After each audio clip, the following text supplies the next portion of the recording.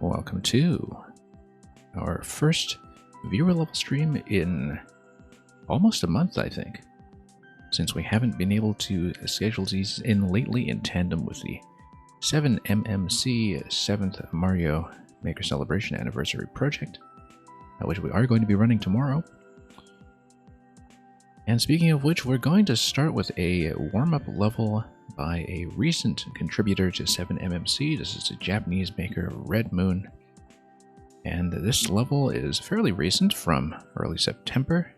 It's Fire Time, a short level where we use fire. Dustin Dude, you want to submit a level, but you haven't been able to connect your Switch to online in your apartment. Dustin Dude, look for a resource called Maker Central. Maker Central is a search engine where if you remember the title of your level or your username in-game, you should be able to find the code there without having to log into your Switch. And you can just submit it here on the stream. Now, Maker Central is a resource that was recently launched as a Mario Maker search engine by Uncaught Cursor, who is another maker who occasionally drops by here. And the database there should be recently updated enough that you should be able to find your level listed. So take your time. We'll take a look at this level first while we wait for some people to get in, and let's see how things go.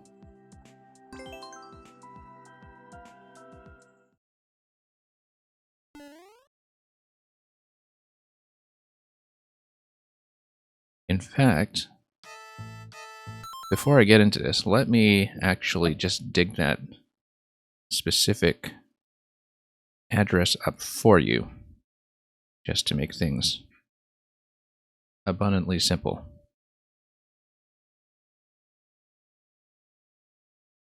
Oh, you think you found it? Okay, great. Yeah, it's makercentral.io. Couldn't remember if it was .io or something else, but it is .io.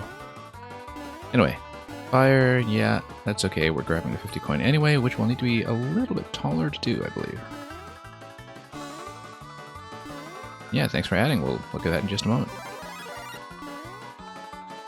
Hang on. Oh, now we need to be short if we can. There we go. Not leaving without that.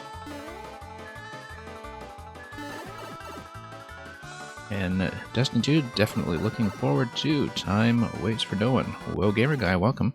I should have been paying attention to the level here instead of just looking over at chat because we just got smushed. Oh yeah, because we have to use fire. That's specifically what this level told me to do. We just need to spam fire on the way down.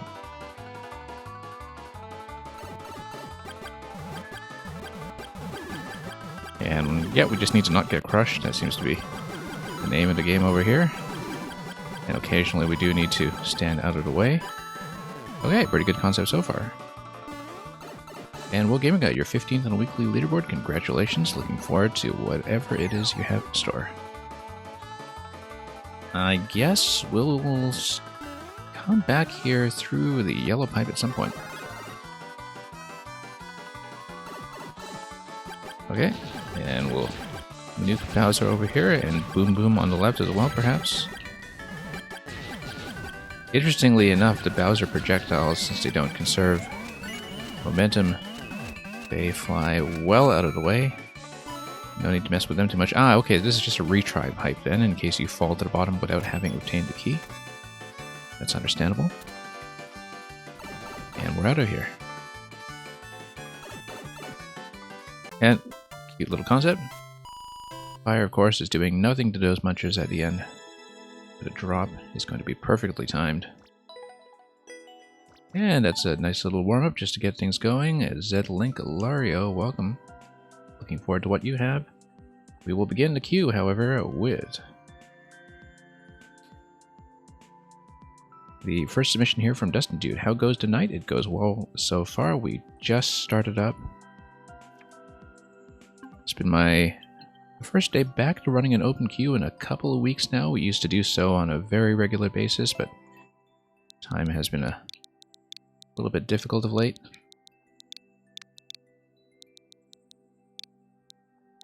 And position 3, I hope you can contend with that. Sometimes we do run levels a little bit long on this stream, but as long as things aren't extremely punishing, we should be okay. 1.8, yeah, this is also a 10-second concept, or at least record suggests that. However, time waits for no one. Hours are like diamonds, don't let them waste. I wonder if there's going to be some kind of deliberate slowdown mechanism to make 10 seconds a bit more than 10 seconds, or if this is just a very tight 10-second speedrun, which it very well may be. It is a speedrun, short and sweet, so. No, it's not a lag machine level, it's just a 10-second speedrun, I think.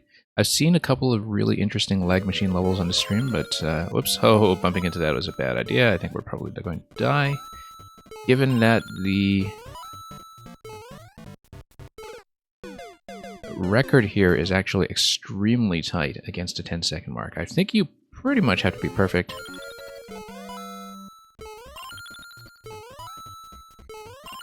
The coins are basically just bait.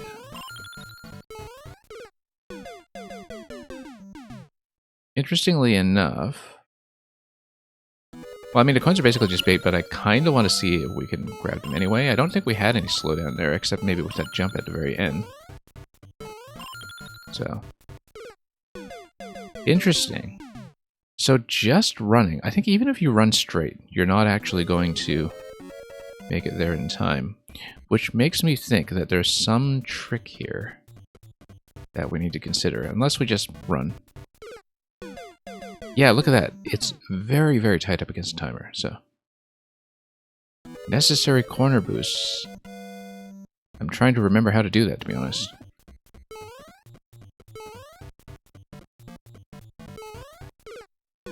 Interesting.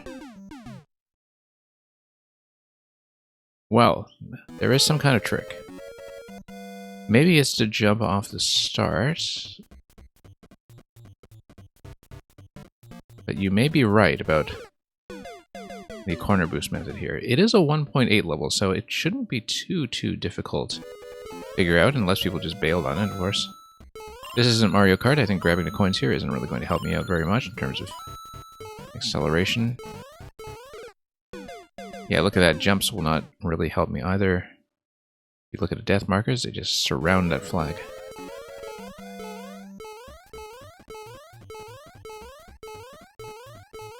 This is not going to be a very good strategy. You can see how far off I am. I wonder.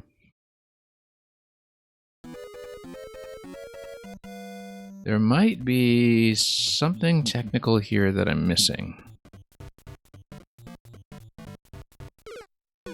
Try jump, jump, jump, jump. Okay. It is corner boosts. Hang on then.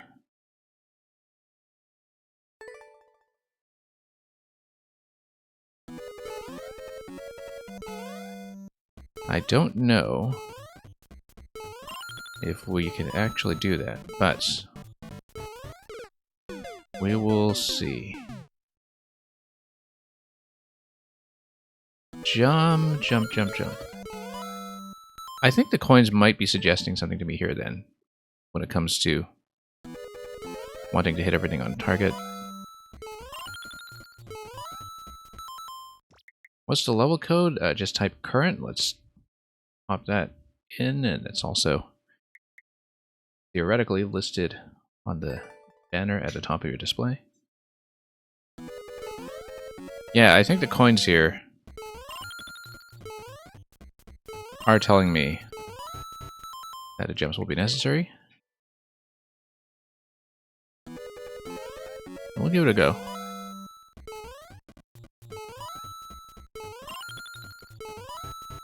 I tend to be a pretty sloppy player, so.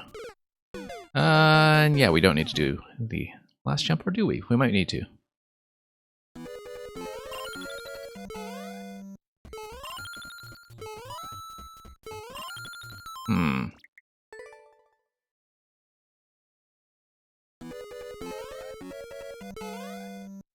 I'm usually not able to do anything this precise, but we'll give it a fair number of tries and just see if we can get it under control.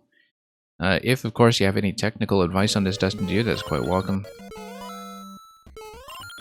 I usually discourage backseating for things like puzzles, but for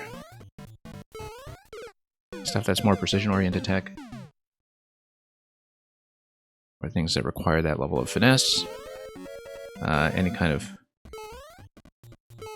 assistance with the method is actually quite welcome. Oops. I guess I probably do need a full jump there. Do I know what a corner boost is? I've seen it done, and I've probably done it not in a very controlled circumstances. I feel like it has come up here before.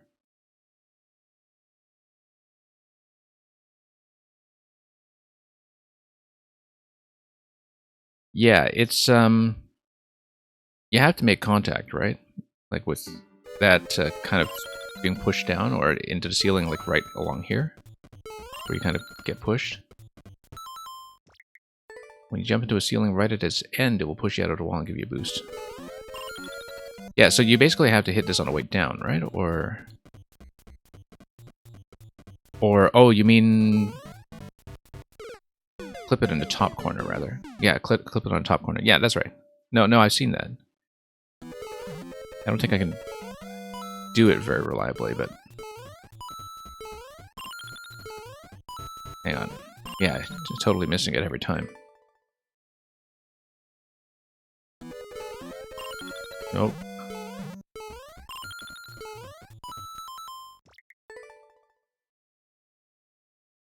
Yeah, where you need to have it give you that little pixel push that happens, right?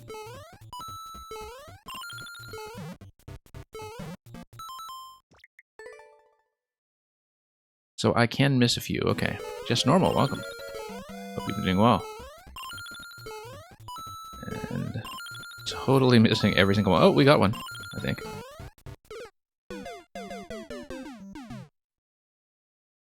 The level requires only 4 or 5. Okay. We're not going to be that reliable. But if I can estimate my takeoff position a little bit better, then we might be good. I did get at least 1 in that previous pass, but nope. We're way off.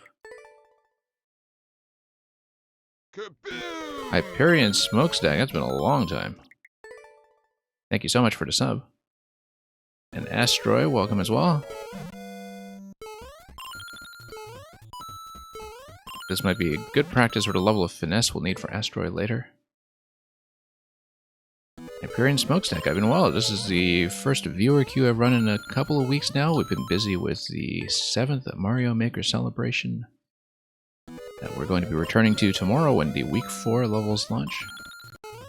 Now, for those of you who don't know what that is, I'm not involved as a maker this year, but a lot of the regulars on this stream have been submitting some very fun work to that project. Oh, we got 1 boost. No, missing every time. Yeah, really kind of goes against my personal habits as a player, I think, too. Also, I see a sound is dead already. We need to get that fixed. Sorry, this happens sometimes a little too early in the stream. And we try to catch it as soon as we're able. But you are supposed to hear game sounds, so just give me 1 moment.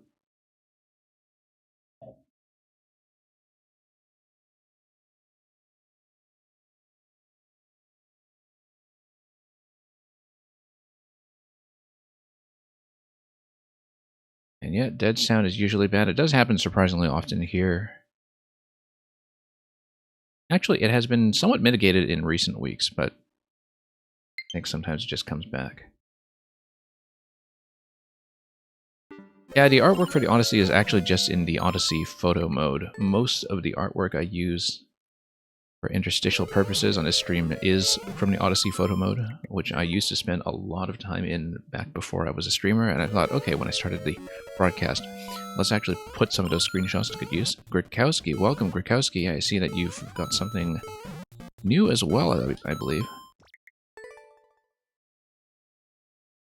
So yeah, Dustin Dude, now you need to make one for super corner boost experts. You probably do.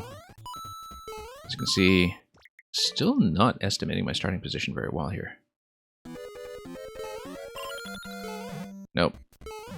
Bump, bump, bump.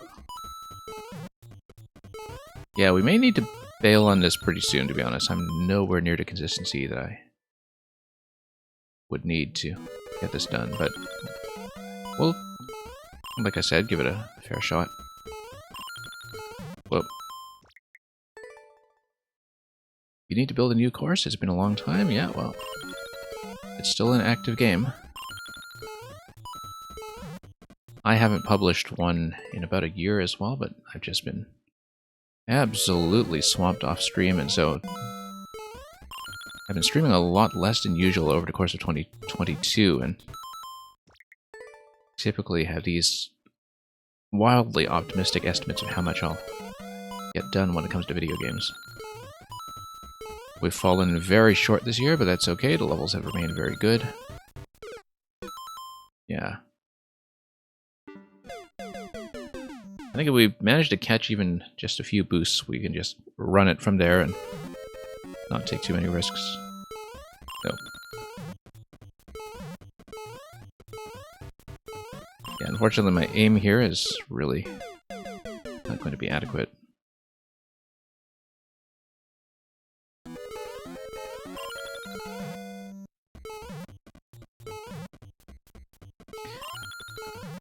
Okay.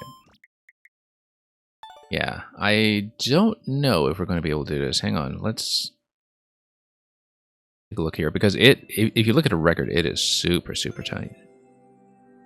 And who we got? Yeah, 2 clears, or rather 3 clears from 2 players so far, so. And this is since late 2019. Well, anyway, thank you anyway, Dustin Dude, for sending this along and kind of reminding me that corner boosts need a lot of work. And if you do make an advanced version, hopefully you do manage to see a video clear on it from somebody. We'll mark that as a big loss for now. I usually spend quite a lot longer per level, but this one I feel like on a technical basis I'm just way off leading it. Whoa Gamer Guy, if you are still hanging around, we'll take a look at your creation very quickly. Just speak up briefly in chat so I know you're still active here, and we'll bring you in right away. And there you are, great. And yeah, you did say earlier you were number 15 on the weekly. Interestingly enough, I think my stream sound is back, but my local sound is dead, so if people have spectacular music levels or sound-dependent levels later, we will probably need to do another quick fix, but it's okay. Anyway, Will Gamer, if you have any particular recommendations for what you would like to see, Blue Platform jumps, let's take a look. This is from this week as well. Jump around to get further. And we'll hopefully do these jumps a little bit better than the ones we showed off in the previous level.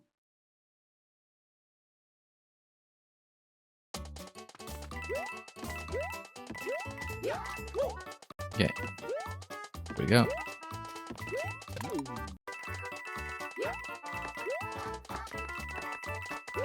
Alright, pretty simple so far. We didn't see what that coin trail off that upper platform was about, but nice to actually complete some jumps. Whoops. Totally didn't see that claw coming, given the speed that we were going at and the movement of the camera, so that claw did catch me a little bit off guard when it comes to camera positioning, but now we know it's there, we should be able to catch it next time. We did activate an on-off switch along the way. And okay, let's do a slightly better job of this time. Oh, no. Yeah, I need a bigger claw swing there. We're not really time constrained, so we can just stay there and swing a little bit longer.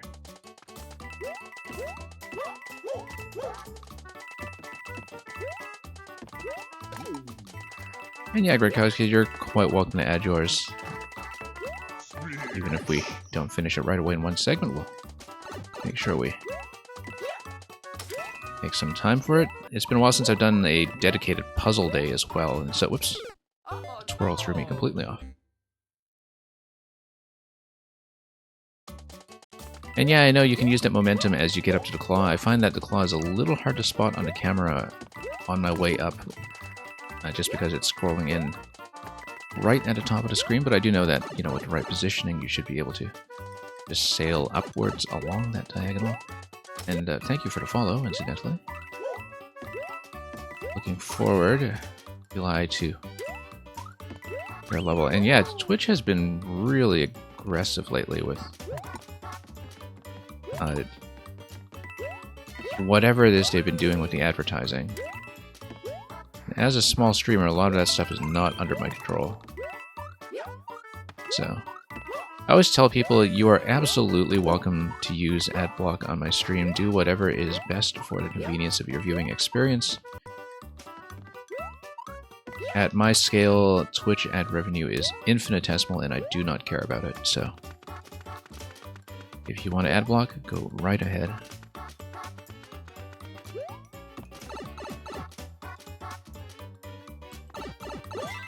Okay, so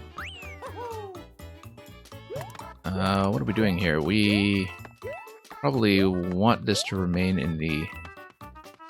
Yeah, we probably don't have a way to activate this and keep it on at checkpoint. It's going to enforce the off state. That's fine. Try to get in here. There we go. Not that we needed any of that. Hyperion, you've had this puzzle level you've wanted to build for so long, but you don't know how to pull it off. Well, there are a lot of puzzle specialists here, like Rakowski, who can definitely offer some assistance if needed. Oh, no. I say that the puzzle community is actually pretty robust when it comes to Maker 2. A lot of expertise to go around, for sure. Whoops. Oh, no. Let's actually make that jump off.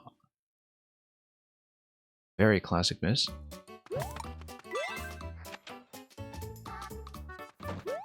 Okay. Let's run. Run again.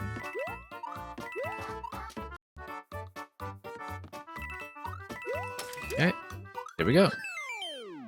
That's a completion. Thank you so much. Oh, yeah. Mario time.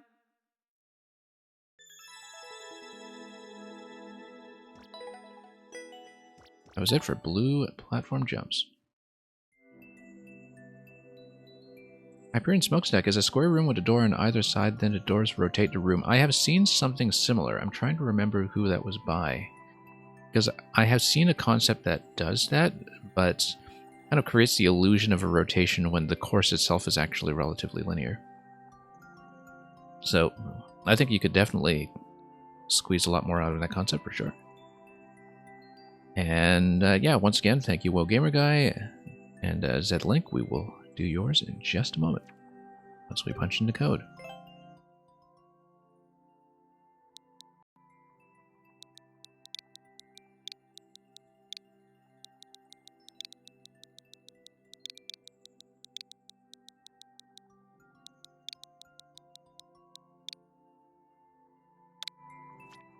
Well, GamerGuy, Super Sky Platformer is your most popular level. You're quite welcome to resubmit if you think you can stay. I will say that as the queue gets longer, sometimes we do take quite a while with some levels. Yoshi's Witch Hunt, this is a 0.2. Now, as a 0.2, I don't know how far we'll get, but we will definitely put in an effort. And let's see how we do. I see that indicator right off the start. I think we'll be using a flaming Yoshi at some level of precision, so 13 witches are set to burn at the stake. Burn them all. And we have a clear condition on this, but it is 45 seconds long. At least a record is 45 seconds. Maybe longer than that. Okay, defeat all 13 Magic Koopas. Let's not let them teleport around too much. But they are immobilized by the Muncher. Okay, so that's fine. Time is not too limited either. Ah, I see. Okay. So we'll need to blow that up before we fall through the one-way panel. That's what it is. And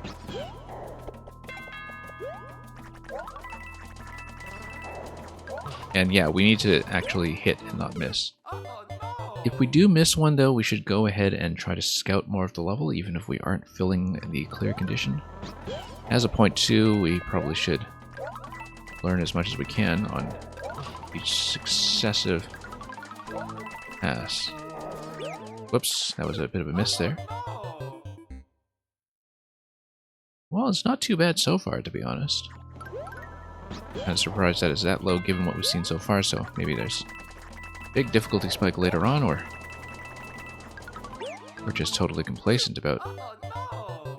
some of the trouble we're already running into. Scouting level is a good idea, yeah, that's often the case for missing clear conditions. Nope, that's a miss. Oh no! Yeah, sometimes I just hang around too long to see if we're going to hit the target. We shouldn't do that, we should just move on, and if we miss, we miss.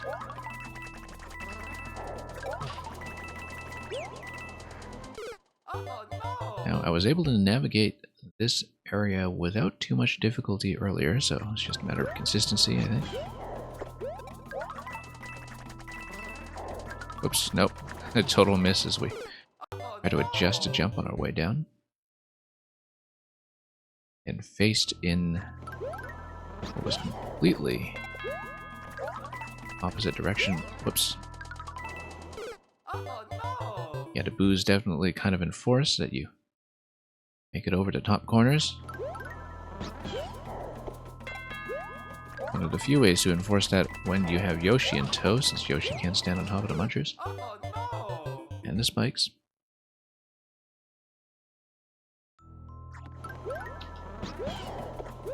Anyway, did we even hit that? We didn't.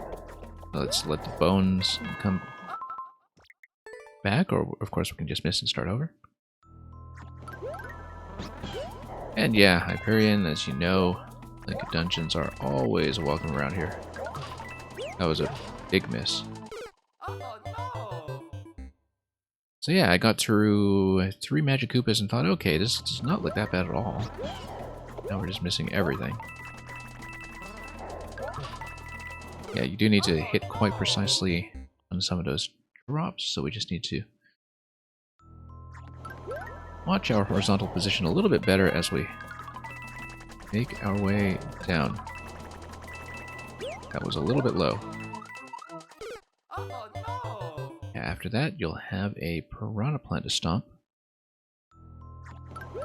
Down below. Oh, yeah, we hit. Didn't quite tell.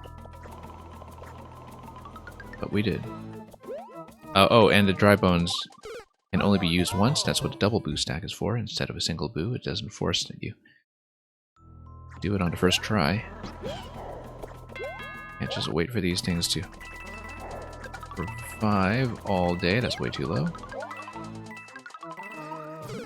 Then, yeah, up to Piranha, and then it's going to be dry bones, fire left, and then more dry bones up ahead.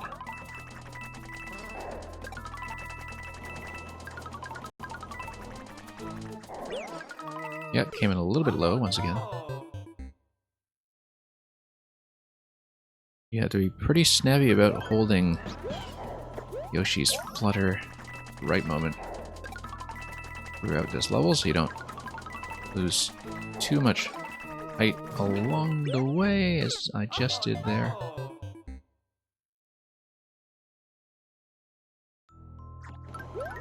I feel like much of this level is actually about the flutter accuracy, which we did not demonstrate.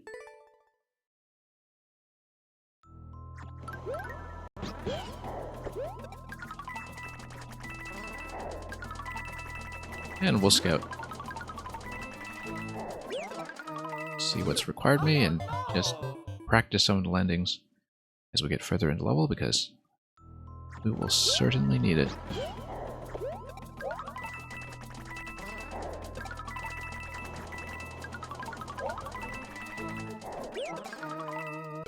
Oh no! You don't think you ever utilized Yoshi in any of your courses?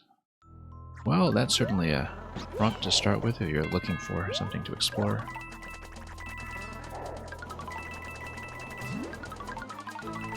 I've had a Yoshi idea in the back burner that I've been trying to make happen for some time now, and I just haven't quite gotten the concept to go yet. Now, I was trying to get another hit to the left there, even though I was way out of position, since you do have a couple of opportunities to take another shot, even if you missed the first time. I think. You're just moving along horizontally like that.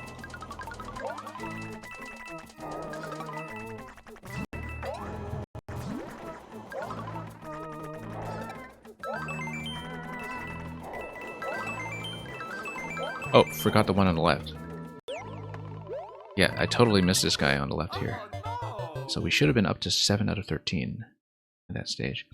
Rikowski uses Yoshi a lot. Yeah, definitely very useful for just moving objects around in any kind of puzzle. Oh, whoa, a little too close there.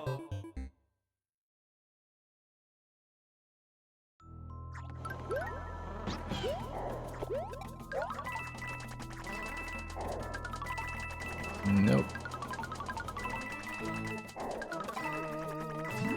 Nudged up against the wall here. Now, here we should take advantage of the fact that we can actually do quite a few boosts. Now here we boosted too early. We only hit 5 out of 13. We should be at 7 at that point in the level.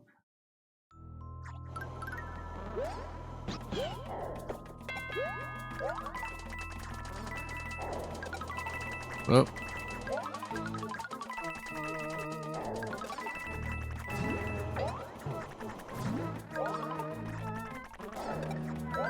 Okay.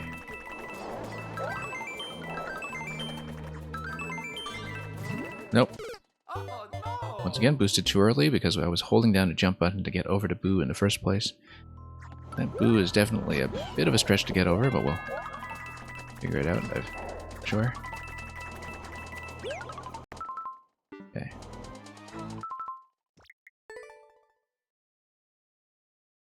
You've seen a lot of cool bosses done with Yoshi, such as gulping and spitting back hammers, yeah. A lot of stuff you can do with him, for sure. One thing that I wanted to make happen with Yoshi for quite some time, which I've seen done well maybe only once or twice in this game, is the property that Yoshi can transport poison to a fire zone and fire to a poison zone. I think I've seen maybe one level that actually uses that in an interesting way, even though it's probably one of the more unique, obscure interactions with Yoshi that's possible in this game. That poison and fire don't quite kill exactly the same things, but there are things you can do with them that are distinct. I believe I missed there, and the thing is we had the boost problem here again. Notice that after the double dry bone stack, we will need to shoot once to the left and once to the right. Yeah. Sometimes accuracy will not be on my side. Whoop. Oh no!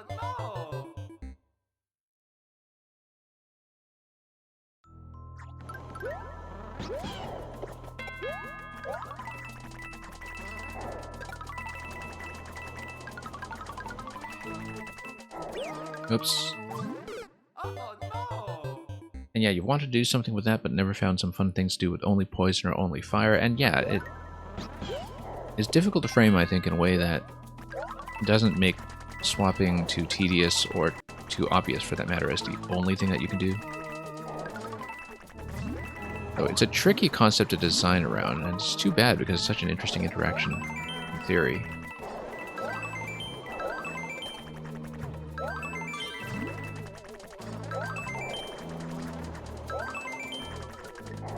Nope, missed that. All the way down. Oh no! Interestingly enough, yeah, we missed a lot there, actually. We should be at a lot more than 6 out of 13 at that point, but it seems like that gets you into a pipe out of what appears to be the first half of the level.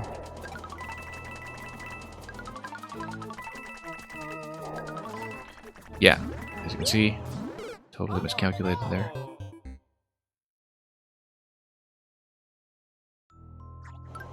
And Eli, I'm glad you enjoyed the commentary. I neglected to acknowledge that earlier. Oh, yeah, totally missed here. But you do get a second chance with some of these, and we just need to spot when a second chance is in fact available. Whoops. No! So at that point, looks like I'm on 6.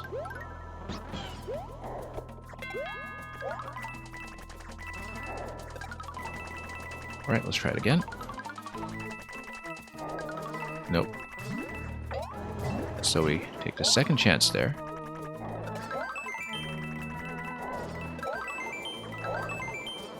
Yeah, so I totally missed here. That's what the coin trail kind of looping to the left is trying to encourage me to do, is kind of loop down towards that Magic Koopa so I can get a more accurate shot. I think I had hit it previously with method, kind of quick and dirty method that I've been applying here, but it's obviously not really ideal. So Oh no!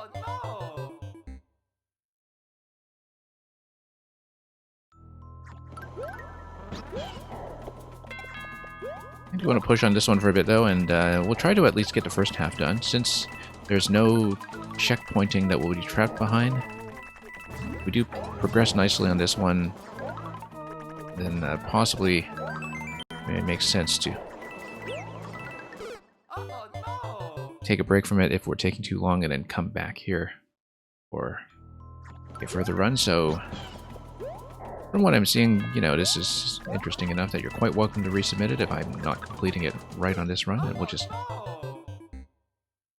push on it until we get a little further. For now, though, I would like to at least have a clean run through the first half and out of that pipe that was seen at the end, just to cover on the ground that was scouted out so far. Oops, as you can see, just a little bit off there with the horizontal positioning.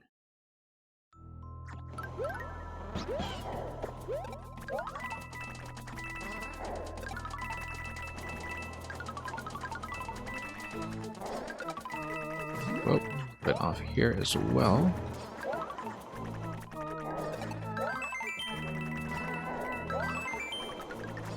Yeah, no, way off. Oh no!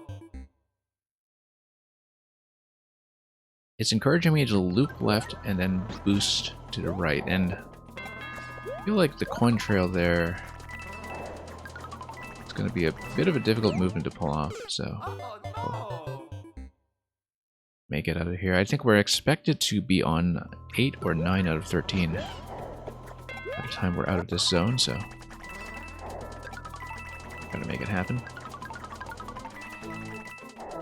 Oops. Oh no! I just need a little bit more height and propulsion there to make things work out.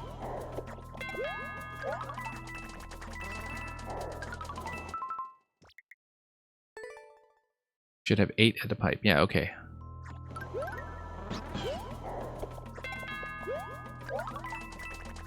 Just doing a bit of an eyeball estimate here, so that is in line with what I thought was happening. Whoa.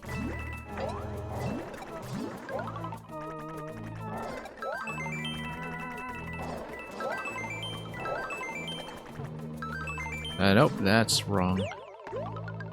Yeah, once again, just spending too much time trying to see if it registered the hit. When I should actually just, you know, rely on the audio cue for that.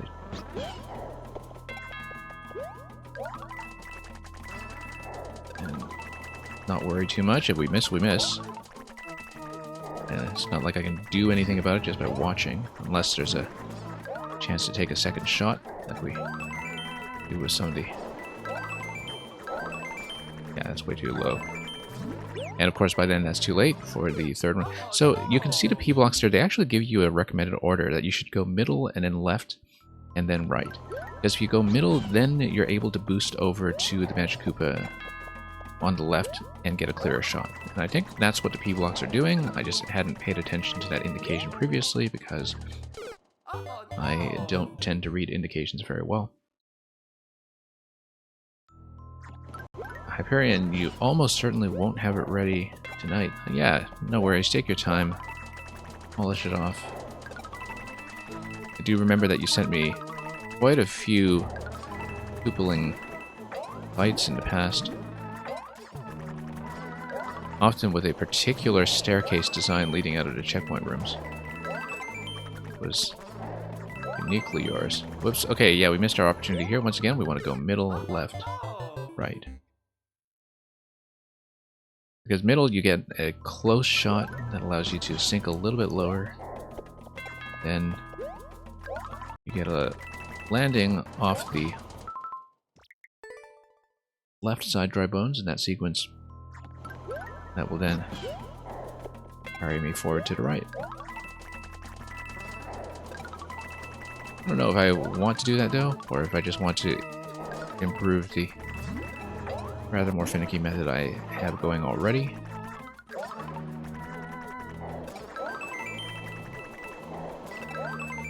Oh, let's try it.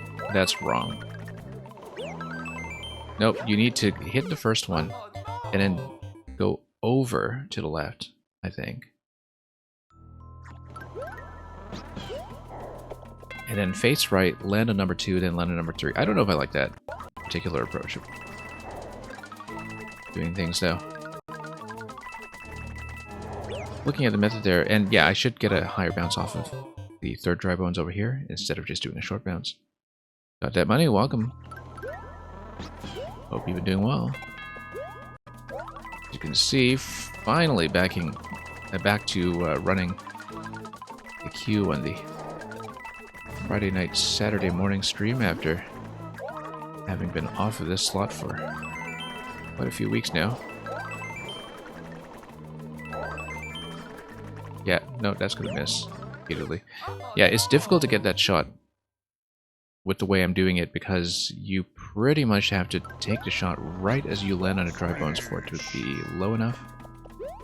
Doesn't look like it's going to happen that way. So we should master the recommended method, perhaps.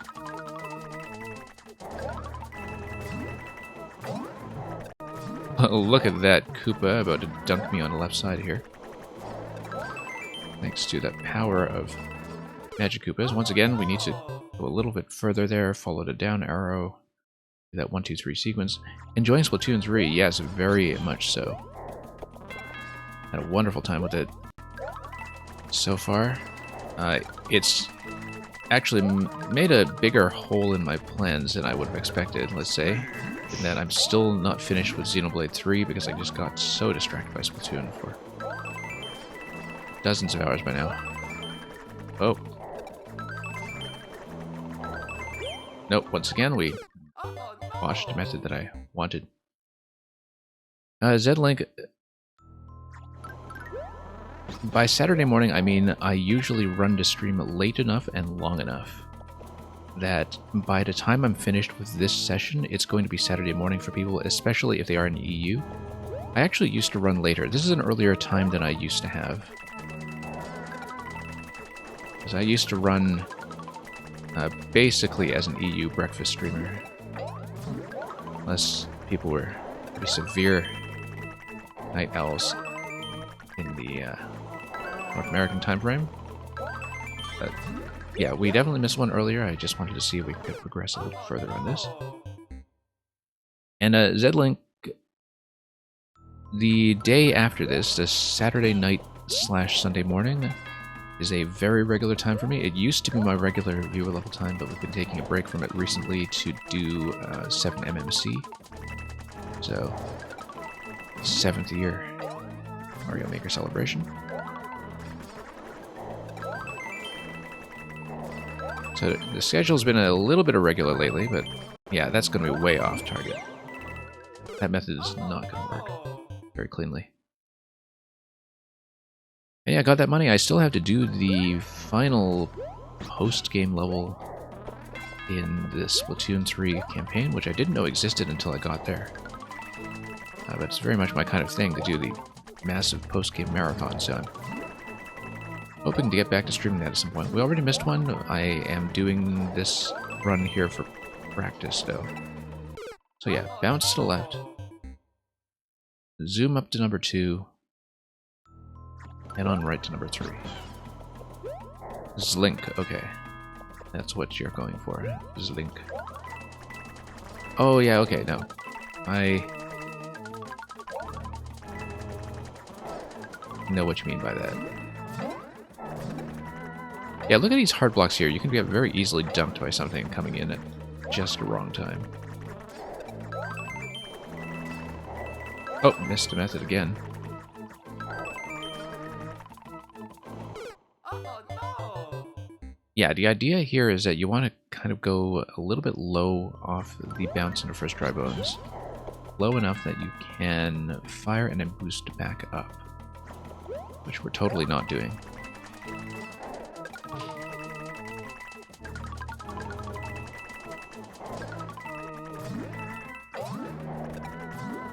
Oh hey, mushroom there would have been interesting. Not that losing Yoshi would be any more acceptable. That had happened. Whoops.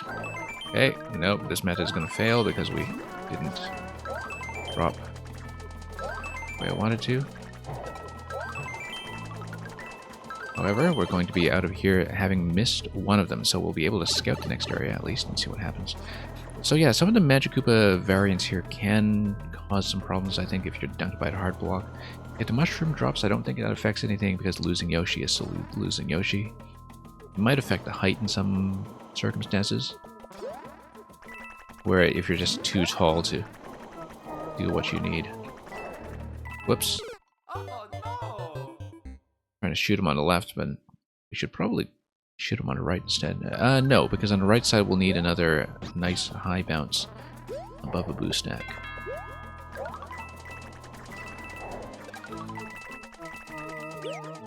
We'll try to get that clean 8 out of 13 on this one, and then I may take a break from it. Can always resubmit. It's a point 2. I wasn't expecting to finish it in one sitting, but the level on a whole looks manageable. I think it just requires a little bit of work and practice.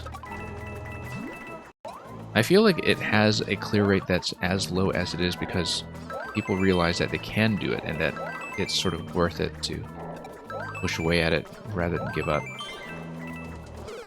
Whereas sometimes, you know, you'll hit something like a Shell Kaizo level and you'll tell yourself, okay, it's not happening. With this one, I think a lot of people can get pretty deep in and make tons of attempts and still tell themselves, this is clearly doable, with a few fixes. Hence, a low clear rate. And on a relatively low sample of players so far as well. You can see why this level is already pretty well liked. So I was trying to do a low bounce off there that time so I could fall a little bit, shoot to the left, and then boost up to number 3. Obviously the shot accuracy might be a little bit of an issue for me, but well, I'm trying to make something happen.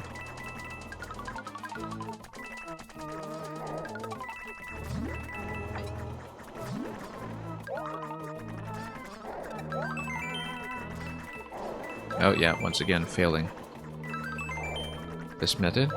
So that was what I was going for. It once again completely missed, but doing the middle left-right thing, I just haven't really sorted that out yet.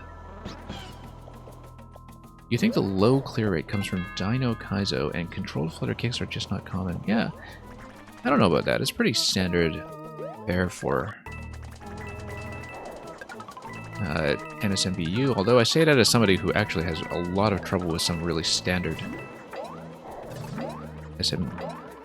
new soup techniques like ground pound cancels and such, so I really shouldn't be one to judge. Oops, once again trying to fall low enough in that dry bones so we can just get a clean shot to the left. Eli Hughes, is there a time limit I spend on levels? Not really. I don't spend infinite time. But it really kind of depends on how well I'm progressing, how much fun I'm having, and the kind of level we're dealing with, where sometimes some levels will need a little bit more breathing room. Sometimes if I realize very quickly that it's not going to happen, then I might bail on it a bit earlier, but there's a lot of variance. So, for the people further back in the queue, thank you for your patience. I will not keep you waiting infinitely. And I do have a policy that I always try to finish every level that makes it into my queue before I log off. Oh no! So we'll close the queue relatively early in the stream, but I'll continue to play for a long time after that to make sure that everybody who stays gets a chance to be played. That's usually the way we run things around here. I try not to take too long. But again, it sometimes depends on the flow of the level, how close I'm getting, whether we're trapped behind checkpoints, that kind of thing. Okay, let's do my method again. Nope, way off. It just sails right over to Magic Koopa. I just think that's not going to work.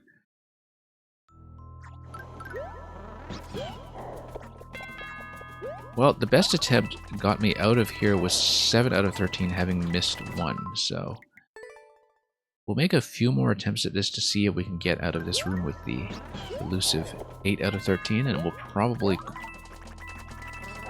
call it there at the latest. As you can see, missing that early one. And eventually we'll want to scout out ahead to the next room as well, so...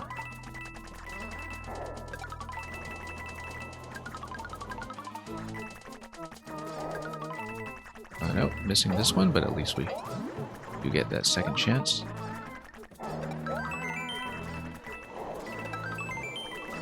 Nope, that's actually accurate.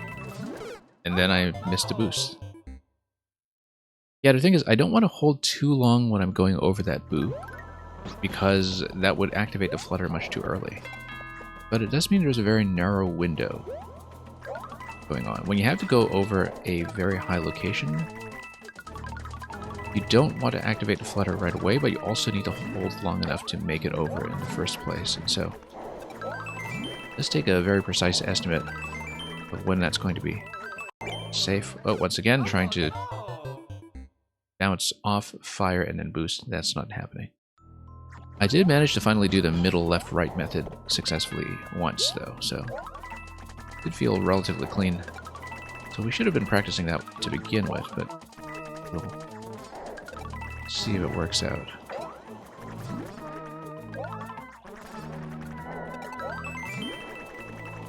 Luckily, whoops, this is not too time sensitive. Once again, yeah, just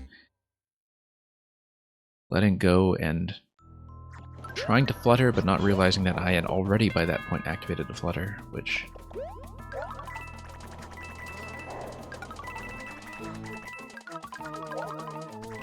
yeah, fluttering over that boo is going to be the next big challenge here, I think. We've cleared it a few times, but not all in one go while doing all this stuff at the same time. And once again, I'm still not really doing that little loop-de-loop along the coin trail on the left side, but we'll see if we can do something about that.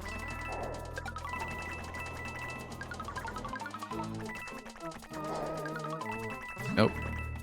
Okay, we'll duck him over here instead.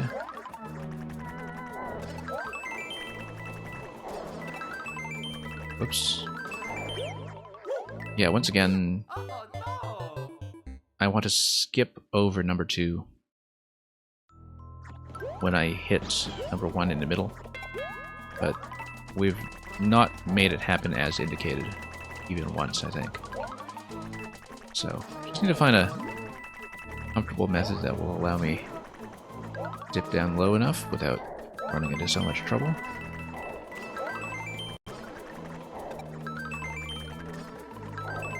Nope, that was a mess because I missed that top left one to begin with.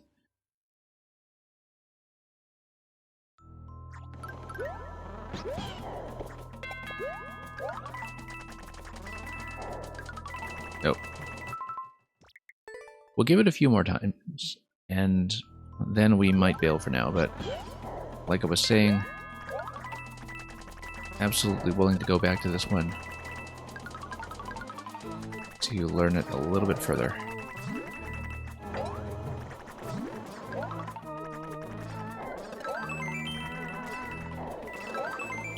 Okay. Messed this up again, but we made it.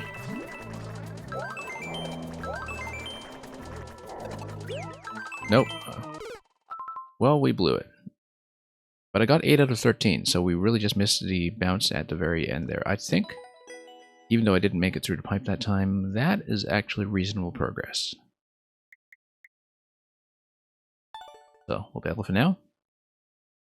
And there's no checkpoint to be trapped behind, so when we come back to this, we'll just be picking up right where we left off and eventually go for that clear number 6, perhaps. Who's got it so far? Let's take a look. Okay. Anyway, thank you so much. It's quite well designed. I mean, some of those hard block placements might be a bit of a hazard, but we didn't really run into trouble with that directly. That was just in theory, so thank you for that, Zlink.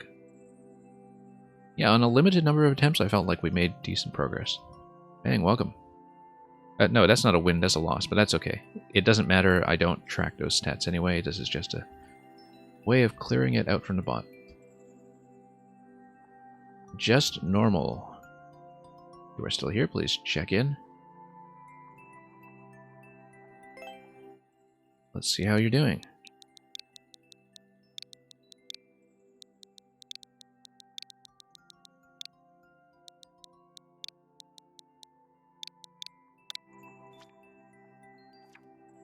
This is a beginning of a new super world you've been working on. Peaceful Prairies. Okay, looking forward to it. Right, because we completely cleared the previous one, didn't we?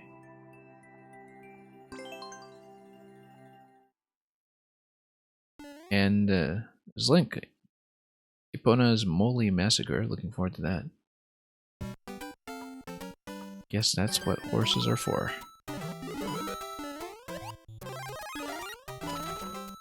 Anyway, let's do this. Oops, there we go.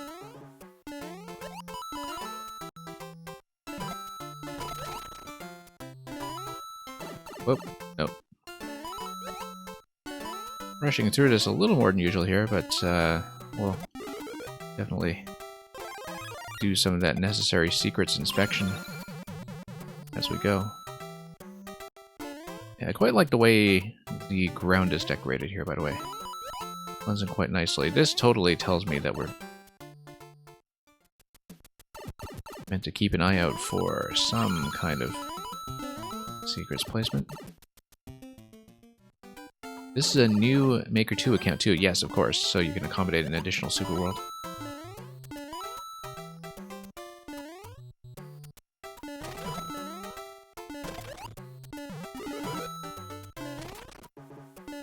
Yeah, just normal. I don't know how revisions were going on that Hollow Knight level as well.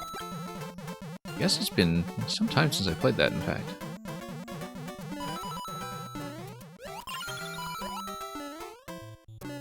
Okay. Whoops. Totally ran into that. Doesn't matter too much, but we're not saving power-ups between levels, but let's tag that and get out of here. Well, Gamer Guy, you've moved up 5 places on the weekly leaderboard. I guess you're doing well.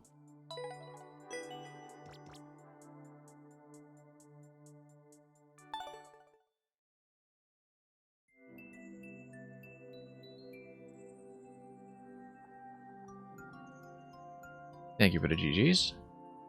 Let's see what's next. Gonna be Astroy. Guess we'll be swatting Meowser soon enough. Astroy, if you'd like to check in, we'll take a look.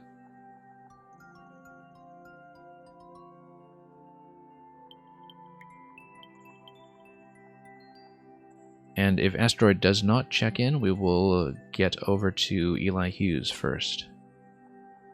Asteroid is still here on the lurk list. If people are AFK, my usual policy is to just bump them back by 1 spot and give them a second check later, so we'll do Eli's first, probably. Unless Asteroid signals his presence. So yeah, we'll just trade you two. Oh, Asteroid is here, okay. There we go. No, never mind that. Sorry about that, Eli. I'll have to wait a little bit longer. I don't clear very much of what Asteroid sends me. I'll just warn people right now. We usually just take these as an exercise in how far I can get. As you can see, world record of 710 on the 2 clears that exist on this 0.05. So we're not going to do it successfully now, but we are going to see what we can of the content and hopefully have a good time.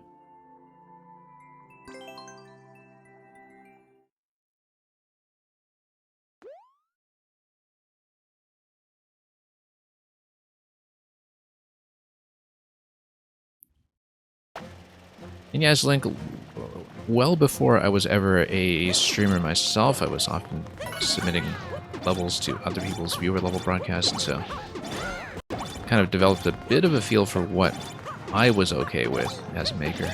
Oh, we need to hit Pom Pom until we get the key to get out of here, I think. So we need to nuke Pom Pom in this segment. Didn't really think about that at first because the clear condition only refers to Meowser. But yeah, we just need to kind of stay in the middle, maintain a sense of direction, and then hopefully sustain a position underneath the correct Pom Pom until the key has been obtained. Not too bad, actually. I mean, we're probably not doing this very efficiently in terms of time. But there's key. We just need to keep track of our direction here. And there we go. And we can do some ground stomping here as well if we need to account for the on-off state in some capacity. So we've got more pomming coming here. It's going to take up a lot of space. And I think that's actually the same pom-pom that we had to deal with previously. But we'll stomp her once more and see if that's the case. Whoa, right on top of me. That's fortunate. I believe that probably is the pom-pom that we've nuked once, though. So, because she's not tied to the clear condition, she's absolutely free to respawn. So we should have just gone for the key and the door up top instead of scouting around.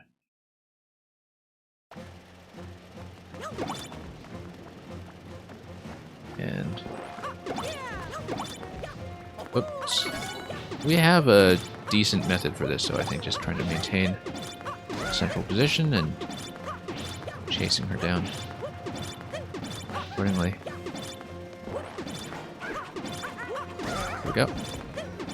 Clones didn't even spawn that time, so...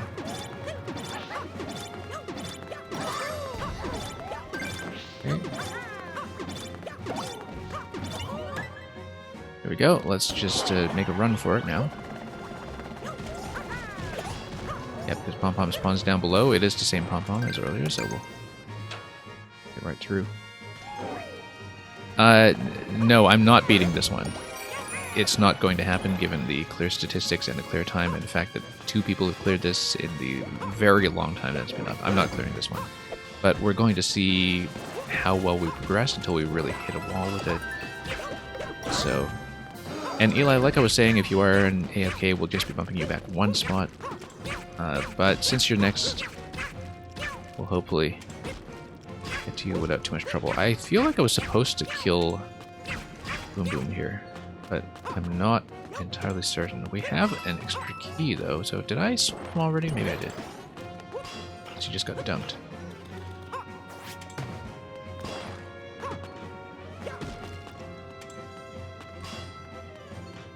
So yeah, absolutely no expectation I'll clear this.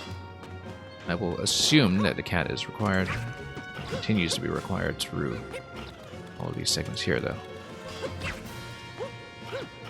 Come on. How do I get in through here, then? There's definitely a method for it. I just need to remember what it is. It's not the cat dive, it's probably not the long jump because I'm still too tall. I think I need Boom Boom to wreck some of this stuff, don't I? Because doesn't Boom Boom kill hard blocks in 3D World? That's okay, we just need to respawn through a door. Oh, we can't respawn through a door. Yeah. Yeah, I occasionally forget that Boom Boom does follow a little bit of different block interaction logic in 3D World than it does elsewhere. Hey, we made it through. Okay, great. Why don't I even do that? I don't know, but don't care.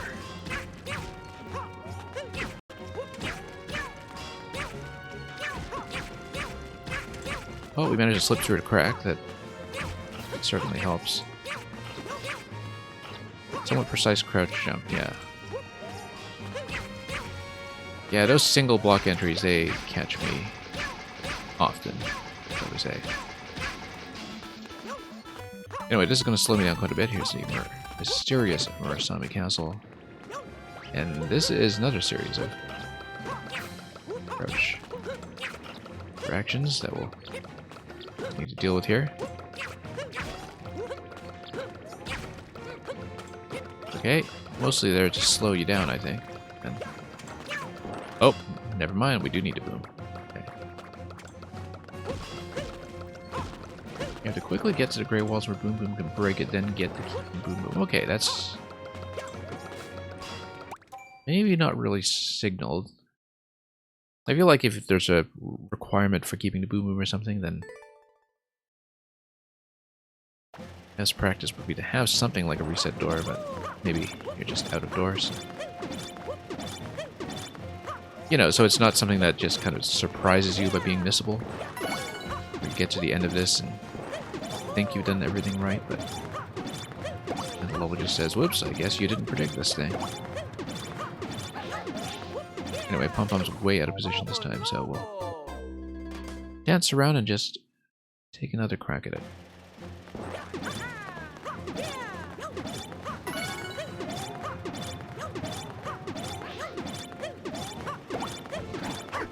And yeah, Eli, I'm completely fine with figuring things out. I do a lot of puzzle solving on the stream, and a lot of levels that have a bit of a puzzle structure to them, where you need to understand a complex series of interactions. It's more a question of fairness when it comes to whether you're given the information that you need to proceed before reaching some kind of unclearable state. Because basically nobody wants to be surprised by getting to an unclearable state in a level. Anyway, let's get Boom Boom over here then, instead of spawning him quite so aggressively. I feel like we will need... Oh, get the cat fell. And yeah, he's already in an invisible state, so we need to not whack him the third time. Because the invisible state is already phase 3, and oh, as you can see... Oh, maybe not, actually. No, never mind. We only got 2 hits down. Oh, because he's Big Boom Boom too. Remember some of these behaviors. But as you can see, you've got kind of a restricted enough ceiling here that keeping him alive is itself going to be a bit of a challenge.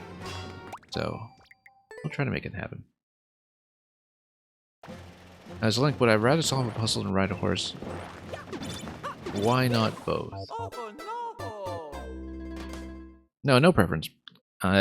Sometimes, if puzzles run a little bit long on viewer level days, I also do a separate puzzle-only stream.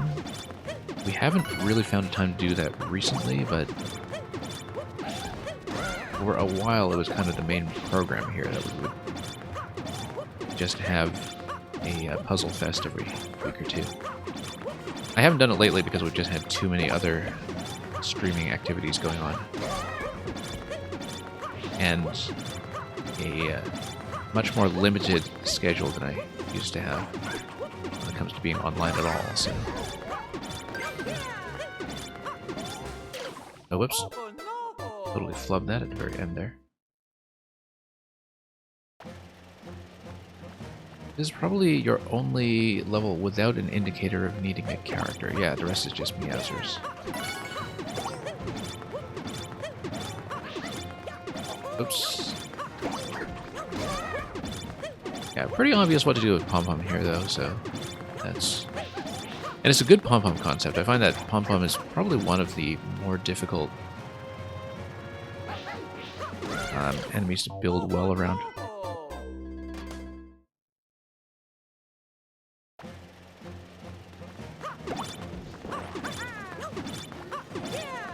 Because her possible warp points need to be pretty well confined to make the interaction with Mario unique and meaningful. And I think the Pom Pom segment is actually quite good, given the circumstances. It's a good Pom Pom idea I don't think I've really seen before. The Boom Boom segment I'm not too fond of. But that's because it's failable in a way that seems a little bit funky, but you know, we'll try to make do and make at least a few more attempts on it before we fail. And it would be nice to actually get to one of the Meowsers, since they're the main feature of this level. Oops. Okay, let's watch our positioning here. Oh. Oh no!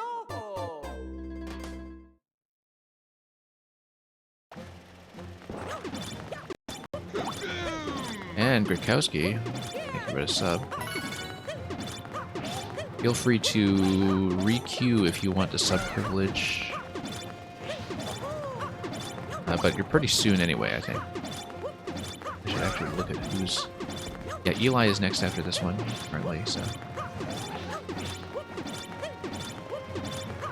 Don't actually have too many balls in queue, thankfully, but... That's why we can afford to take our time just a little bit longer, and yeah, need to just compensate for the conveyor. Notice how the conveyors face in opposite directions on the last switch. That's the thing... I mean, it's true of pretty much all of these conveyor pairs, but I think I was misreading which half I was landing on at the very end, which is why we've been loving that a bit. But we'll see. Honestly, Astra, I don't know how well I can get through the Boom Boom segment, but we'll just try to get back to that and give it a fair attempt. So.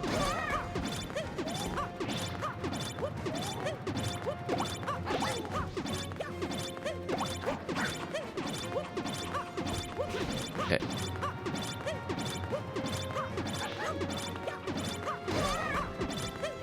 Alright, we'll just dance around a little bit. Surprisingly manageable, in fact. Yep, nope, we don't. And we need true pom-pom to get repositioned. We actually don't want to go too far to the right on this fight because, specifically, of that risk of pom-pom getting up into the high, unreachable position. So.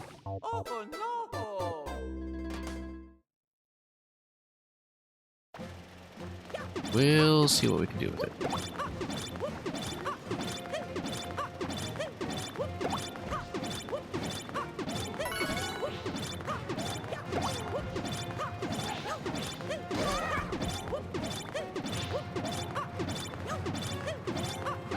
And okay, let's get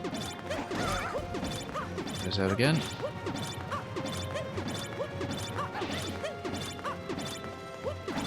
Oh.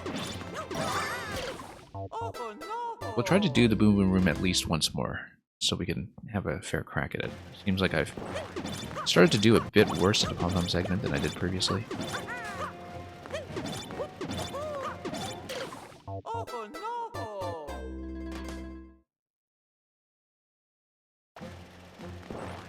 Based on where Boom Boom is, you wonder if I can bait him across from below by twirl jumping to get his attention. I'm thinking about that as well, as like in terms of whether you can do a bit of an advance breakage of the hard blocks before you even traverse that part of the level. I feel like time might be a bit of an issue if you do that, but time is already going to be an issue when the best clear is looking at 7 minutes right now, so... And when we don't even know what Meowser looks like yet. Whoops.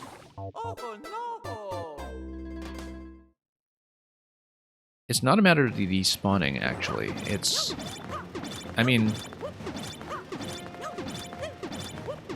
I guess the idea is that you want to outpace Boom Boom with the cat for as long as you can, and just have him swing over when you're able to stay ahead of him. Because the issue is that if you don't stay ahead of Boom Boom, the ceiling is so low in that segment that you're likely to kill him. It's very difficult to avoid killing him.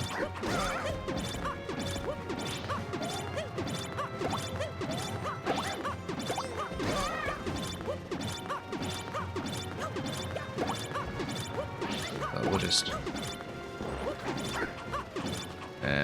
try to pop her. Nope, that's a miss. That's okay. We'll just stay here, stable position, and then go.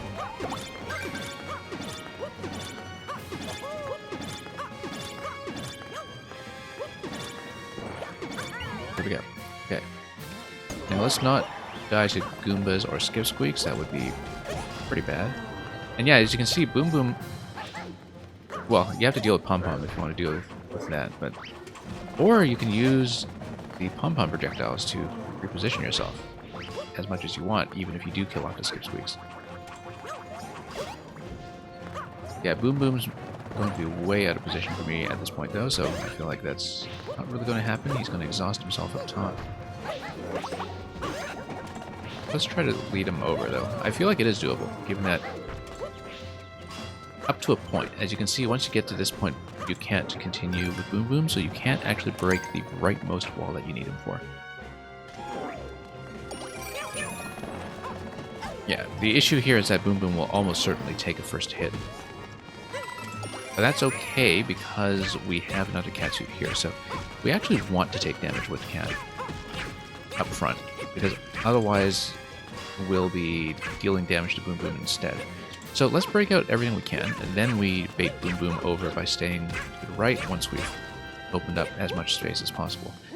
The single tile jumps are still going to be an issue with this method. Or he can just catch up to me like a pro.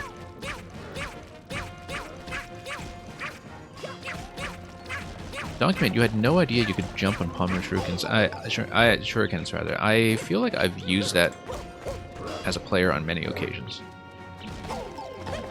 But then Pom-Pom is so rarely used that... and rarely used well. That...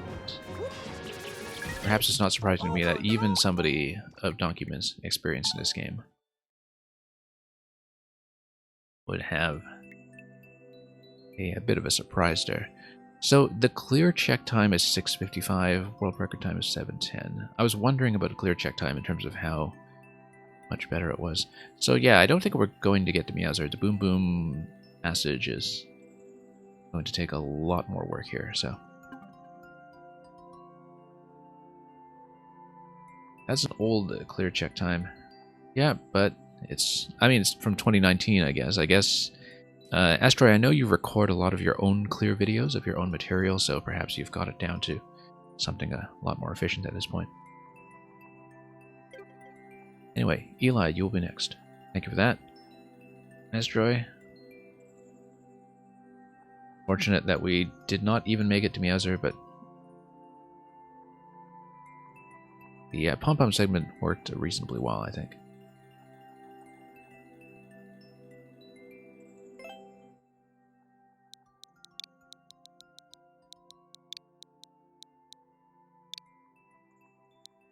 And yeah, Donkeyman, it's very true that it's always going to be an improvisational element. That you can't have any mechanism that depends on jumping off the projectile. It's always just going to be a little bit of a bonus. Unless the point is to keep Pom-Pom alive, and, well, there's no benefit to only jumping off her shurikens other than not killing Pom-Pom, I suppose. Like, if you need a long segment where you need some kind of mid-air jump, and you need more than 3 of them as you scroll around. So you kind of deliberately avoid killing Pom-Pom while jumping off the projectiles. Yeah, I guess maybe there's a circumstance where that would be useful, but it's something that I think would probably be really difficult to communicate. Anyway, Parkour Cave. A few tough jumps here and there, short and sweet. Let's take a look. Also, a very new creation from this week. We'll see how we do with these jumps.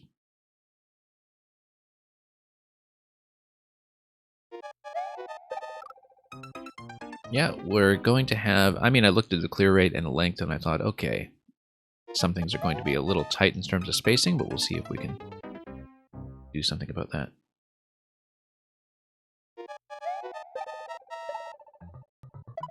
Okay, Icicles nearly caught me off guard with the camera out there. That adjustment that I just made was also a bit of an issue, but we'll try to make it happen. I think the Icicles are just there to scare you. They're not really a threat. Like, not these ones. I mean, these ones up top here. As long as you don't just do a full jump blindly up into the ceiling. Never gonna give you up. Thank you for your code. we'll hopefully see that soon enough. And Asteroid Furious Furry, we'll hopefully get to that before too long.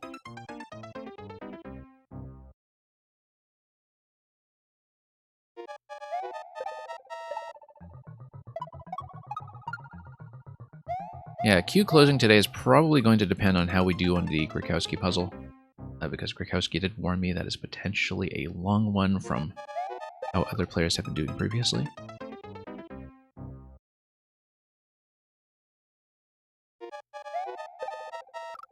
We're currently at about the hour 20 mark in the stream, and I typically close the queue by the time we're at the 2 hour mark so we can see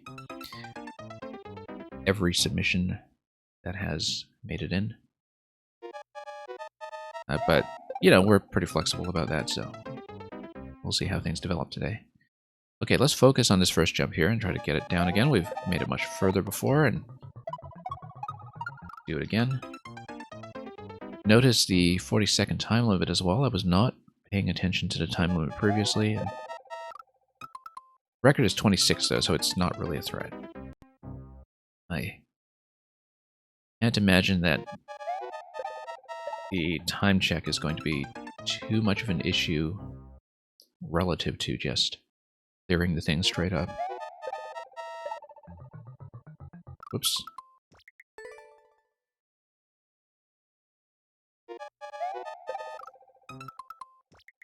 Yeah, my concern with the upper icicles is mostly that, you know, if you're scrolling up on a camera, their position does come as a bit of a surprise, where you don't get to plan around seeing them in advance when you make that jump. It sends you up towards them, but I feel like camera issues like that are very easy for a lot of makers to miss, depending on how they test. And it's not too much of a threat, at least. It's more that for anybody whose habit is to hold into a full jump, by the time they run into that ceiling, it is too late. So. But no real issues from us so far. We just need to find our spacing around here from time to time and not... Oh. Spin jump? Why? I see, that's why. Unless we wanted to land on the pipe below the piranha plant as it came up, but I feel like we'll need that spin, perhaps. It looks like there's nothing formally stopping you from landing onto pipes rather than the piranha plants, but maybe you need the height at the end of that sequence. But then you could always land on the green pipes and then just spin jump off that instead. So I feel like it's not a hard requirement to fail to spin there, but we'll find that out the hard way. Mang, thanks for submitting Honey Bee Hop. I believe that's actually Luca's level, which I still have to catch up on, because I haven't looked at it yet.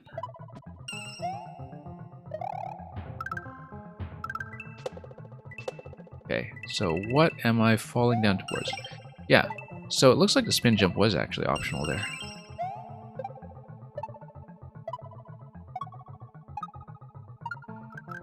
Oh, okay. Going to miss the shell here, right near the end. It's a pretty easy shell jump too at that point. As far as shell jumps go, it's not going to get much more relaxed than that. Hyperion Smokestack, you got a good skeleton together right in time for Halloween. But yeah, good to hear that you've been poking around in the editor again, and looking forward to seeing what you come up with.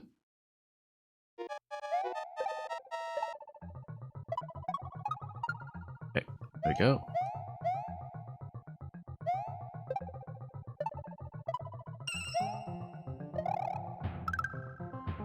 This flows pretty smoothly once you get into it, and yeah, at least if you do the spins there, that's a nice reliable position.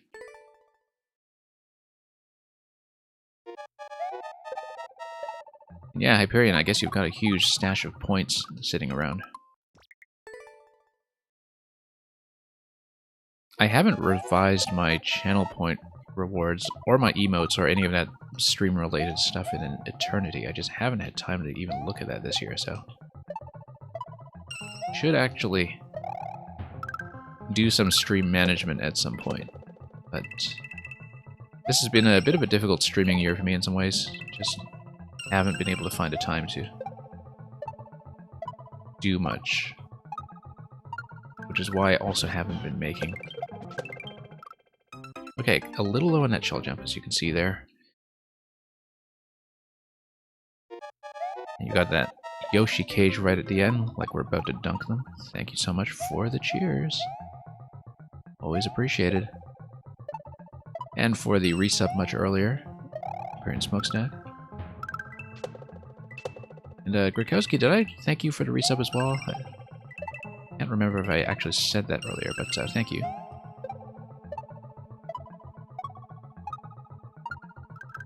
Always my pleasure to have such pleasant company in this stream.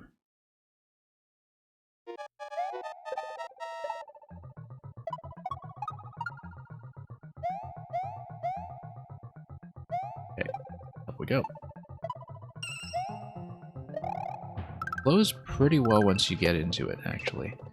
Like I said, the fact that the green pipe area there doesn't really kind of enforce the spin jump was something that stuck out to me, but I don't think it's a big issue. If you really wanted to enforce it, and if you had the entity space remaining, the way to do it would be to put something like a saw blade over it. Over the pipe entrance. Main issue with that being that it wouldn't be symmetrical because you would have a 3-wide piece over a 2-wide pipe. But it's still a solution. But yeah, not really a necessary fix by any means. Just something that popped into my head, and which I would recommend if this were in fact in beta. I think it has been a pretty fun experience so far from what I've seen. Just need to nail that shell jump at the very end. I am quite out of practice with some of that item handling, so even for something that basic. Whoops.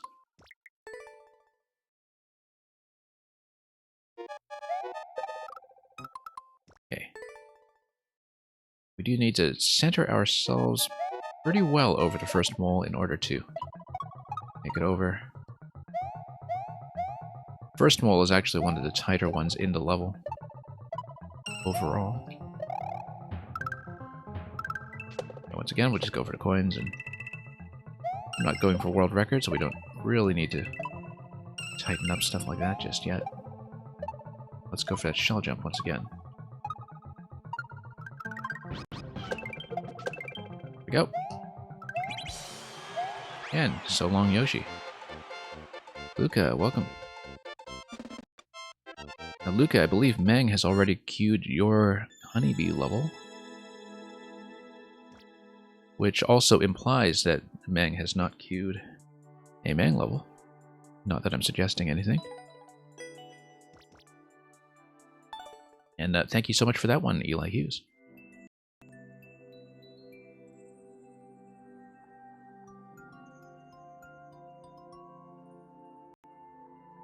Burkowski is next. Like I said, depending on how this puzzle goes, we'll probably close queue relatively soon. Definitely by the end of this level, I think. So it'll be last call for people who want to get in soon enough. We'll reiterate that later and make sure we give you all a fair margin of error. Currently, the queue behind this one, yeah, this is going to take me through the stream a little longer, I guess, so let's see how this goes. Contraband Courier. Unsung Champion, Transportation for 1. Orders become none. Put a record on it by Sir Schlecht. So, let's transport some contraband, because that's what we do.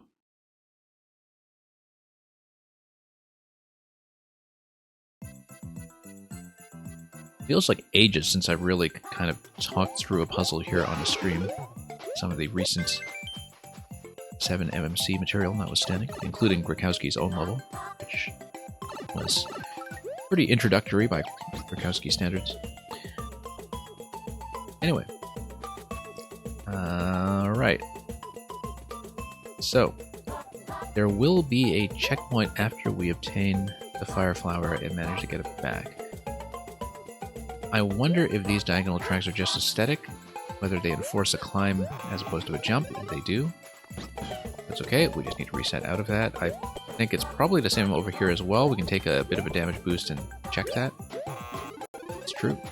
Yeah, so we can expect that each of the diagonal track indications are going to work the same way that horizontal tracks sometimes do. By telling us, as this did at the very start, that we can't jump through them. Also, let's take a look at the flagpole design over here. Because the implication here is that in order to hit the top of the flagpole, you need Yoshi to snatch the spring away from whatever that is up top. Because then you can climb up the vine while having a Yoshi available. I'm not sure how that's going to work yet. And possibly you need to pop out to toggle the on-off state and then go back in the pipe. But why would you want to do that? Because if you go out of the pipe, you would have access to the flagpole to begin with. So maybe the switch state there does affect the availability of the hard route up to the top of the flagpole. We'll just have to keep that in mind.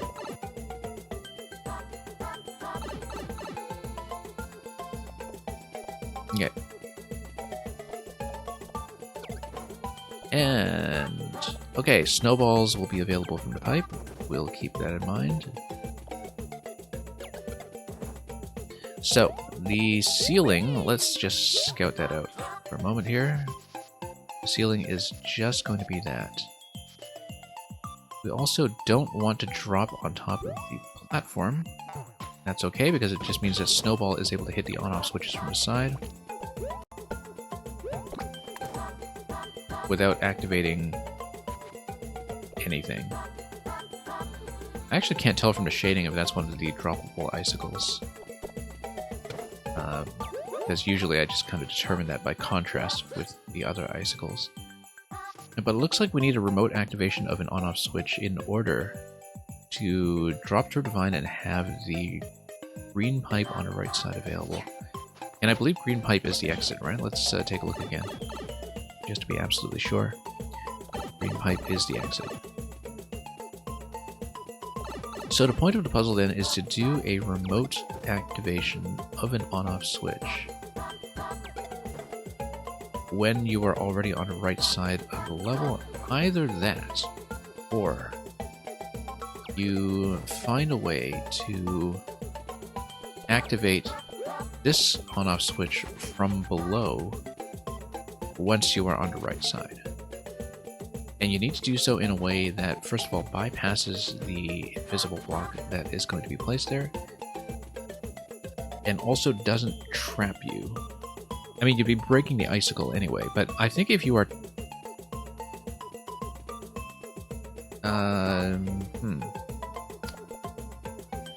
I'm thinking about how to do this, because you can't jump your way towards that block. But if you can find a way to maybe stand at location, and then sort of drop off of it, or have some other kind of remote trigger. We'll need to think about that. Current priority is to grab the Fire Flower, which we can do, except we need to not lose the Fire Flower on our way back over, which, if the pipe spawns more flowers, which may be the case, then that should be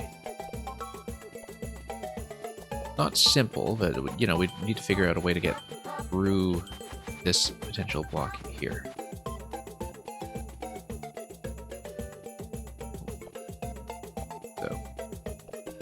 let's see what we can do.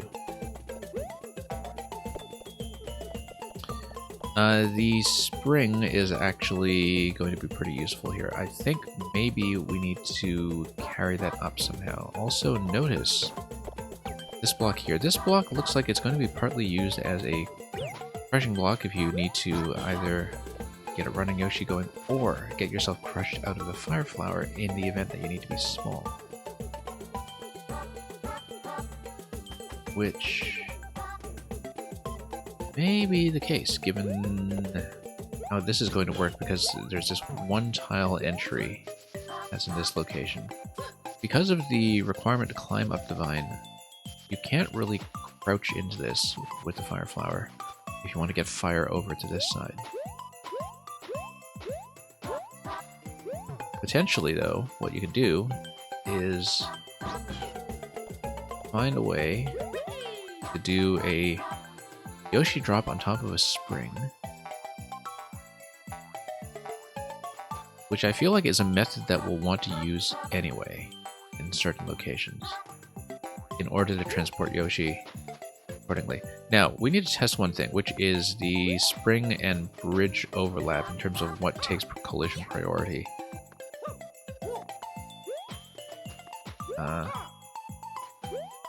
Because, well, let's see if we can drop a Saurus over here. Just checking. I didn't think so, but if you do a throw from down below, you should be able to do it. No, you can't. Okay, never mind. Sure?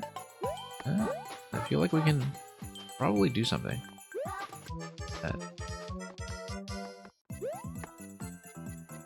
Very light jump. No. Hang on. Just testing here to see if we can actually get this below Yoshi. Some kind of boat raising. You know what we can do? You can use the on-off switch with the snowball. If you get this on top of the on-off switch, then you should be able to bump it from the side like this. And then that allows you to potentially deal with the flower, except this is NSMBU, of course, you can't just shoot through here. But it does give you the solution for how to get Yoshi through. And potentially, if you have something like a fire flower that Yoshi captures, you'd be able to get Yoshi to capture that as well. So I feel like this snowball plus on-off switch plus trampoline interaction is going to be pretty critical here. Fourth corner, welcome. And aim shy as well. Earlier. Didn't acknowledge you when you came in. Anyway. Whoops. So, with that in mind, we should be able to think about how to raise a fire flower into this position such that you can be small, potentially using the crush interaction here where you can take some additional damage. Whoops, time's up. And then you can go up top. Hang on.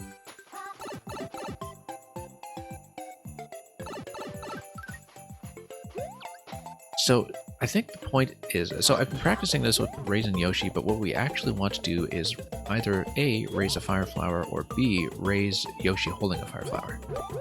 Because either one of those interactions will give me access to a flower here on the left. And as you can see, this is a stable icicle. We're not going to step through it onto the platform unless we break it from below first.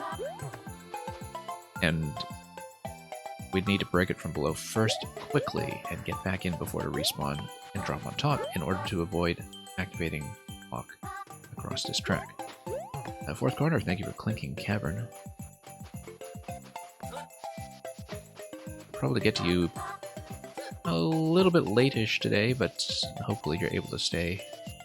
You might be one of the last ones we do today, in fact, because I'll be closing the queue fairly soon.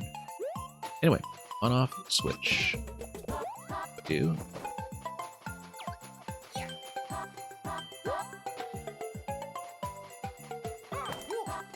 I'm thinking too about whether it's possible to transport Yoshi to the right side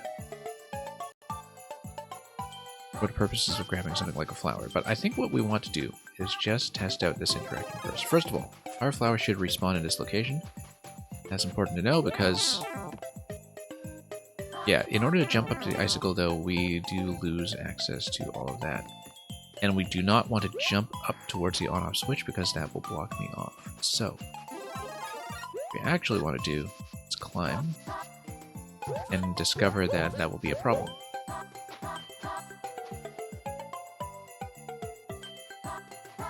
So if we're able to stand on something here and have 2 tiles of height while we're in a standing state, we should be able to make it up there without activating the on-off switch. Oh, I don't know about that. And activating the on-off switch is not the critical thing here. I mean, activating the block that's below it. That's the thing that we need to avoid mainly.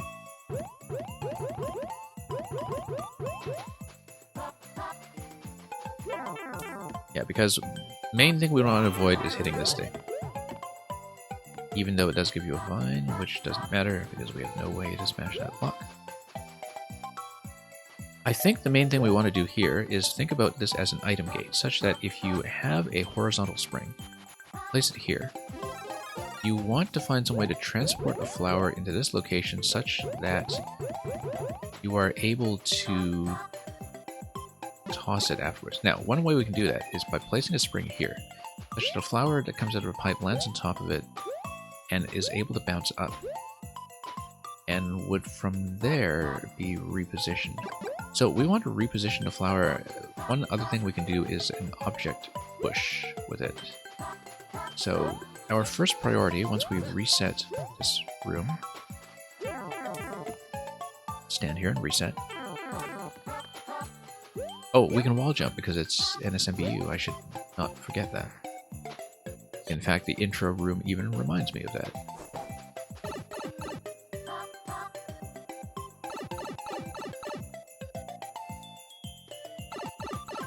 Okay, so first priority, we need to take this trampoline out of here and take it over to the right side.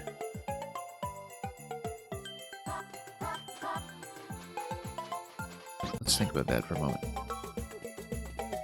If we capture it and then come back, no, this is Maker 2, this is not going to work. It's already spawned in a position, so that's not going to work. What we need to do is... yeah, so problem number 1 right now is transporting a trampoline over to the right side, which I think we can do. But because I don't know how else we'll manipulate the flower, and we do need to manipulate that flower to bring it underneath right side on-off switch. One thing we could potentially do is use the on-off switch to dunk something. So that's maybe a bit of a long shot, but it works. That's quite nice, actually. Not something I'd ordinarily consider. So, I feel like we've discovered 2 very critical interactions here already, one being dunking through the on-off switch, and one being using on-off over here in conjunction with a spring to take something up through the other gate. So, we found a little bit of gate manipulation here, which is going to be pretty useful. We also will need to take damage here so we can actually push Yoshi out of the way. Oh no, or we can just push him from below. Works too. That will probably not be what I want, but let's... we can just take some damage and redo this.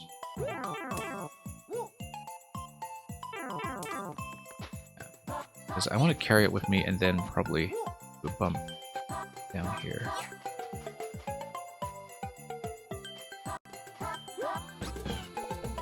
Regardless... actually, even if I place this here in the first place, maybe Yoshi can do a spit Maybe that will hit. Or, well, not like that, it doesn't. Yoshi's spit can also do a bit of a bump like that. Like if you crouch, it should be able to bump. See how it does that little bump at the end? I feel like that's going to work. And VR is cool. Welcome back. Hope you've been doing well. Okay, let's spit it in this location. Then we'll spit this low. There we go. Problem. We need to get Yoshi back to the left, don't we? Because he'll need to transport that flower further. So we need to push Yoshi, which leads to the question, why didn't we just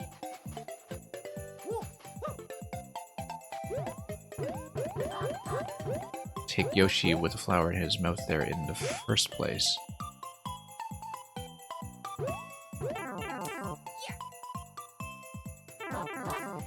Okay, what if we're small? What if we're small? Oh.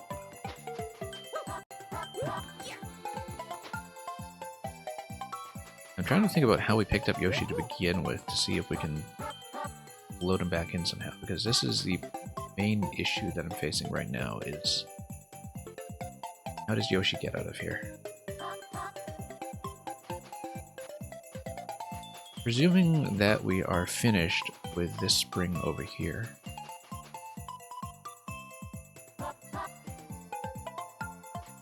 I feel like I needed Yoshi in order to raise the flower using the interaction that we had previously.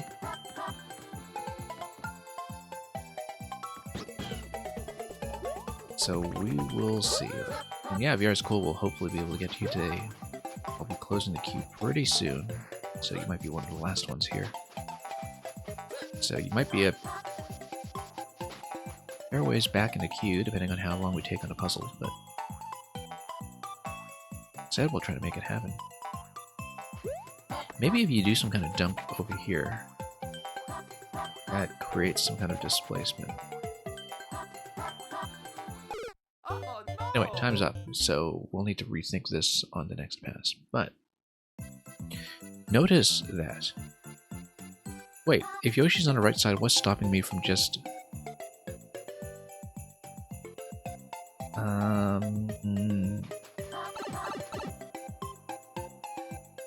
No, I'm thinking about access to the green pipe on the right side. We would need to toggle the on-off switch again, and of course that's the point of the puzzle. Not going to be that easy.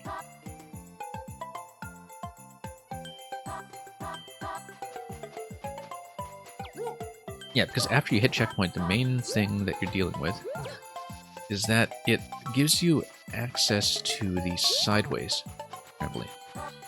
The sideways trampoline is then going to be used to set up the long deflection that ultimately gives you the on-off switch, which I think is going to interact with the way that the snowball spawns with a parachute. Because if you look at this, the snowball spawns with a parachute. I believe it's probably possible to position things such that it swings into the sideways spring and then swings up to this on-off switch to toggle it from off to on, which you'll be able to do. So that'll be the ending maneuver, is that it's going to use this pipe spawning the snowball into a sequence of trampolines, possibly this one followed by the other one, which then activates the switch remotely while I'm standing on the right side. And which is therefore a kind of reusable interaction in that every time the snowball smashes, it'll just keep on going as a machine that you can leave to run remotely. Anyway. I think maybe the thing to do with the fire flower... Oh, we need... we do need this. Wait. Do we need that low spit with Yoshi in order to raise the flower? Possibly not. But we need Yoshi on the right side in order to relocate the flower to begin with, I think. Otherwise, you could just do this. You could come over here, And you can't dunk it anyway. You do need Yoshi because of his 2 tiles of height. Dunk this properly. So, let's push him over. I feel like this is clearly going to be the first interaction. Whoops. One thing we should keep in mind is, at the point that we're doing this, what is the snowball's position? Because I wonder if we need to leave the snowball in a certain location. Or if we just don't interact with it yet at all. Because we haven't used a snowball yet in this series of interactions, and I wonder if that's going to be related to the method that we apply to get Yoshi back out to the left side. Because maybe the snowball can be used with some kind of object displacement.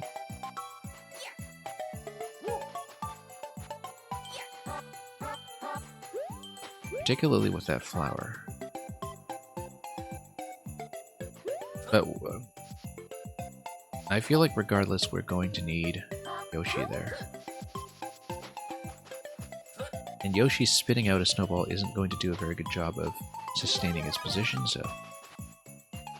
we'll push... do a bit of an item exchange here, okay. Whoops. Interesting deflection off that wall. I feel like that's potentially going to be useful at some point. Whoops. Do this. Yeah, quite a big deflection, in fact.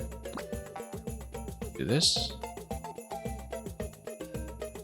The question is, can we deflect anything else with Yoshi out of this position? I feel like it might be possible to raise Yoshi further. I keep forgetting that we can do wall jumps as well. I don't see how that'll be useful though. Because the idea is that I want Yoshi to get out. We won't really be able to push him through here. This has 2 tiles. We need big damage to go back up top. So the question is, can I take Yoshi through the item gate? Or do I need to go to the left and take the fire flower first? And then redo the interaction here to get myself another fire flower. After I've done some kind of flower related interaction.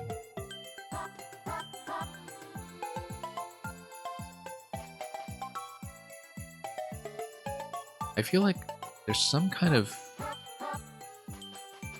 object throw that I can do here that I'm not really considering. That perhaps we can displace Yoshi top of this. Yeah. Without getting the invisible block up above. But this would trap me here if I try to drop Yoshi on top of it directly. However, if I did this, try to do a push here. Like I said, I really don't think that we're just going to get Yoshi up here directly like this, given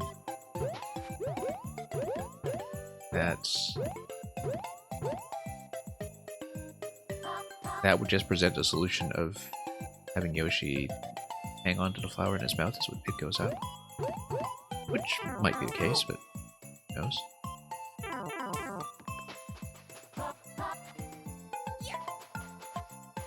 Maybe there's something I need to do to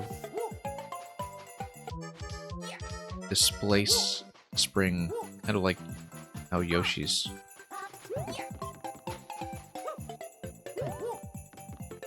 position was doing that for me previously. I feel like if we had some kind of ceiling obstruction here that we created, we'd be able to do a throw that would do multiple bounces.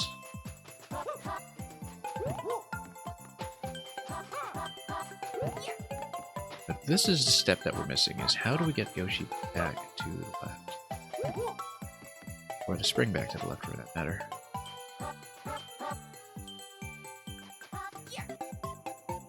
Because either one of those things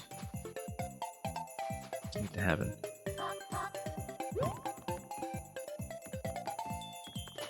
Because if I can raise Yoshi's position slightly, do it.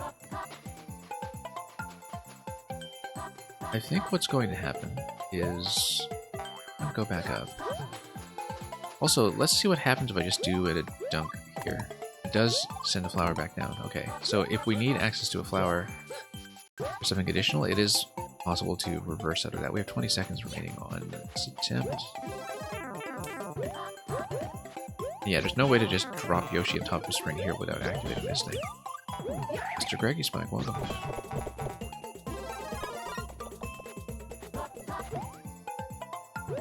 So, we'll see about this. If I'm tall with Yoshi, maybe we can do something here. Yeah, Mr. Greggy Spike, thank you for the submission. It may take me some time to get to you today, and at this point I think I am going to close the queue because it's getting unmanageable. So, let's close up.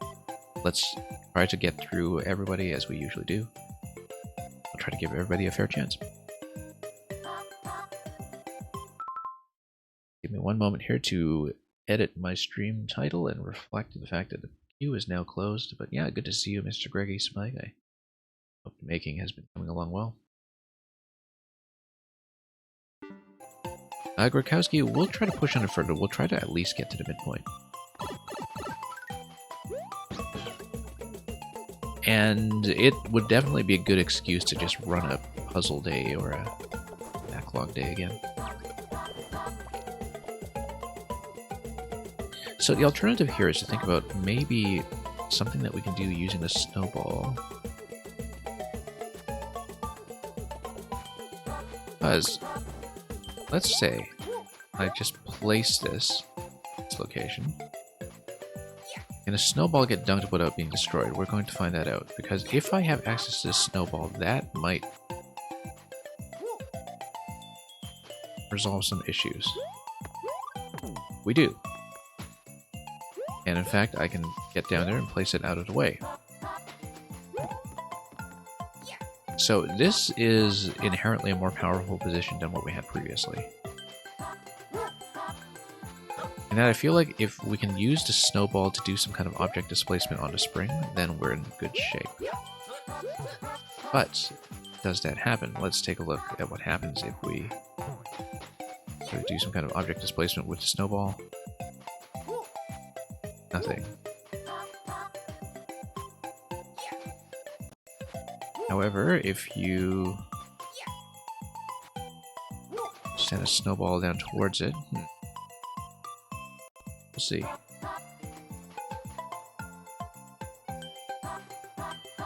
And yeah, Warp World has issues sometimes.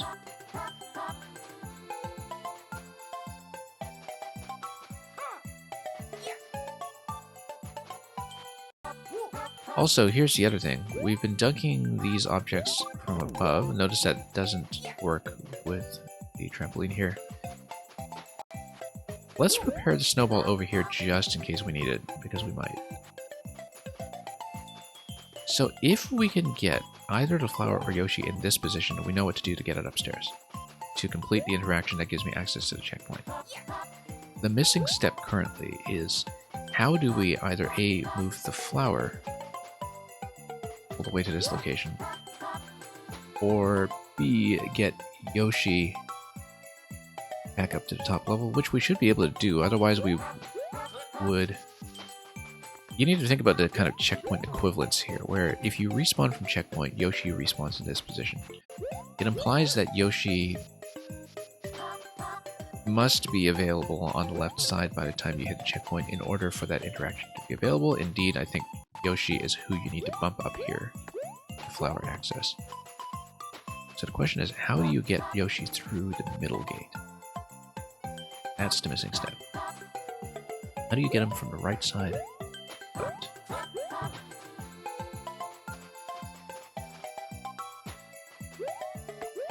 I feel like the snowball might be part of the answer if we place it in a suitable location.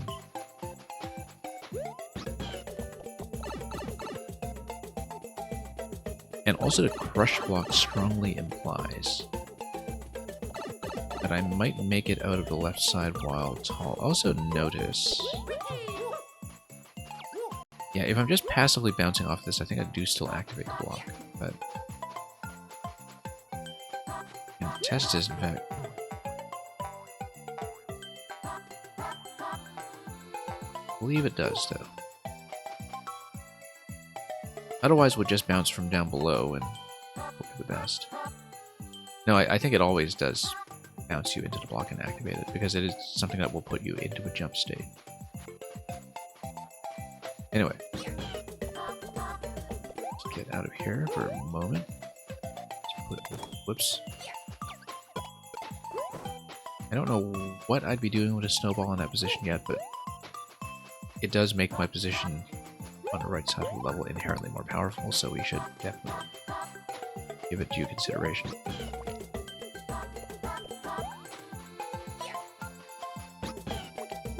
Anyway, Yoshi can be displaced to the right. I kind of don't want to dunk him directly on a snowball before I know what the snowball is for. Yeah, snowball, if you drop it on a slope, it does naturally just roll. I think it's going to be a little bit difficult to not break this thing.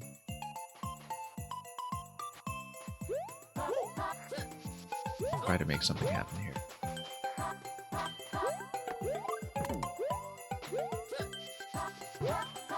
Oh, whoops. Actually, made that twice.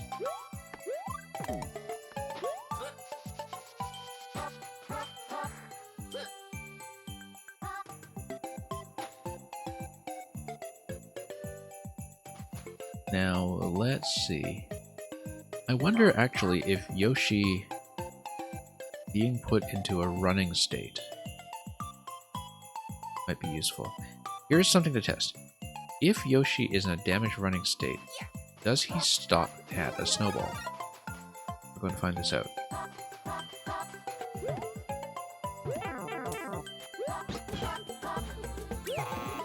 No, he doesn't. I didn't think he did. But, yeah, because a snowball is just an object that is not going to block him. But I was thinking that if you had some kind of blocking piece for Yoshi, it'd get him to run on top of a spring position. Maybe that would do something, but regardless, we're kind of back to this position here, and we've also activated that block, so not really happy. But we can experiment a bit and see what we can do with a snow. For example, if you fired a snowball, or placed a snowball, like this, could you get Yoshi upstairs?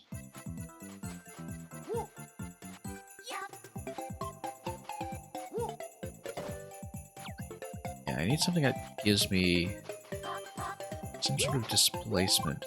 You know what? What about a slide? It is. It is. Okay, we got it. We got it. That reminds me of some other puzzle solution from a little while ago.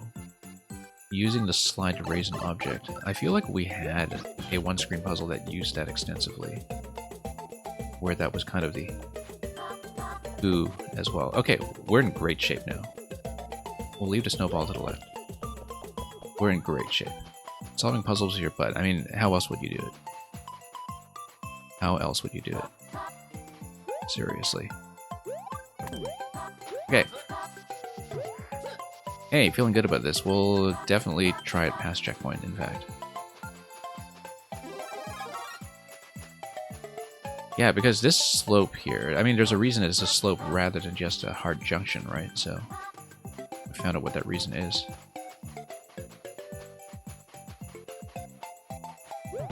Anyway. Oops. Do this. Do this. You know what? We don't even need to do this in quite the same way anymore, do we? Because you can just have Yoshi swallow the flower. And then do the butt slide to do the rest, so... We don't actually need to do that anymore. But if we insist, because we don't actually want to consume the flower on the other side, right? And if we bump Yoshi together with the flower, we run into the issue that I would be forced to pick up the flower, which I don't want to do. So we actually just want to have the flower in Yoshi's mouth and then do the butt slide. DGML, welcome. Yeah, because otherwise we run into trouble with re-obtaining Yoshi there. We also do need the spring on the left side. However, we can always grab the fire flower and exit out the pipe to the left and re-enter this room. And that will preserve the progress of having obtained the fire flower. Or rather, we can carry it in Yoshi's mouth and exit this room, come back in, and then the spring should respawn on the left side. So I think that will be part of it. That we want Yoshi to have the flower in his mouth at this point, not having the flower just be out here. But to get the spring to the left side, all we need to do is exit the room with the flower in Yoshi's mouth, and that will do it. Can I just displace Yoshi here? Yes, we can. No, we can't. Okay, so we're going to restart this because I'm going to redo the sequence a little bit. Just a few refinements. I think we have at least some of the idea here. So, Yoshi grabs this. Yoshi gets over here.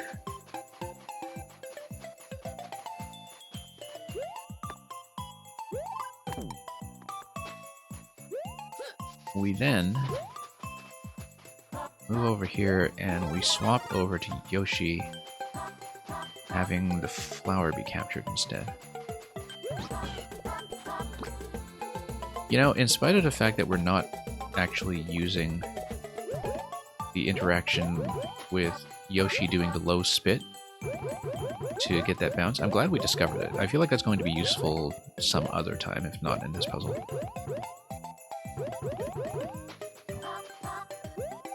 But it was very easy for me to just kind of look at the previous solution we had and think, okay, that's definitely it. But upon reconsidering that we need Yoshi to go back up, it makes sense that Yoshi goes up with the flower intact. Let's take some damage before we get stuck again.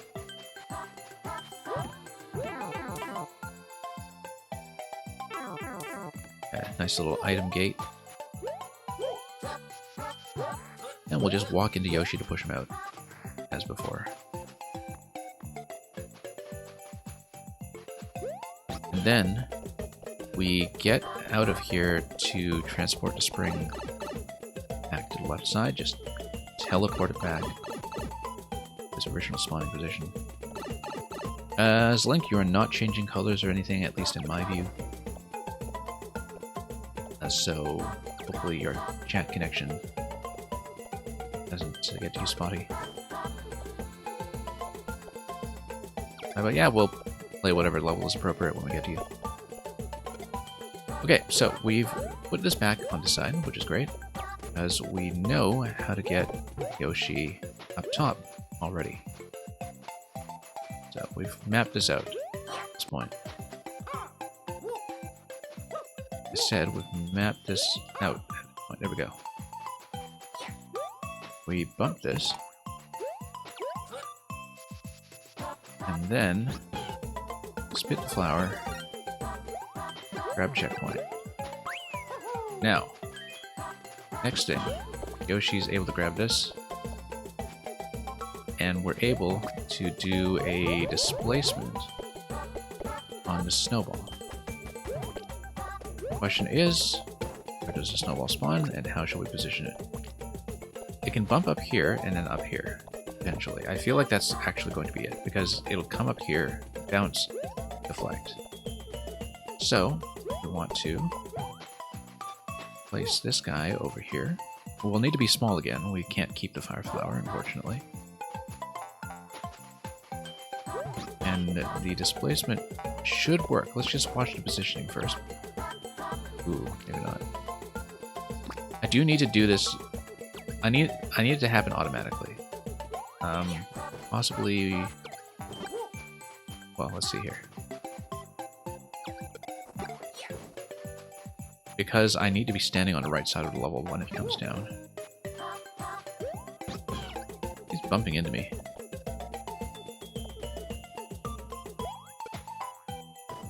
Possibly this needs to be in the upper position then. Where, okay. If this is in this position, does Snowball spawn? We're about to find out. It does, it doesn't get blocked. What we do is then grab this guy, place it down here, and whoops, not what I wanted. Well, there'll be some kind of weird setup here we'll use.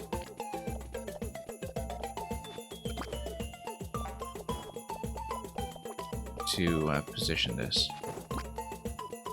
Hang on. It needs to go down right here. And the low spit won't do it because... Well, over here. No. Hang on. Need some kind of obstruction here, too. There we go. That's good. Use the snowball itself to bounce that. That's gonna go too high, though.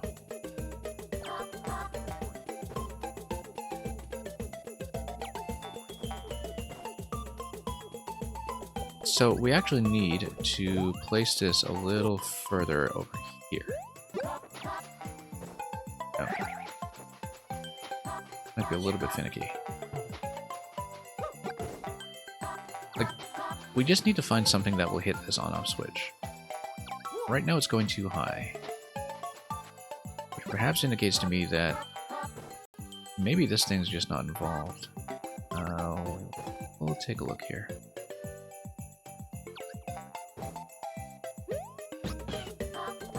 Also, yeah, so I do know that I want Yoshi to come out with me to the other side. We don't want to just... Whoops. We don't want to leave Yoshi here because I do need him on the other side for some further object manipulation. Also, the thing that I did previously to place this was use the snowball itself as an obstruction. I feel like maybe that positioning could still be optimized. And actually, if this is bouncing the snowball that high, maybe it needs to bounce into this switch. Because if the snowball goes over this and then swings to the left side on the parachute and then goes up, maybe that is what is needed. This would obstruct though, right? This definitely blocks it.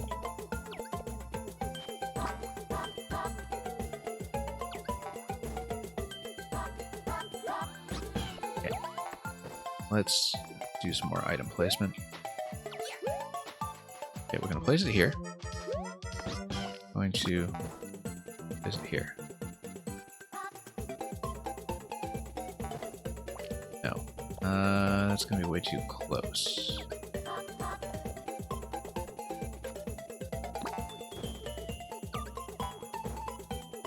Might have been getting high enough. Maybe I need to raise this by one block. Let's see. We have 70 seconds to figure this out, but then we respawn a checkpoint.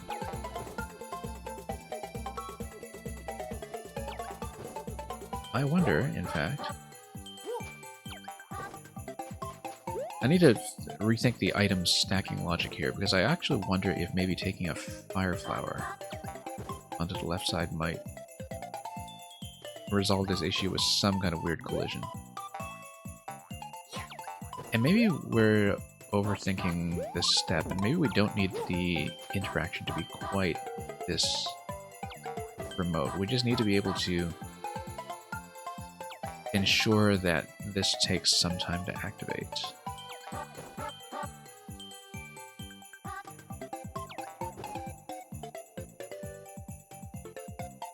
"20 seconds. Okay, we'll need to rethink this. This is purely a positioning challenge, I think. Pretty clear to me that's what this is. So horizontal spring, or rather vertical spring, doesn't obstruct the spawning location. We know that. That's going to be much too close, though. Oh no! We'll try to do it because, you know, we've gotten this far. I feel like we definitely have the resources to complete this. Also, yeah, I messed this up. Hang on, let's just die. I need to respawn at checkpoint because I forgot to grab the object. And getting back to the object with the ice still intact is not convenient, so let's just die. Oh no! And let's respawn from checkpoint properly. Let's break open the ice to the left. Yeah, that's kind of important. On the way out.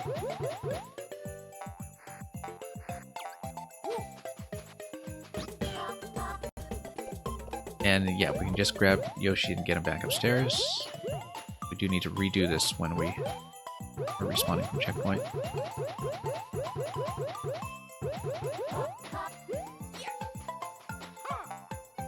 We just throw... Oh, okay, you don't even need to be fancy about it, having the on-off switch.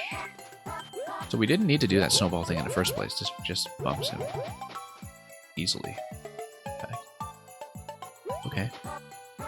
Oh, I bet this is from the throwing height that I have when I have the fire flower, so perhaps that wasn't possible earlier. Regardless, we'll figure this out. Surely this isn't just something finicky with the snowball positioning. I feel like there's maybe some very discrete puzzle action that we need to consider here when it comes to how to position the snowball.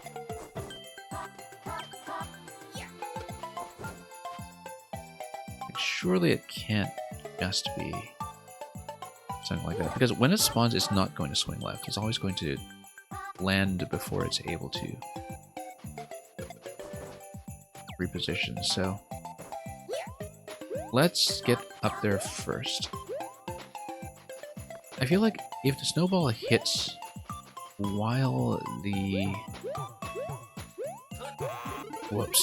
horizontal spring is elevated by one block, let's die. Oh no! That could be it, except in order to set that up, we need to bounce it on top of the horizontal trampoline and just hope it occasionally hits. I'll see if I can explain that more clearly when I can set it up. There's something specific that I want to set up with this that is going to be finicky, but which may work.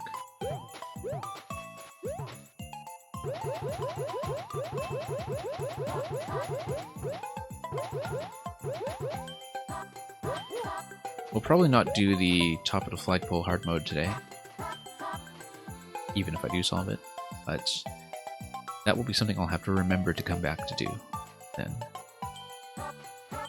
Anyway, do this, we'll get this back out. So suppose I place snowball here. Then I place this guy here. There's something very specific I'm thinking of here. Which... nope, need to take damage. We can do it with crush damage. Nope, we killed it.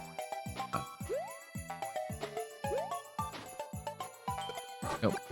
Once again. Just want to place this thing. Wait. I'm using it as an alignment tool for when we spit with Yoshi. I actually should leave it in this location to the left, in fact. So, before I do that, let's take damage.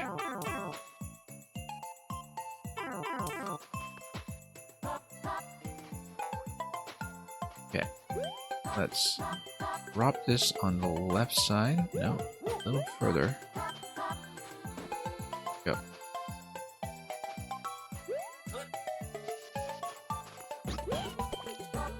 Okay, now we drop out of here. We'll try not to hit the snowball to the left. And we'll try to bump it like this. This is not exactly what I was going for. I was hoping that it would hit this when it's in midair and then bounce to the left. Okay, so that's not exactly it. Oh hey, it almost does that except it comes too low. Okay. That doesn't work.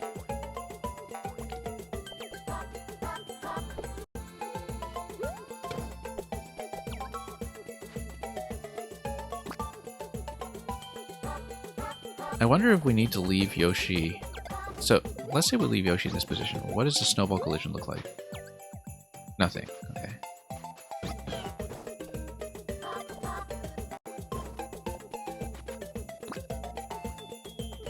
Maybe we just need to be fast. Maybe we just need to be fast. I'm thinking about this like I want to set it up totally remotely when it might just be something time sensitive, perhaps. But I feel like I want to set up something a little more precise so we're not jumping around up here while a snowball interaction is going on.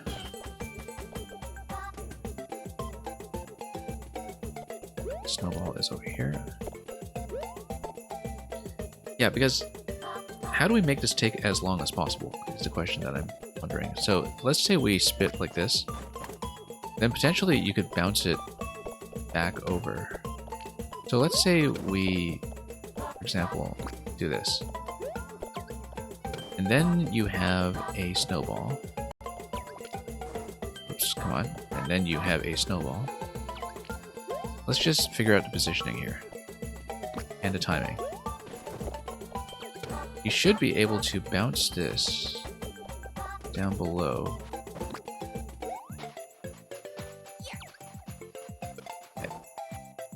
And let's do it by myself so I can drop Yoshi on the other side if necessary. So let's say we bounce like this. A little off. A little off base here. Doesn't quite work depending on the alignment of that block too. A little too far over.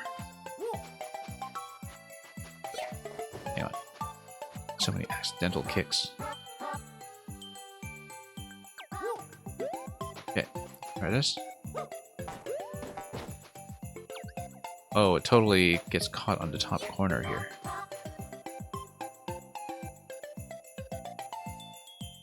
However, let's take a look at this alignment. Wait.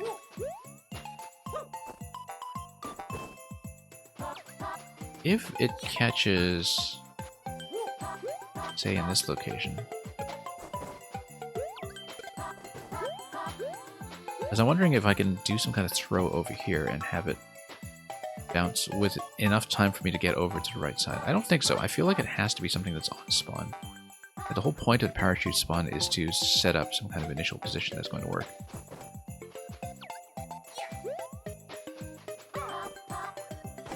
Yeah, that's not going to work. Maybe if I place it just a little bit further to the right, but I don't think so. I think this is going to be a little off either way.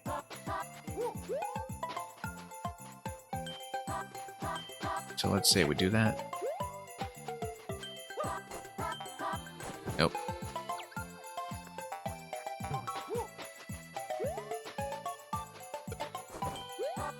Alright, let's rethink this.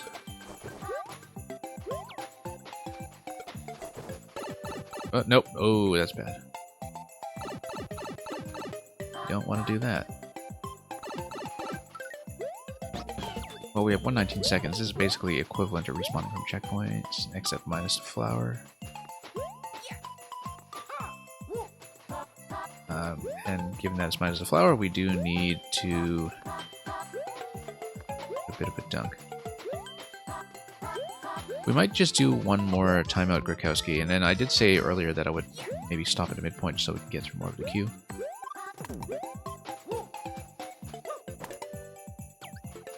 Because this bit is a little trickier than I expected.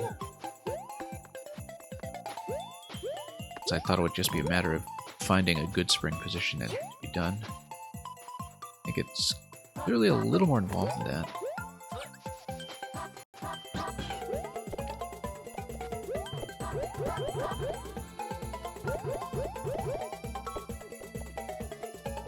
What if we dunk the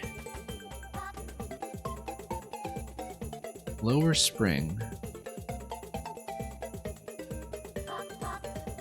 I'm trying to think about whether maybe the butt slide on the right side again can do another remote interaction. Oh, I know what it is. I can see it. I see it. I see it. You set up the snowball here. Then you set up an interaction that springs this guy up from the bottom. It comes up. It bounces the snowball to the left side. That's how it works. Now the question is, how do we exit with Yoshi? We do that because the spring is still on the right side. Okay, we need to take a death because of time, but I think I have it. Oh no! I think I see it.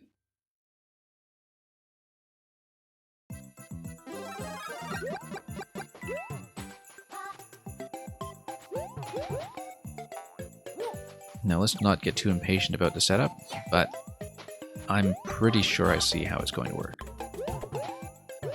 And it's not going to be something fussy with the snowball being deflected multiple ways. It'll be a little cleaner than that. You're not able to get any redeem options for some reason. Yeah, Luca, I don't know what's up with that. Twitch is being finicky in general.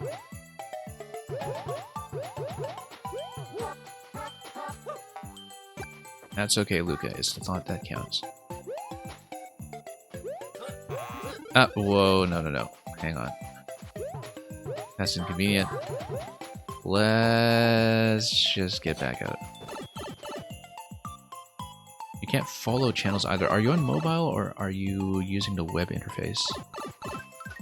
I wonder if they're just rolling out some changes or something that are creating difficulties. Yeah, on PC.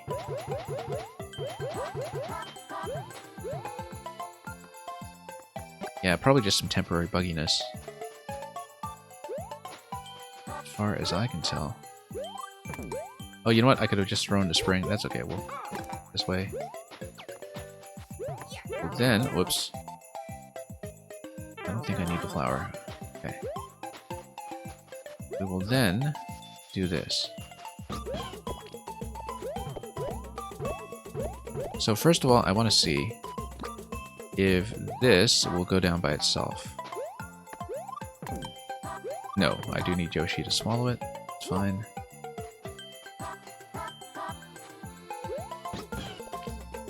And then we need Yoshi to get back up. Which means the horizontal spring needs to go first.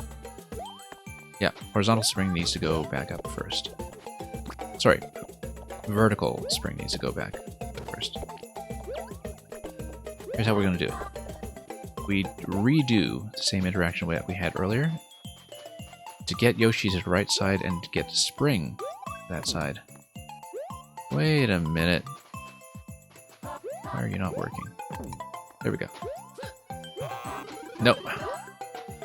Keep jumping into that thing. Let's just take the death. Oh no! Okay, so here's the order. Yoshi plus vertical trampoline to go down to the bottom right. Yoshi alone comes back up.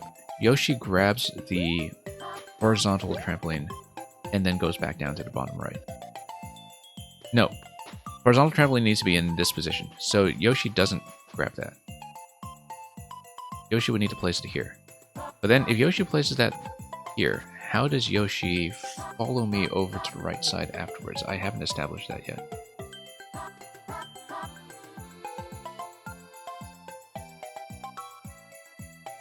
Oh, that's a good question. No, because the point is to spring this thing back up. Yeah, no, I know what to do. Let's not confuse ourselves here any more than we need to. Okay. Yoshi needs to get pushed. That's what Yoshi is for.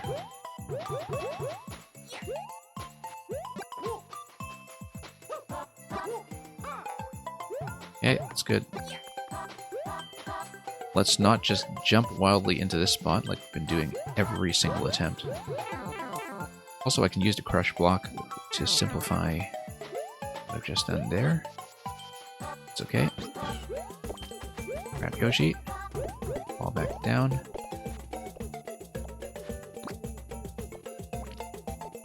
Grab this. Push. I absolutely see it. Nothing could possibly go wrong. We do need Fire Flower to get Yoshi back out safely.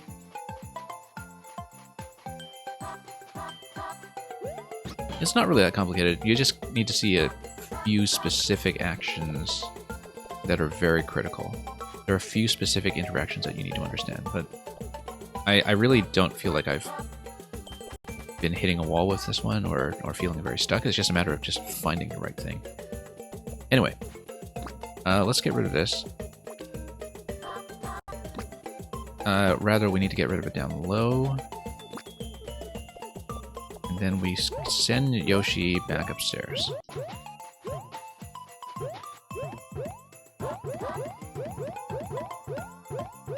Send Yoshi back upstairs using the bus slide. And then we retain this in this position. We need to take damage.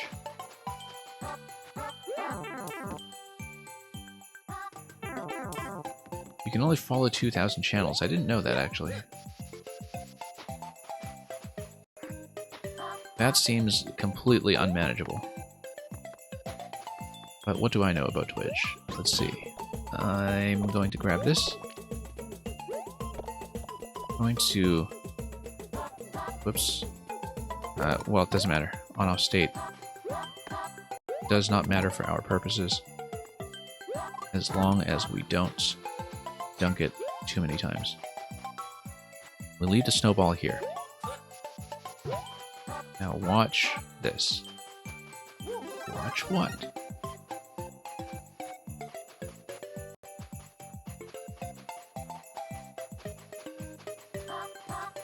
Come on. Out. Watch this.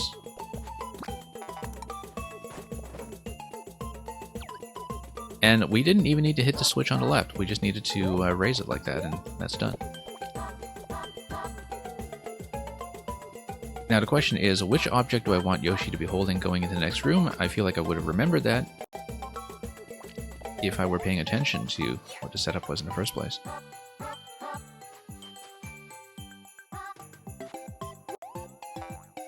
I feel like Spring would probably be more useful, but I don't see how to actually make it happen, so we'll do this instead. Sometimes it hits the middle switch and sometimes it hits the left one. Okay. So, we totally needed the spring, because then you could do on-off over here to bump it and bump Yoshi upstairs. No, we have a horizontal spring right here, or vertical one right here, so we're actually in good shape. Let's spit this to the left, and let's not accidentally hit the flagpole either. Okay. I feel like the Yoshi dismount was very liable to get me in trouble here.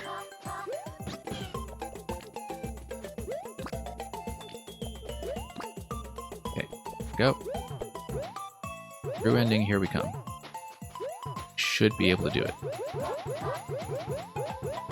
Because if you understand the principles of this level, this ending actually presents itself just fine as long as you remember to take Yoshi with you. It's purely a did you take Yoshi check.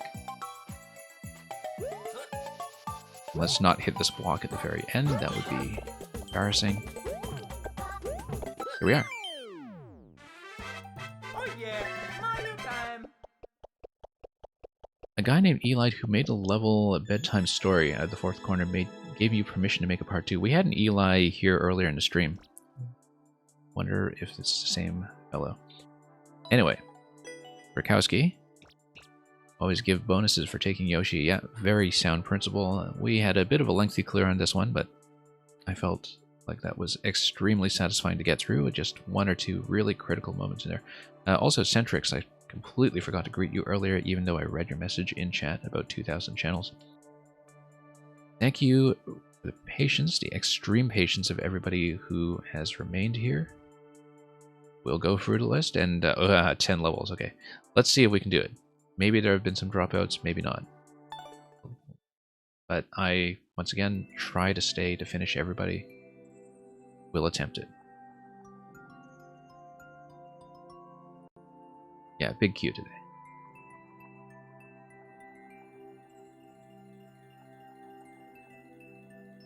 Okay, what have we got in the list currently? We need to mark this as a win. We need to go next.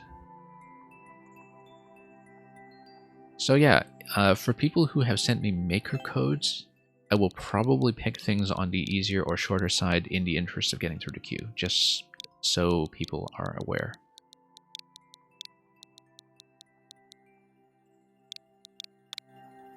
And thank you for the GGs, as usual. Super Sky Platformer, the full version, 1.71. Yeah, we could do it. Very recent upload as well. I can see why World Gamer has been going for that weekly medal. That position on the leaderboards. It'll be nice to platform again for a bit.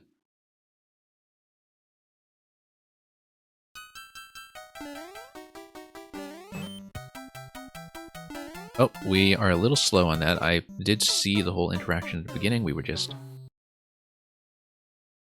slow getting from one platform to the next. Too much floating. I actually do want this first platform to be in a higher position to start.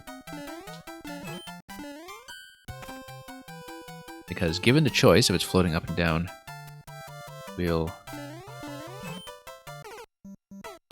do a bit of a better job there. Yeah, this actually gives you tons of information all at once about what the future platforms will be. When we hit the on-off switch here, we should just fall immediately to the left.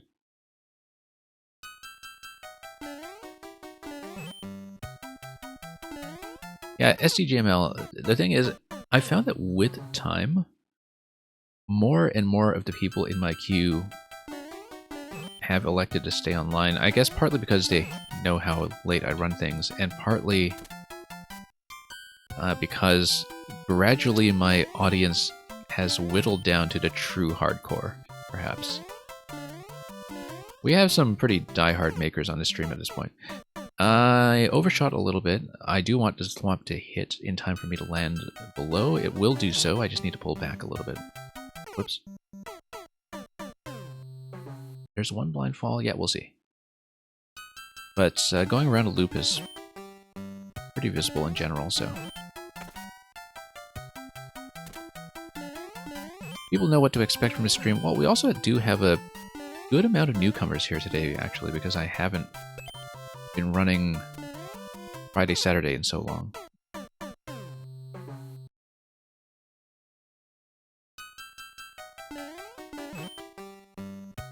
So, it's nice to see all the new makers and follows. And that some of you folks are comfortable enough with the way I run things that you're able to stay for the second level in some cases, as with Will Gamer Guy here, who's been here since the start of the stream and already sent me something. You've played this level before. VR is cool. Well, hope you enjoyed it.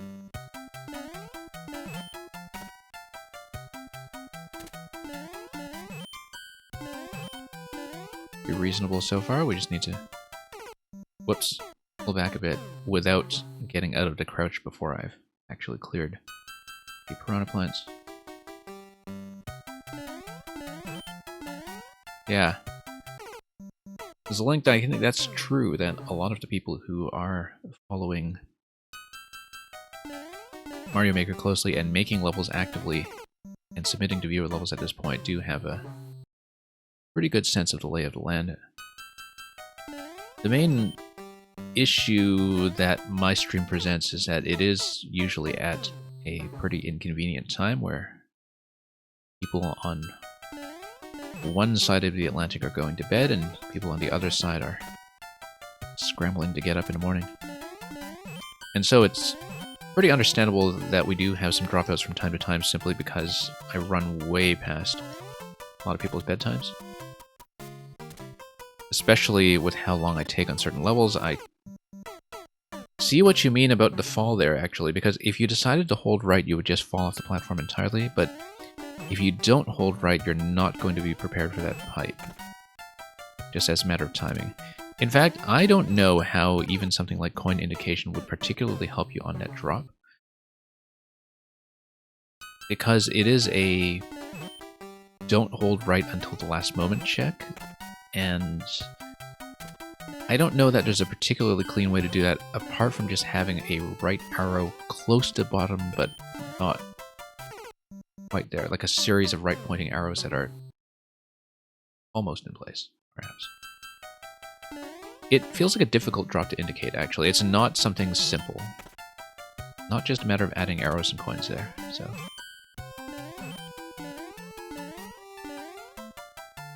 Whoops. Time is relative when the world can be your audience. Exactly. And... oddly enough, I think my stream actually is pretty convenient for Australia. I know that from having rated Australian streamers or streamers from the Philippines or Indonesia at the end of my broadcast before. So yeah, we need to get a few spaces to the right. It is a little bit of a difficult notch here. So, we'll take a look.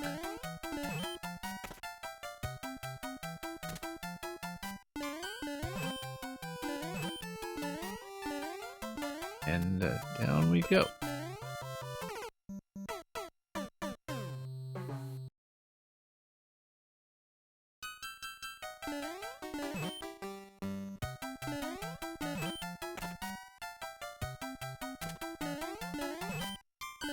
And Estroy, I don't recall SDGML having a beef with Team Boss creators, although, to be honest, I haven't been on SD's stream in some time either. Because I've also just not been on Twitch that much generally. I don't know if you're just thinking of someone else. Yeah, Asteroid, you just noticed the stream title is a reference to Trials of Death. Incidentally, for people who don't know, if you're aware of the Chain Chomp Brayden Trials of Death level in Mario Maker 1, Chain Chomp Brayden cleared it today. On stream.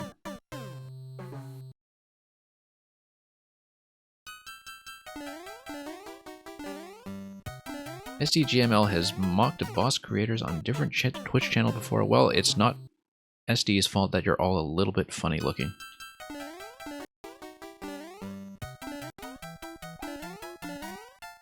Anyway, let's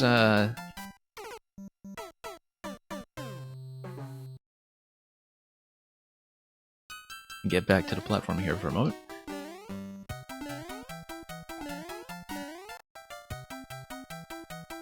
Now, people fixate too much on difficulty as a metric, I think.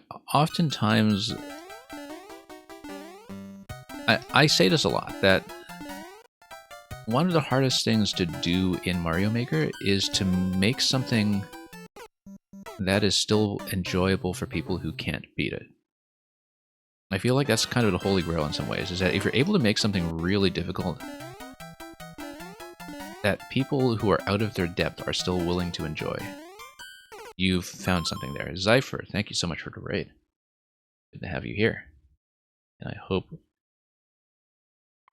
everything's been treating you well on your end. Mario Party Superstars today. See, I know you were doing kind of a mix of Galaxy and Maker previously. I know you're probably still working on some things in Hollow Knight. But regardless, I hope the Mario Party was a party. Oops. Okay, have to maintain a bit of momentum here to get under this edge.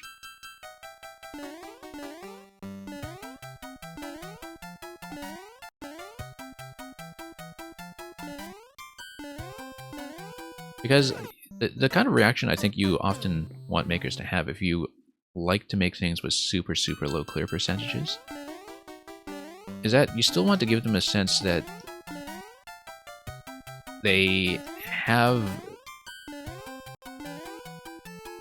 a fair situation in front of them where they can kind of tell themselves that with just a little bit of practice around the edges here, they've been given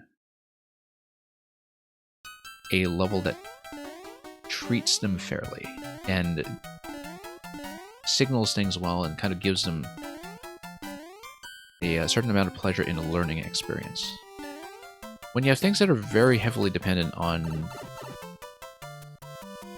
RNG, for instance, or other really spammy setups, that would not be the case. But it really depends. It's not really a single strict rule of thumb. But anyway, thank you so much for this one, WoGamerGuy.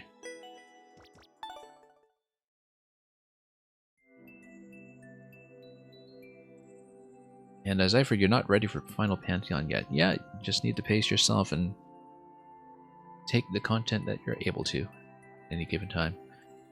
Always nice to sit back and take a break from some challenges like that, as long as you can eventually get back into them, I suppose. Okay, nice to have something quick and pacey there. And WoGamerGuy, yeah, you're getting up the leaderboard even over the course of this stream, so I guess the likes from me have been boosting that ever so slightly. I think you said you started at 15th today when you came over here. And Zelink, I know you were kind of switching between levels earlier. You had something with moles. You also had something else you had in mind. Let's see what this is.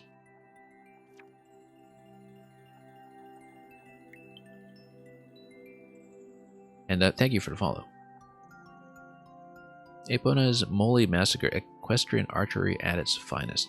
Let's shoot some moles. Okay, this will be interesting because I am kind of notoriously awful at things like diagonal shots with the arrow especially. I see there's a record here by Barnstorm, who we recently, speaking of Zelda levels, we recently played Barnstorm's massive multi-part Breath of the Wild remake in Mario Maker, and so not surprising to me that Barnstorm would have some fun with the Master Sword.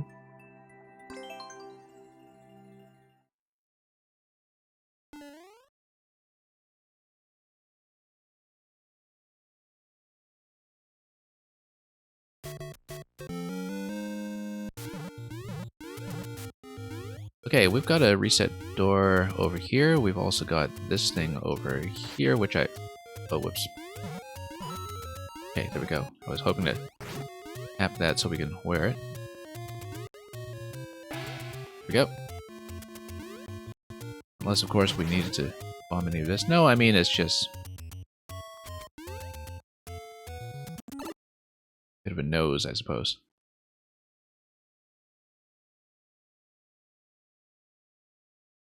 Oh, okay, so this is going to get constructed with time. And we can get out of there if we... Oh. Okay, so we actually do need to outright kill them. Defeat at least 25. Yeah, so I guess they don't just get dunked. I suppose there's probably, since the camera is constrained here, there's probably some kind of ground off screen that they can land on, which I cannot land on because it's a few tiles out. And that would prevent the moles from fulfilling the clear condition from just falling into the pit below. I do think we want the helmet, so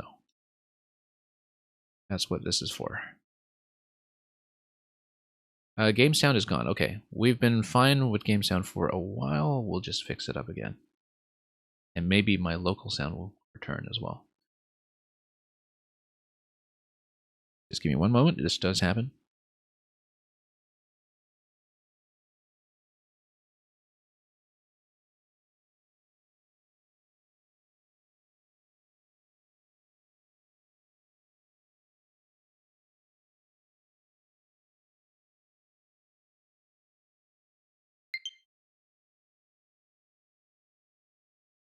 We know if it's sounding all right.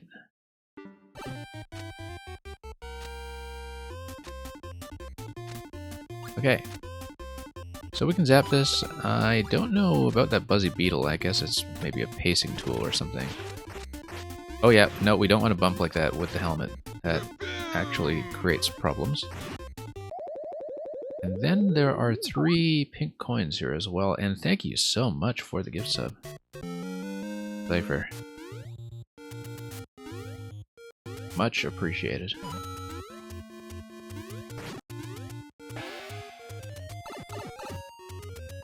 Buzzy Beetle is just what the music's attached to. Okay, yeah.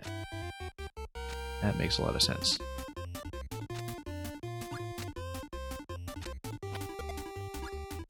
Yeah, so let's actually maybe do this with arrows the sensible way. Oh, there's a POW there too. Right, because you need to hit the POW in order to hit the moles that are up top. That's okay, let's scout the level. Yeah, so the POW, you need to drop shot the POW in order to kill the moles that were secluded up top. And we'll do this as well, we don't want to get trapped up there, obviously. As you can see, I was not kidding about being bad at diagonal shots. This is a bit of a drop shot itself. We follow this. Oh, that's totally going to miss. Probably should have considered jumping off to pull that one manually. So, target practice here could use a little work. Oh, except it is at least 25, so there's actually a pretty generous margin of error that we are regardless not going to make because we only got 24, so.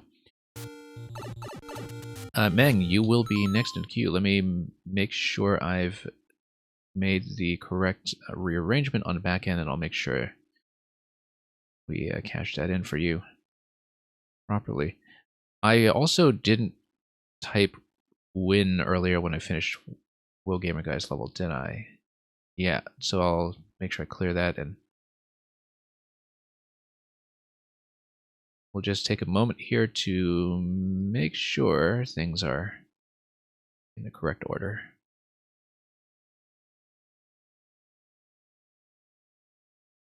Okay. Let me check the list right now. Meng, you should be queued up next. Okay, great.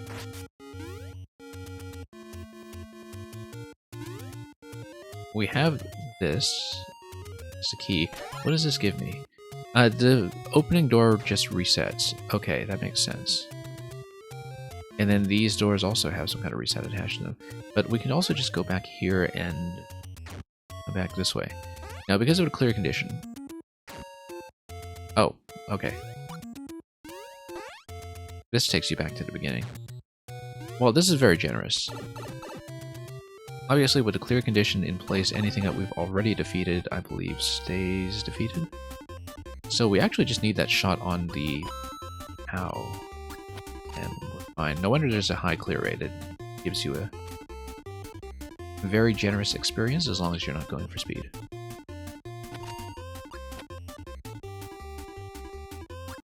Like I was saying, oh, okay, done. Now we just have a nice relaxing ride on our little horsey. And we try not to blow it up with our own bombs or something, which would otherwise be liable to do.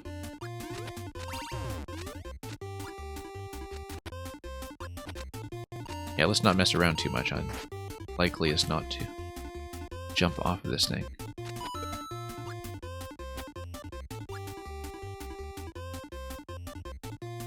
Yeah, I'm not going to leave you softlock just because you missed a few moles. Exactly.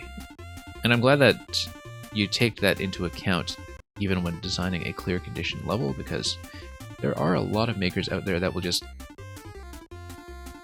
drop a clear condition and say, oh, softlocks are okay because I have a clear condition, and it should be obvious that you'll restart. But works out a lot better when you just have a looping experience, as long as the concept is one that fits. And it does fit when it's something that's arcade style, like this level.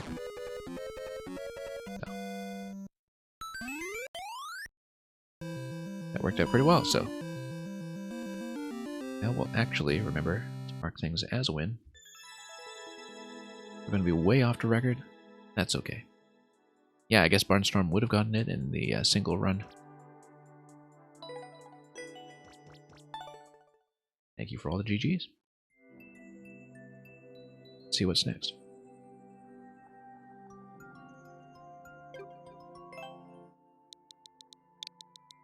I believe Mang submitted Luca's level and vice versa, so do those in accordingly.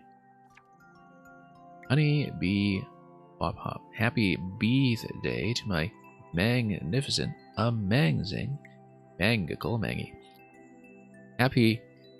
So this was uploaded on the 18th. So Mang, I should also say, happy belated birthday.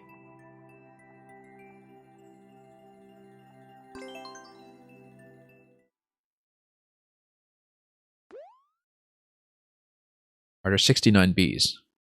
Let's find out. As Link, you should get going. Yeah. Have a great time. Also, best item in the game. Goomba hat it is. Well, we lost it. That's okay. I think we were supposed to lose it here.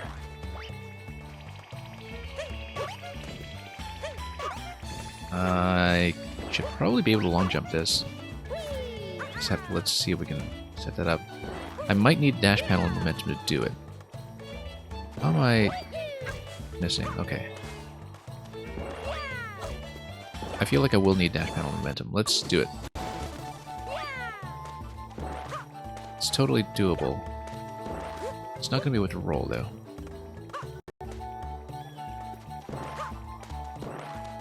Unless I'm so rusty that I'm missing something really obvious. There we go. True beginning, I suppose. And yeah, got the arrow over here and this line, and the best item in the game. And this just lets you scout ahead to see what's coming with all the bees.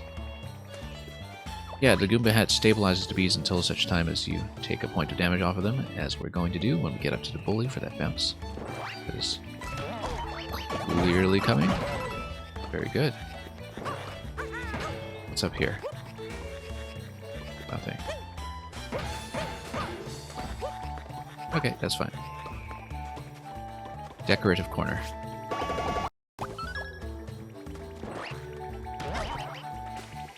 Whoops. Yeah, we need the invincibility frames from losing the Goomba hat in order to get up to stack. I just lost track of my position while I was blinking.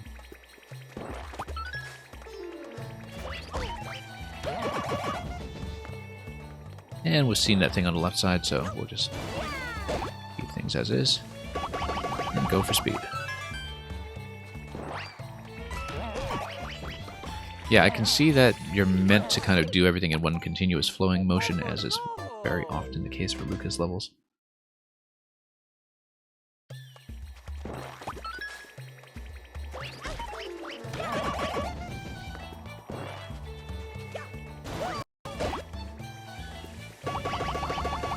SD wished Mang a happy birthday because this level says happy birthday to Mang. So, one could reasonably have assumed that a birthday was involved. And one would have been wrong.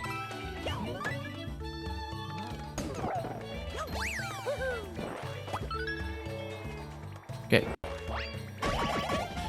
Whoa.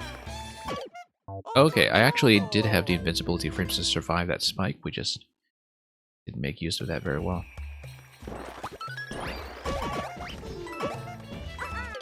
Oh no! Yeah, we just need to kind of follow our way through that stack.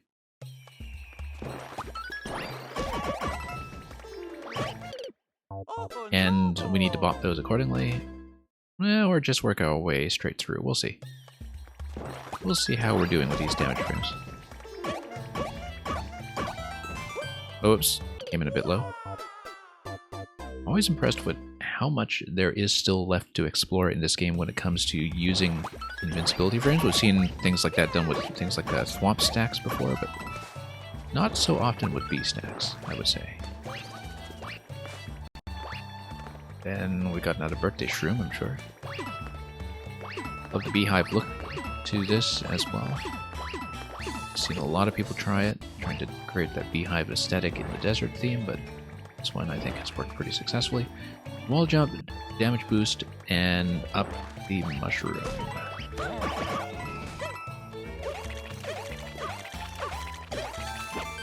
Really great use of the Goomba hat as an invincibility tool as well.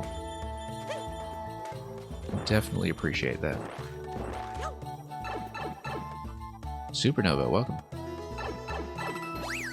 This level doesn't need to beat around a bush. Exactly, and welcome Electrodude, by the way. I haven't been keeping very good track of when people came in chat, so welcome everybody who did come in. Electrodude, Supernova, etc. SD, happy birthday to you too. Okay, so yeah, the spike will peel off the Goomba hat, then we'll be encouraged to jump towards the question blocks for some reason.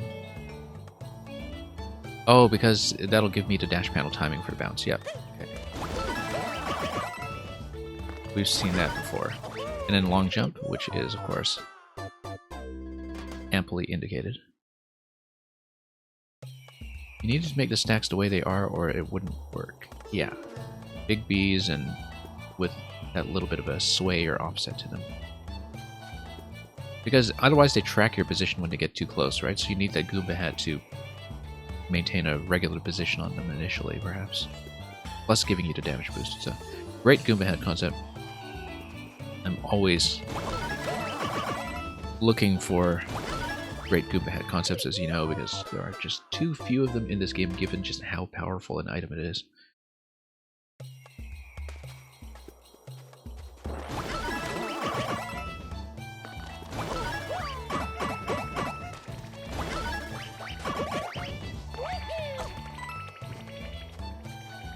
Supernova says, you only see cool people in chat and SD. SD, I think Supernova thinks you're hot.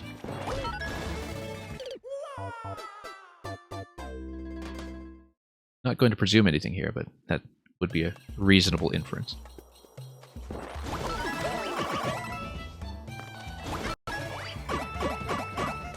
Okay. I keep missing the long jump here. I am hitting the button, I'm just a little bit late.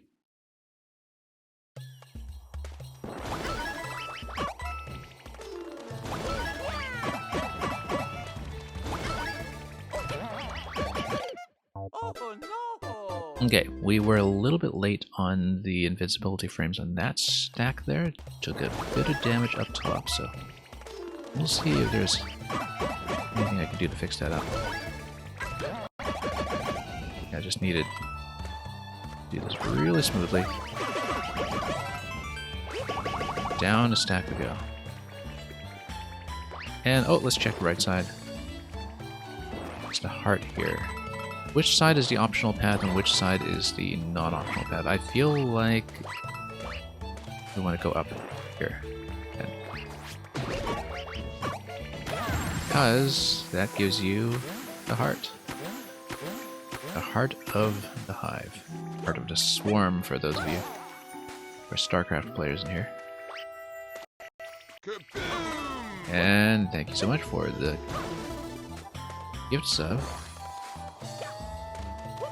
It's our second gift from Zypher today. Very generous of you. Look at all the bees. Look at all the bees.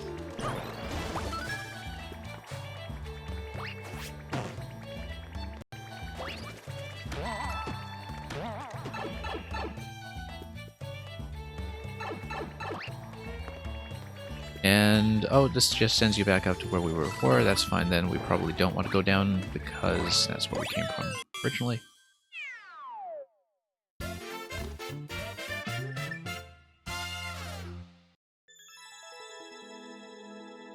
And yeah, there we go.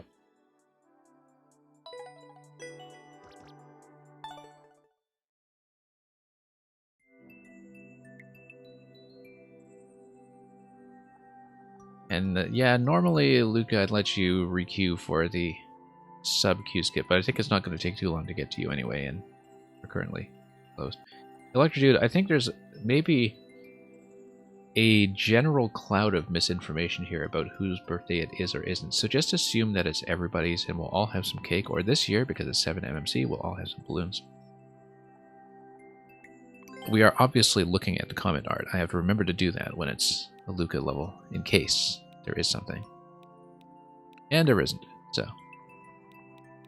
The artists in the room have been slacking, apart from Mr. Green here. Merry Christmas, Meg. Okay. Did I mark this as a win? No, I didn't. Let's do this.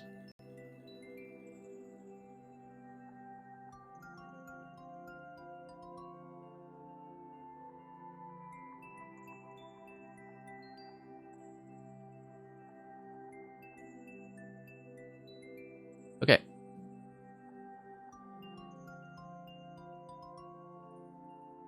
Let's take a look at Just Normal, if Just Normal is still here. Just Normal might not be, but I'll check the chat list and we'll just wait for a check-in. I think Just Normal tapped out already, but we saw one level from them already today, so I'm not going to feel too bad about it. Then we're going to see if Never Gonna Give You Up is going to let me down. I think they are, in fact, going to let me down and hurt me. So we're going to do the next anyway just to check, but I believe this will be a removal.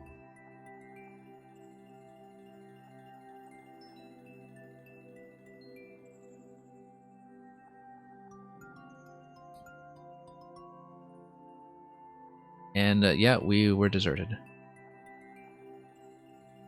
Hence the name. Astroy, if you're still here, please check in. I know Astroy was chatting in a previous level, so I assume you are, but the queue order will depend on this, so. There we go. Astroy's going to send me something a little different this time. It'll probably involve swatting a boss again. Yeah, Centrix, I think it is high time for dessert. In some fashion. Furious Furry, welcome to the Inferno Room. That's a very high clear percentage. Oh, Astroy has a record on this. This is a level by I Am Burns. A very recent one, in fact. Alright, let's set something on fire.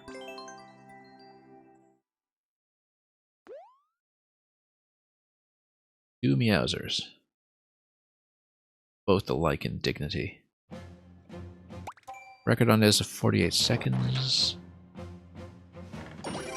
Don't presume that we'll approach that, but yeah, we'll want to maybe take out some of these surrounding projectiles when we can. Also, if I back out and come back in, we do not get a cat suit because that's not how power-up logic works. So, if we lose the cat suit, we are dead. We do need the cat to do anything here.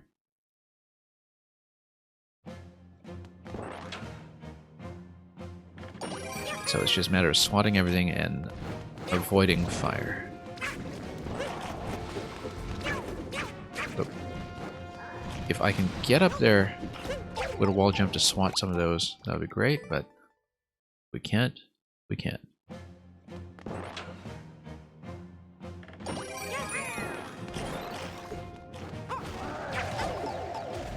Hang on.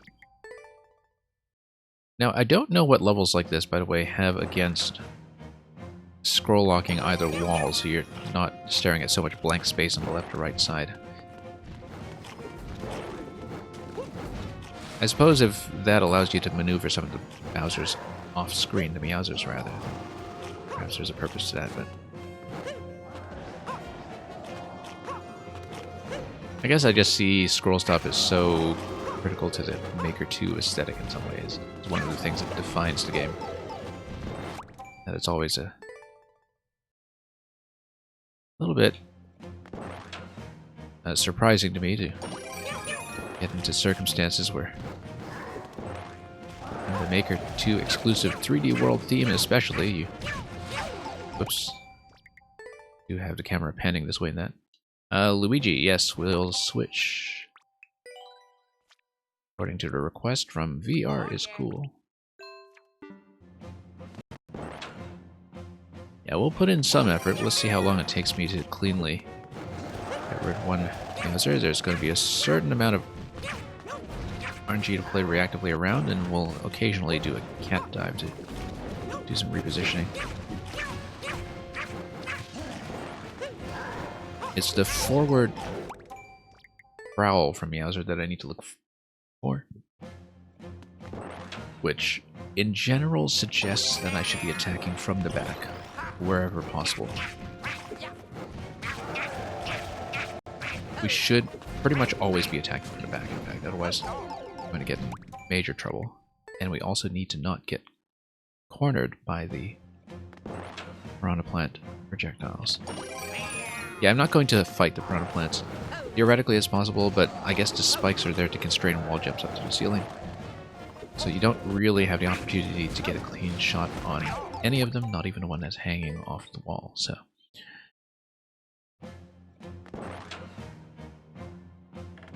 We'll try to make something happen here. Whoop, nope. Awful. We do need them to spread out a bit. It's nicer to have one of them off screen at a given time, even if Meowser is going to be swatting away at me, but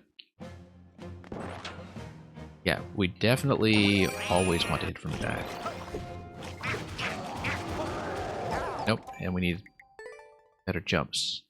Probably some high jumps from time to time.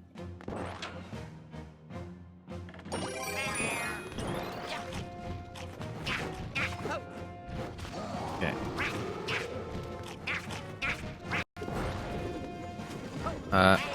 Nope. A single jump and a dive is not going to give me the clearance to go over Meowser. I would need to do the spin jump to do that. Or have a bit of a run. A little bit reliant on the cat dive, perhaps. Also, chaining the spin high jump into a cat dive is something that maybe we hadn't thought through, but yeah, no, it's doable. It's just a matter of having the muscle memory to not mess that up. Whoops. See if we can get at least one of these down. If you get one of them down, things simplify considerably, I think. Let's do positioning. Nope, this guy's gonna jump. Do a bit of a basketball block on me. Spin jump cat dive is commonly used in Cat 2 fights. Yeah, I think you have to in some circumstances because... I mean, especially if you're dealing with bigger enemies than these. Or if you get trapped in corners where you don't have room to run out of there. Oh.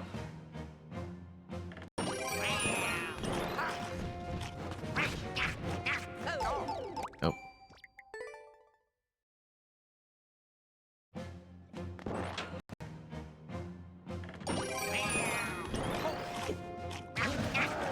Okay. Yeah, standing in the middle like that obviously is going to get me into trouble with whoever is facing me. Just need to be a little more careful about that. And of course, he's going to jump me. We need to maybe be a little more alert to that pattern. I'm always assuming that he's just going to shoot me. Whoops.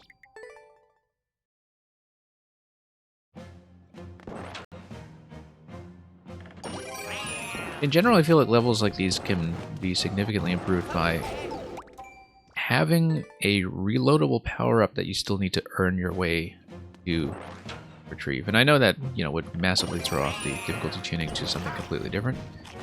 But in general, I find those to be a lot more pleasant as an experience, where you don't need to be perfect, but you don't just get a power-up spammed on top of you either, where you do have a certain requirement to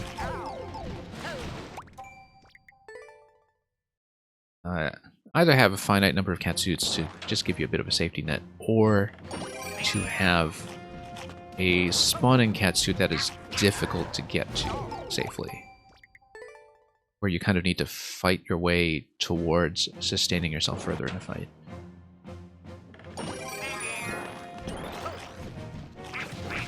Because the thing about fights that require a power-up is that when it's just one hit and it's over, I think sometimes there's a pretty dissatisfying feeling to the way they end. Very similar to how there's often a kind of dissatisfaction with the don't land after leaving the ground clear condition, for instance, where, you know, it lacks certain contact to it. You know what I mean?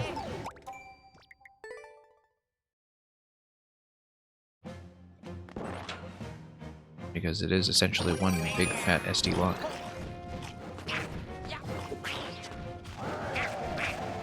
And that's something that comes up, I think, in the discussion about SD locks, is that, and that includes clear condition levels, where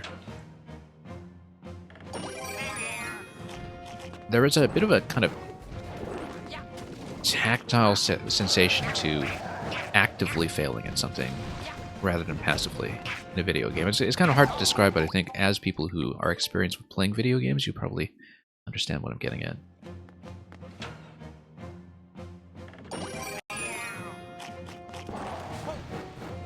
In some ways, I think the don't take damage clear condition, well, it's a matter of designing around it. Like, there are only so many ways to kind of require a power-up, right?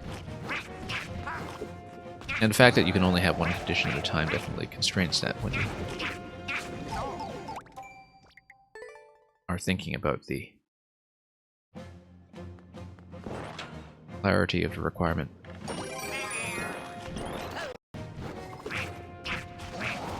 I mean, there are ways to do a 2 Meowser level, obviously, without doing the 2 Meowser clear condition, but at least this makes it abundantly clear that you can't just kill one, grab the key, and go, right? It's very obvious to the player that you do need to kill both in a 2 Meowser fight. And so that's kind of obviously where the clear condition will go. But I don't know. I mean, to some extent, we're always just kind of compromising with how Nintendo has implemented this stuff. Hey, there you go. There's a spin dive right there. Very useful spin dive. This guy's gonna back into me. Okay. Got constrained. Like I said, we'll see if we can at least take one of them down. That would require me to maybe focus one down a little bit better than I've been doing, where I've really just been attacking whoever's in range without much of a sense of strategy or intention. So just let one spawn in. Oh, that guy's in an awful position. He's completely unreachable for me. At least from behind. Yeah, we're not doing this in 48 seconds, as you can tell, but...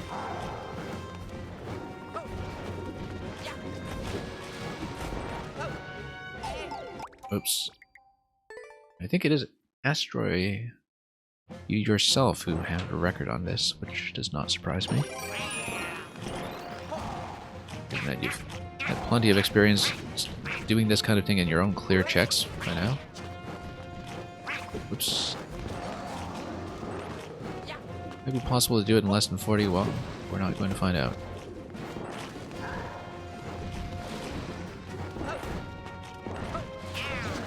Okay, that was a very clever dodge. We'll see what that actually earns me. Oh, nope. Yeah, sometimes if I'm headed for a bad jump, we just dive out of it in the other direction and run into a fireball. That's the way we'll do it.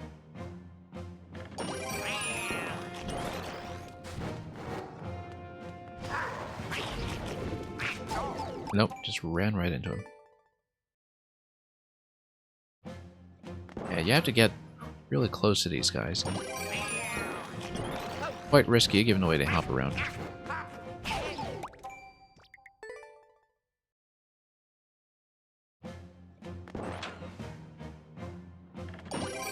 We'll we'll see what we can make happen. Whoops.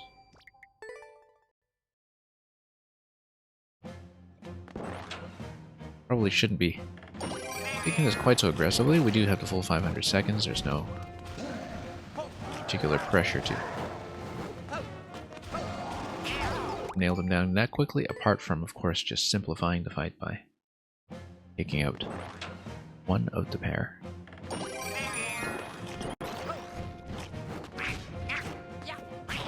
Okay, that was risky, but maybe I should be swatting these guys at a side. I can only reduce them by so much, though, and the positioning for the Fire Piranha on either side is not convenient, given the placement of the spike blocks, which seems calculated to prevent those kind of shenanigans. We can't claw out of the spin jump either, so that's a limitation.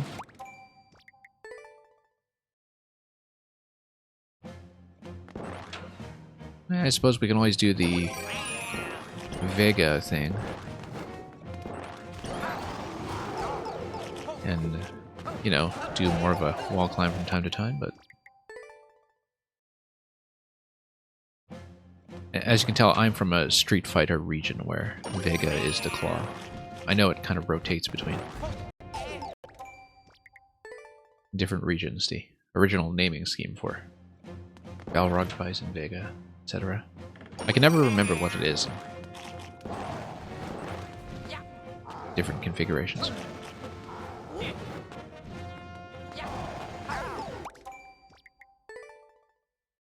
Okay, we'll give it a few more attempts.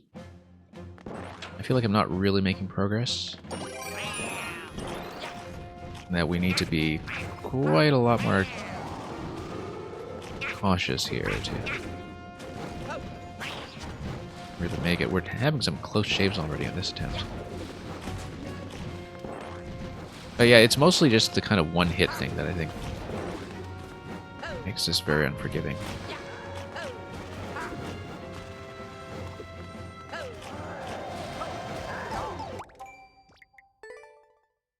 Because fighting a Meowser head-on can be reasonably interesting. I think that it comes off as more interesting with more of a safety net. Because you can still be just as engaged with the mechanics.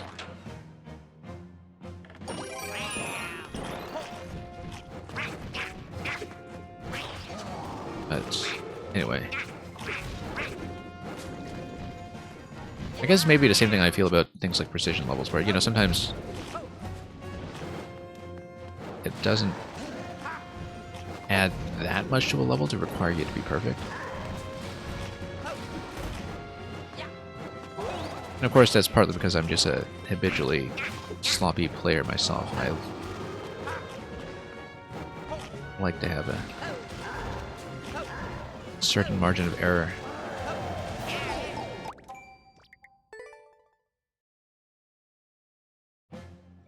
Just because of the tactical flexibility it would give you. But we'll see what we can do.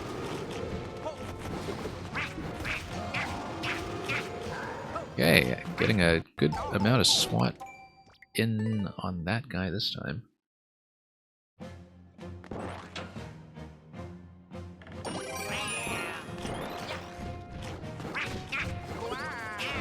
Okay. Okay, he's gonna back into me a little bit. Let's get out. Let's try to focus him down. Nope.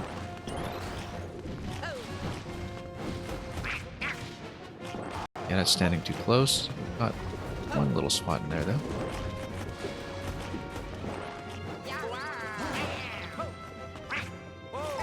Nope. Tried to spin out of there in time, and that did not go.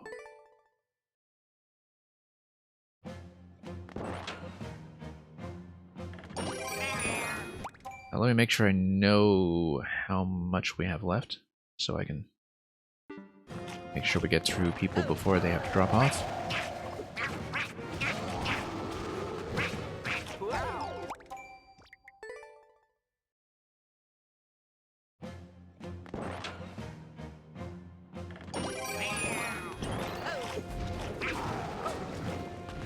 And yeah, well, Try to make something happen here, but Yowzer is having none of it.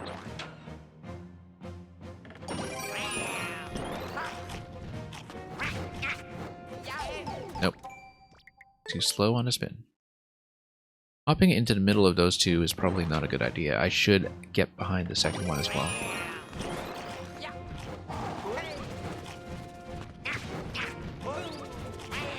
Okay, there we go.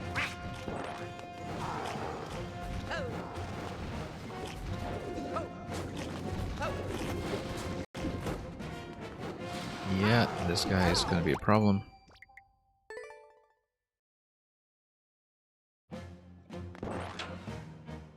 We'll put in a little more work.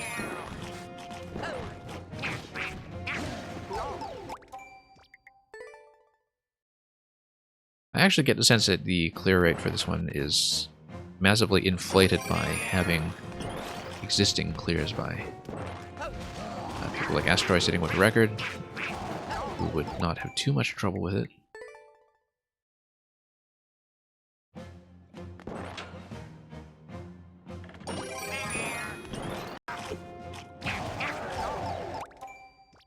Yeah, nearly all team boss clear rates, well, yeah, initially, because it's a matter of who winds up even trying these and putting in the work, right? Where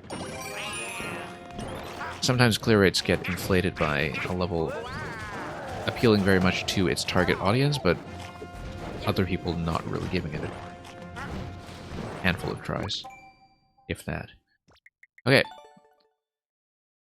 It's just these two. It's really just a single fight. And we've got, yeah, currently 3 clears, 3 people, 1 each, obviously. And that's pretty much it to get to the flag, as long as you have the condition clear check time of 50.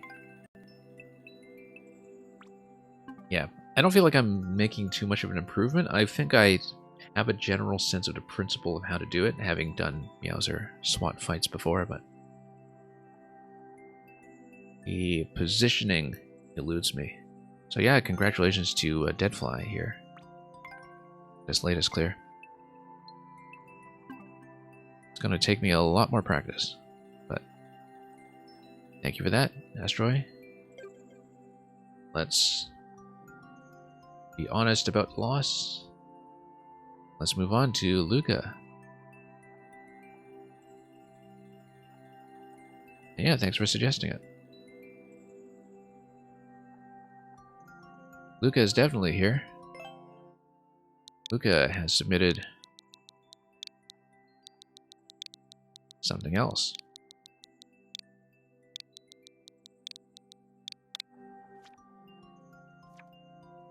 Now armed with the power of the gift sub as well. Small red toys for big red boys. This has an even lower clear rate than the one we just saw, but I kind of get the sense that it will be more approachable for me, just given a question of skill set. Luca, of course, with a record on this, as we would often expect. Let's see some small red toys. That doesn't look suggestive at all, this massive, or I suppose small, red pipe at the very beginning of the level, depending on your sense of scale. The problem source on Twitch is your browser, and you can't log in anymore. Yeah, I actually switched browsers on my machine as well, because I also had some issues initially. So they must be doing some back-end stuff in the software that they just didn't test widely enough. Anyway, small red toys for big red boys. An early September level from Meng. One that I had missed because I had skipped right ahead to the one that you had for 7MMC last week, was it? Oh, hey, it's going to be wind again. Okay. 180 seconds or so. We use the shell, we kill everything, and then we jump on the shell. And then wind momentum is going to be important here.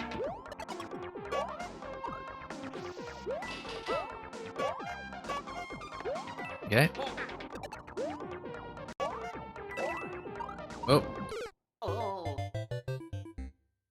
I think we just needed to get on the blue platform directly. I didn't compensate very well. I don't think it's a spin on the thwomps or anything like that. Yeah, we just need to pull back against the wind from time to time. That's really core of this level. Otherwise, it does allow me to maintain pace, basically, with a shell that's moving at full speed. That's the main thing that's going on in this level conceptually, is just being able to actually keep pace with a shell like that. We have tons of forward momentum. And yeah, there's a certain requirement for accuracy here as well, otherwise we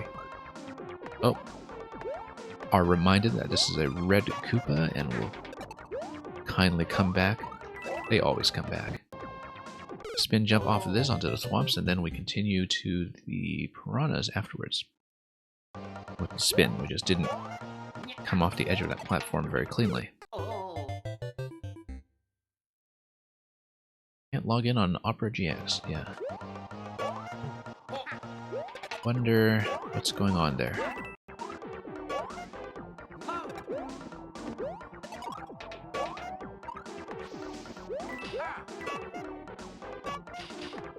Okay.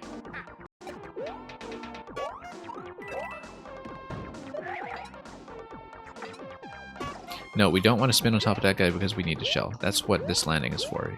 The landing allows you to switch over to a normal jump out of the spin jump, grab the shell, and then sail with it as we've previously done. That was actually fairly obvious. I just instinctively went for the biggest target.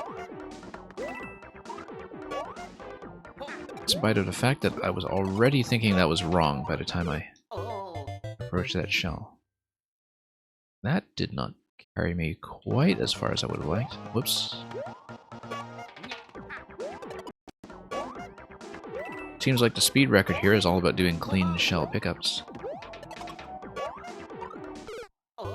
And yeah, that I think required me to sustain myself in the air a little bit longer before hitting the shell, since we are perhaps landing on it too far to the left. Whoops. There's a lot of fun cheese in this one, yes. I think there must be.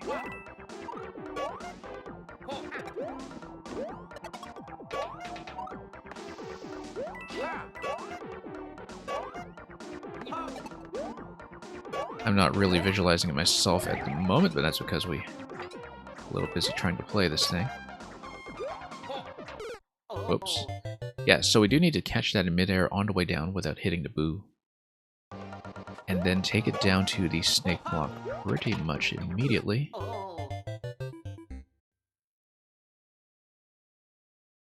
SD, mousing over that, I believe that's a Tanuki Dan cheese emote.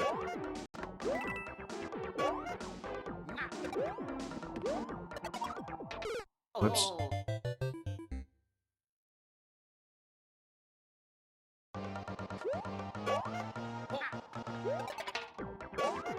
And here we go.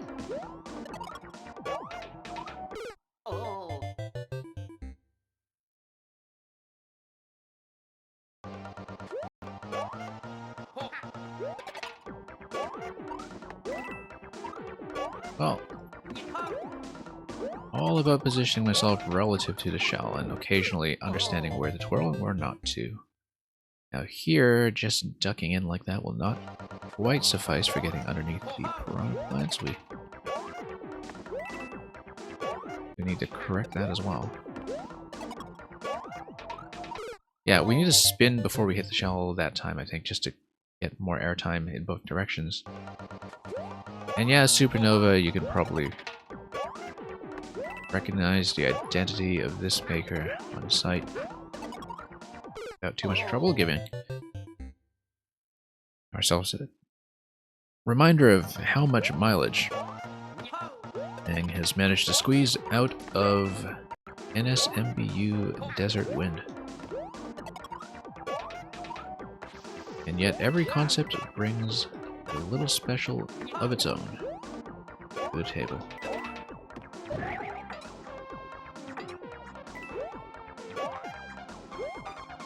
Yeah, undeniably Aang leveled out. Oh, whoops. Forgot about that muncher. That's why we have to jump towards the arrow to make that shot.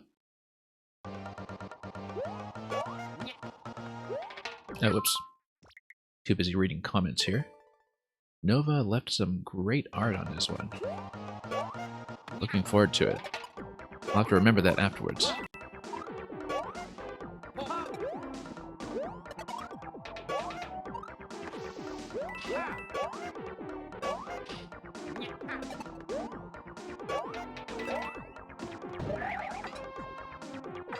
And there we go.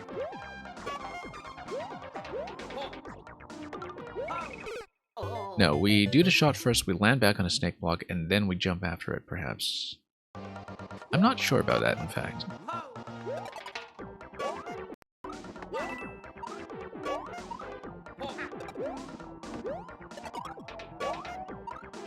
But we haven't seen any evidence yet that I can do a shell jump-like interaction where I let go of a shell in midair and land back on top of it. I don't think so. I think I do need to re-land on the snake blocks first.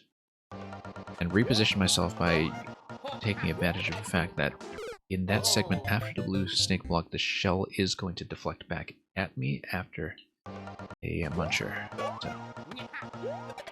Nova art is rare, and getting some is a very special thing, yeah. Nova picks his battles. That includes the level design too, for that matter.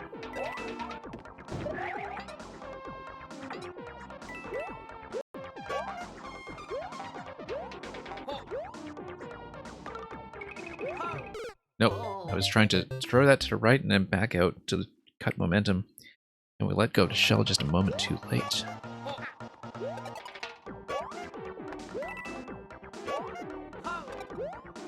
So.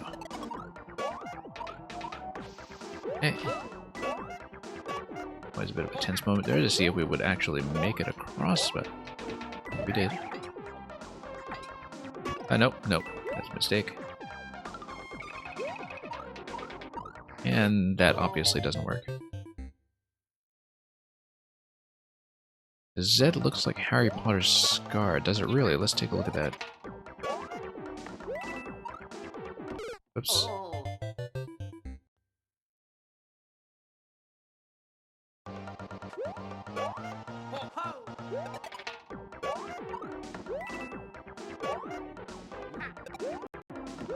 Amazing how much trouble could have been avoided if he who must not be named had just remembered to spin jump.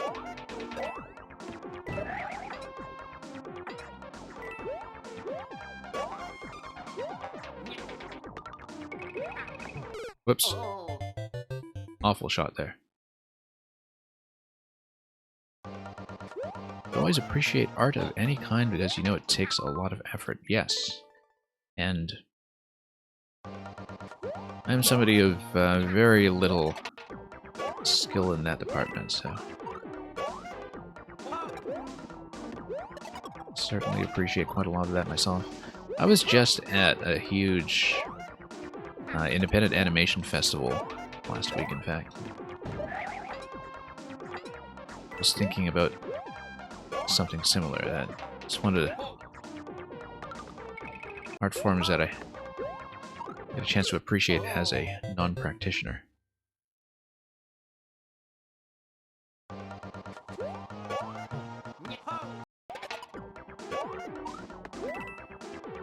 Anyway, let's get some momentum going here. Great. I was a little worried about that because I am pulling back a bit on that landing.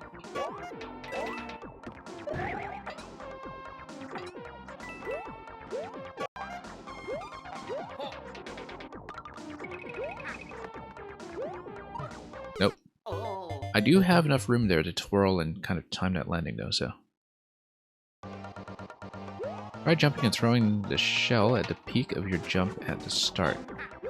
I'll see if I can remember that.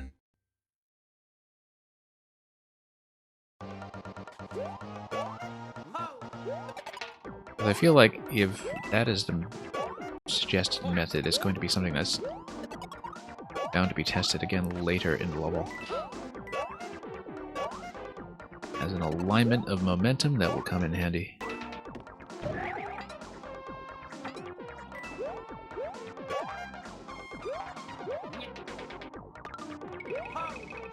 Hey, that works so much better. And now we have an issue.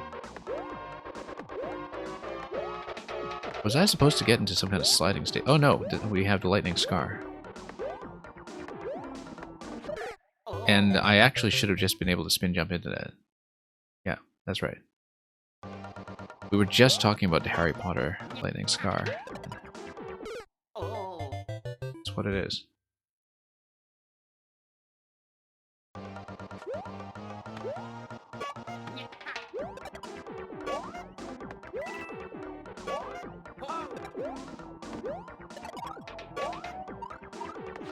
Okay, there we go. Well, it's very satisfying to make it over that segment.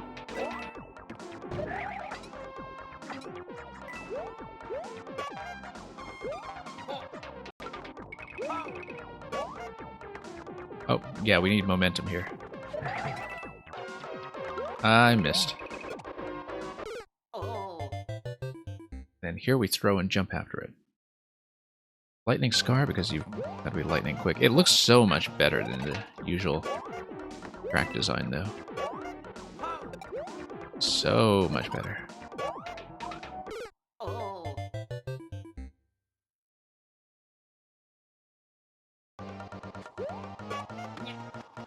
Okay. Go. Even did a double twirl there that time for some extra roominess.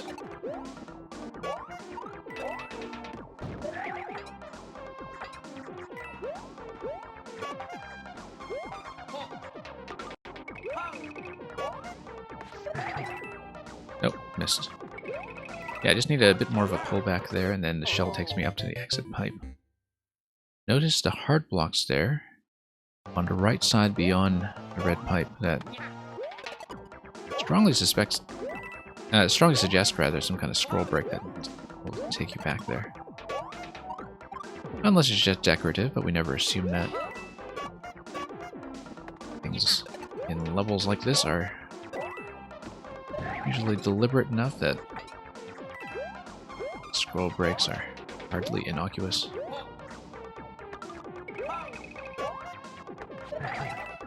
Pull back? Nope, missed. I feel like jumping on that note block manually is not going to get me places. Oh yeah, the note block. So I guess that will be sending the shell sailing upwards. It will be hitting that shell in midair to gain enough height. I suspect that's what's going to happen. I'm glad I noticed that, because otherwise that might have caught me by surprise.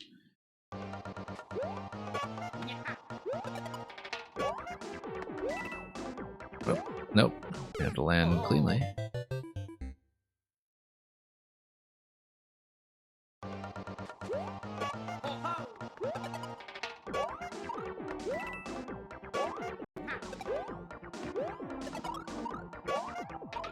There we go.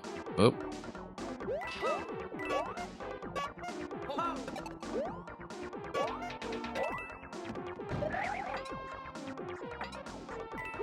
Okay. Satisfying as always. Missed. As always. Oh.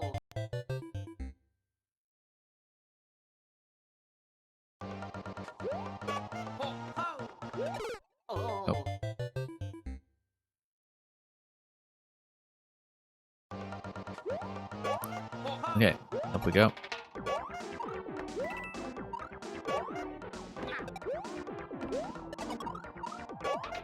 Okay, there's plenty of room to work with.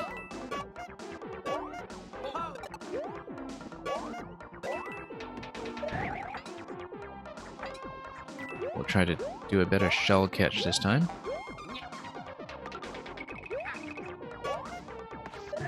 Whoa, a little early on that spin. Didn't quite have enough momentum there since I cut some along that slide.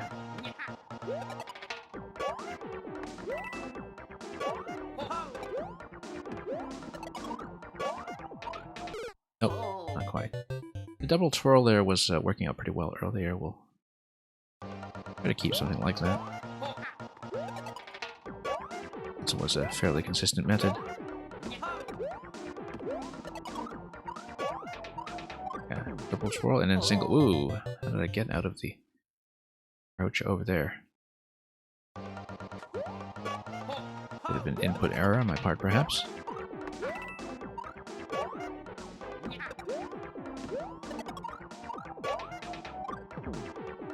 There we go. Yeah. Can't just be in a stomping state, you do need to be crouched. That makes all the difference. Comes to the Piranha Plant spacing.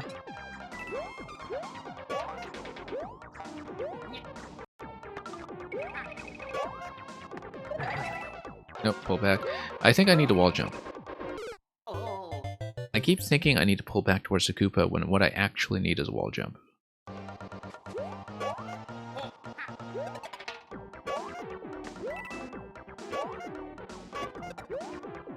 I'll definitely be able to sail into that pipe on the right side given the wind momentum, so.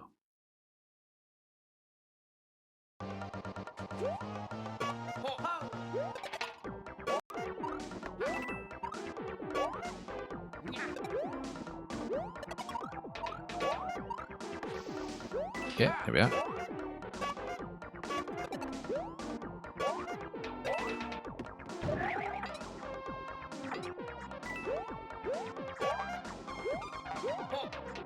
Okay.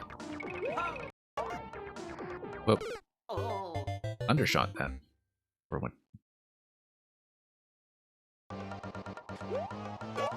Supernova. This level is a frog with a shell? Is that how I'm reading that emote? The name of the emote is literally frog with shell, so.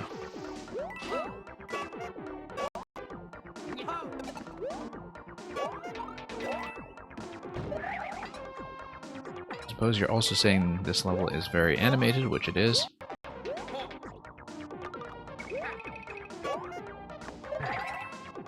Okay, there we go. Much, much better. Okay, spring in our step, and there we go. So this is the scroll break spot I was talking about. This level makes you want to dance. Yeah, it does that too. Let's not miss the checkpoint before we run headfirst into the Koopa. Also, this is not 3D World. We can't just jump up this, or can we? It's totally like you can. Because you would just get pushed by the wind into that block, right? Or even if you let the Koopa go, like you can put this down. Whoops, no, not like that. This level is very anime. Almost like that other Mang level with the anime subtitles. Whoops. Okay, let's not do that. I'm just very curious about getting on top of that pipe on the top there. I bet we can do it. We're at checkpoint, we can fool around. Oh, never mind. Okay.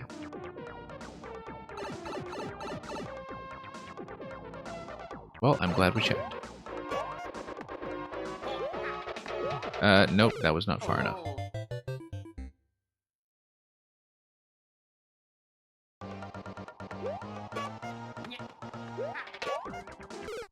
Oh, we hit the shell. Okay, that's bad. We want the shell to sail right over, then we get on top of the skull platform and we follow it over. Now that's nice, aligning it with the fastest skull platform speed. Yeah, the concept of this level is, what if we just made everything go fast? How would they line up? Turns out they line up pretty well.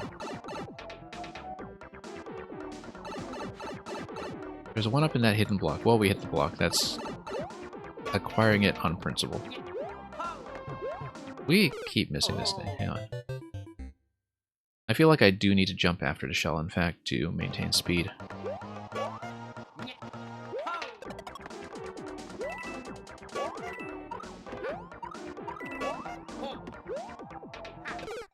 Okay, a little late on that shell throw there. I did know what was supposed to happen there. We just didn't manage to execute it.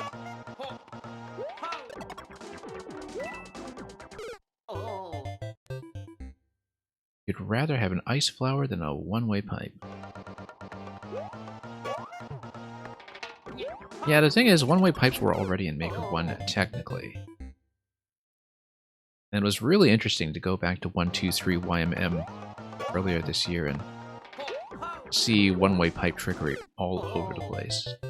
Because pipe stacking would just give you that flexibility. A lot of things in Maker 2 where, you know, they implemented things like different colors of pipes and just decided to not even think about how stacking would work with that. But then there are some other things like semi-solid stacking logic that didn't transfer at all between the two games either. You still need to invent time travel in Maker. Yeah. That would provide a highly useful service, I'm sure. Nope. Oh, I hit myself with a shell. That's unfortunate. So I need to fire the shell, but then I need to go down low. And I don't know if I need to outpace the skull platform for that, because I feel like I need to use that to load the shell into the right side there to begin with. But I can't follow the shell through. I have to take the lower passage following the coin trail down to the blue flimsy lift. Whoops. Okay, we need to jump after the shell like we... Whoops. Did in a previous segment. Let's try this again.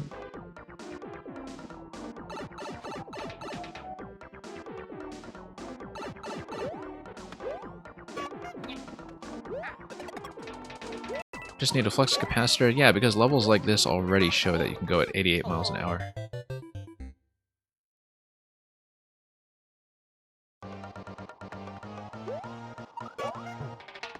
They have a well-designed one-way clear pipe in the original 3D world. A lot of things are well-designed about the clear pipe in the original 3D world. The pathing, the collision logic, the... many things you can do with it that are not true of the implementation here.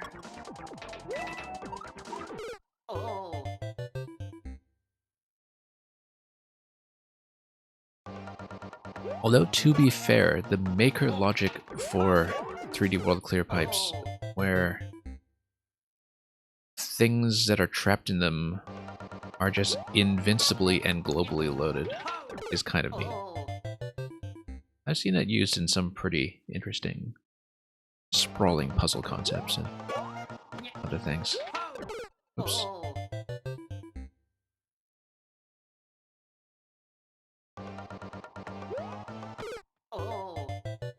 So speaking of 3D World,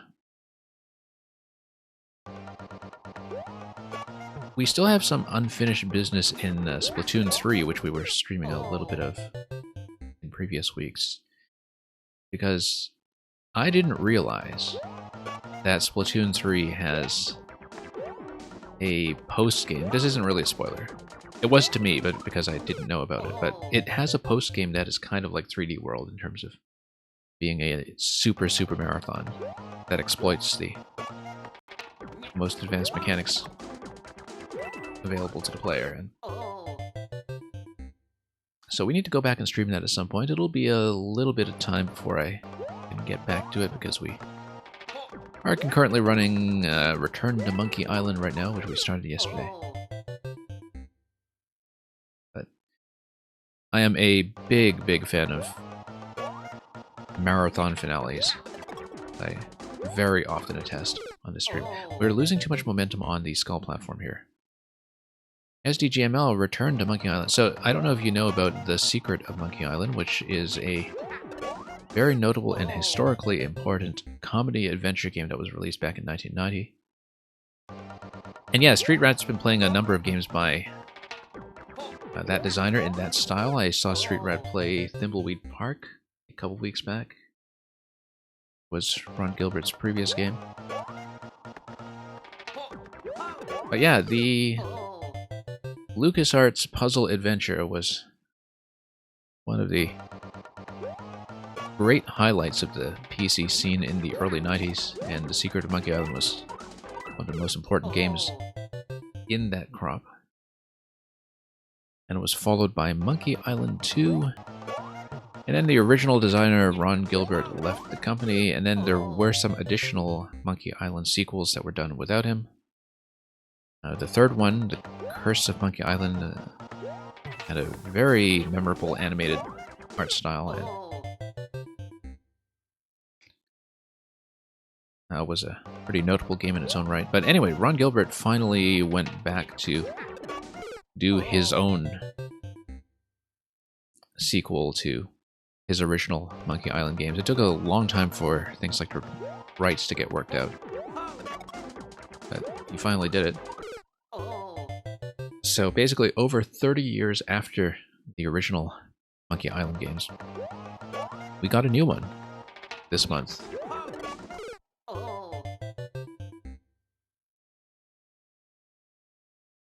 So they are basically pirate comedy games. It's actually something that the Pirates of the Caribbean film series cribbed heavily from, intentionally or not. Like, a lot of it was something that felt straight out of Monkey Island. But yeah, they're adventure games where basically you progress by solving puzzles that involve a mix of collecting and matching items and dialogue. Lots of dialogue. And whoops. I need to fix this.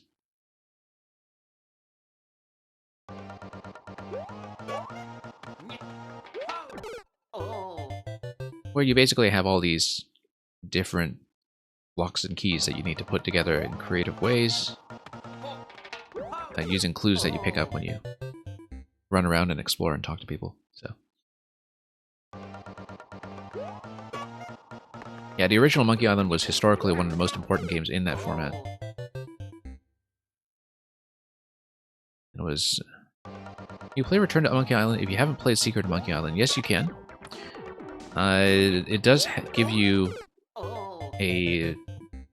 It allows you access to a gallery that's kind of a synopsis of the series right from the very start.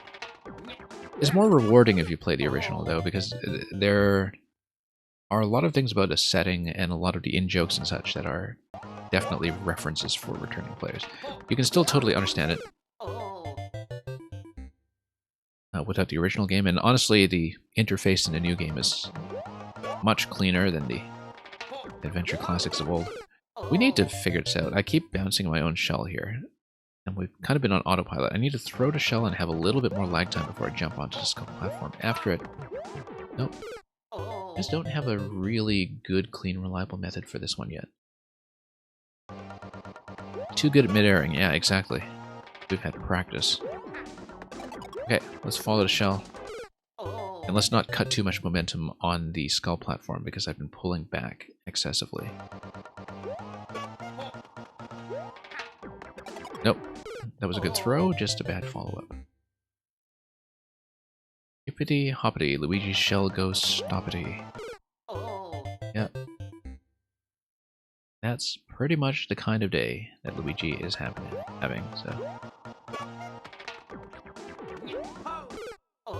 And look at that, I'm just running into my own shell because of the wind momentum. So, yeah, we do need to throw and then follow up.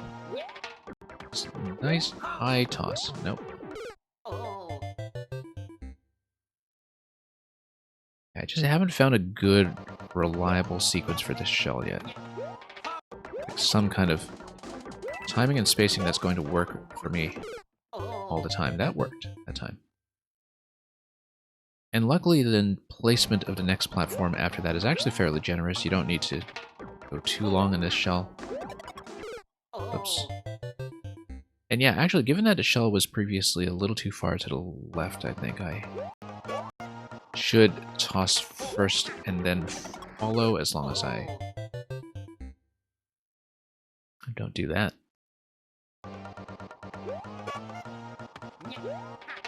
Nope.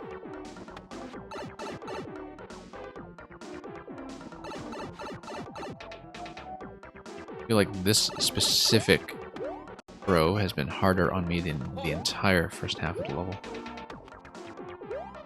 We need a nice high jump.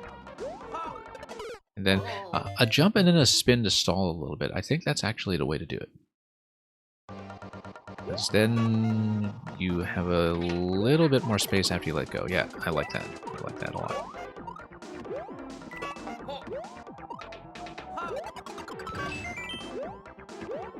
Okay, and then we jump out here. Do we kick this way before I spin?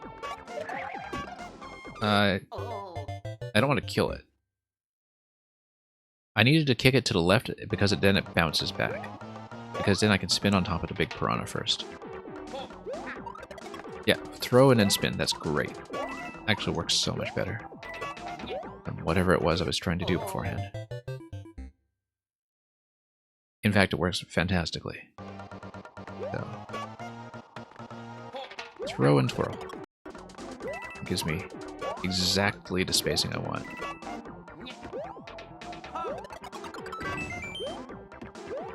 Okay, great.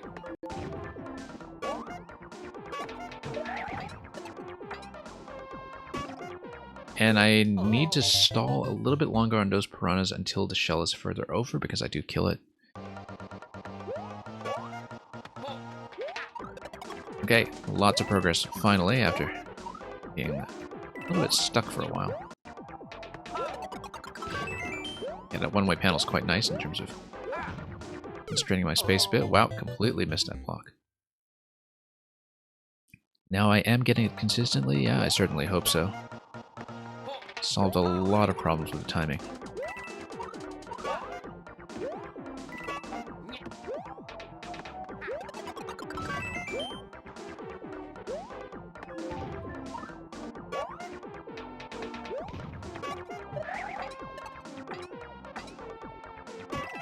Okay, there we go. Came in a little bit low on that one. Now, I don't quite see how I'm going to manipulate that shell, but I feel like I just need to let the interaction play out first. Then we'll find out the hard way.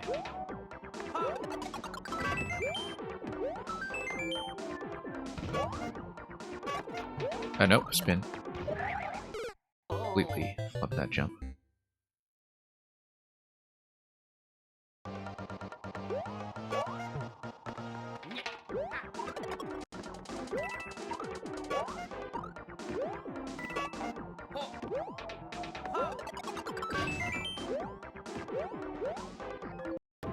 Yeah.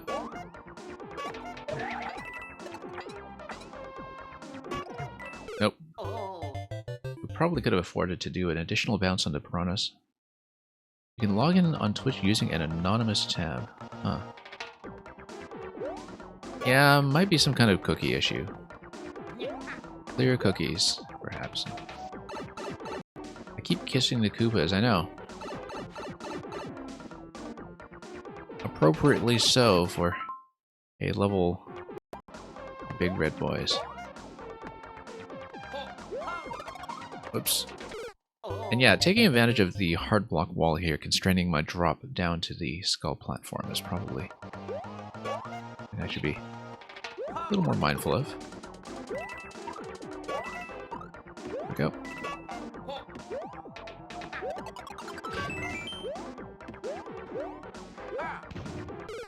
No, once again, just completely missed the note block because of the wind, blowing me right off of that before I hit the jump button. Whoops. Okay, we'll leave one piranha plant alive. Surely that can't get me into too much trouble. Yeah, it's even peeled off by that point, so...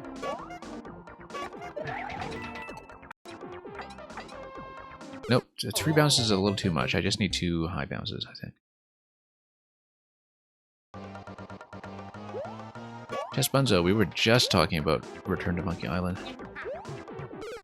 Chucky always has good ideas. VR is cool. You have not missed your level. We have been here for a while. So, no worries about that. You are completely welcome to go AFK for a bit, because that's just how things work around here sometimes. Let me see the list here. Yeah, and depending on any dropouts, well, we'll see how soon you are. We're already past checkpoint on this level, so it's just a matter of doing a fair bit of cleanup with some of the difficulties I've been running into. Yeah, cut too much momentum once again down to the skull platform. We really do need to maintain speed. losing some of that consistency we found here earlier. There we go. It overshot this time, in fact. With that additional twirl.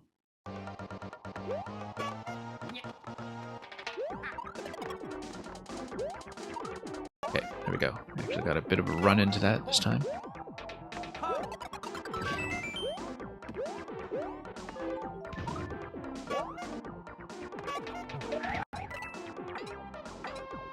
Nope.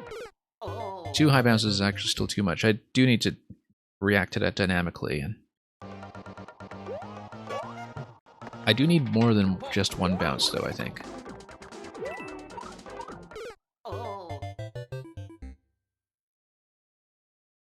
We just need to find the timing.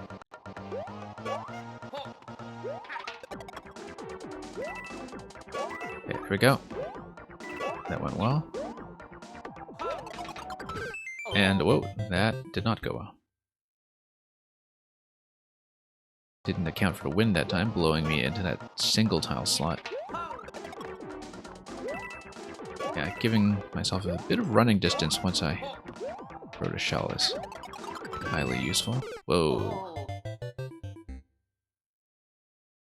That's what happens when you overcompensate for the previous mistake.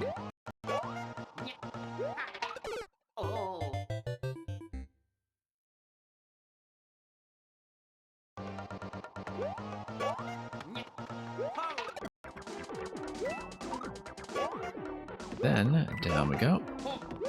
Here we are. Okay, great, that's clean. Now we push. Gotta go immediately. Whoops. Came in a bit low on that spin that time. Or perhaps started it too close.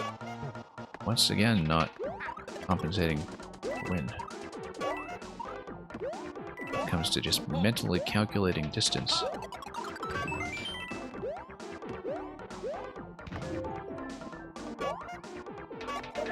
Okay. No. Yeah, I always have to adjust for where the shell is when I land on those piranhas. A small row of 5 up high. I feel like it's something a bit different every time because I'm just not consistent about my timing and getting up there in the first place. So I always have this bit of reactive play.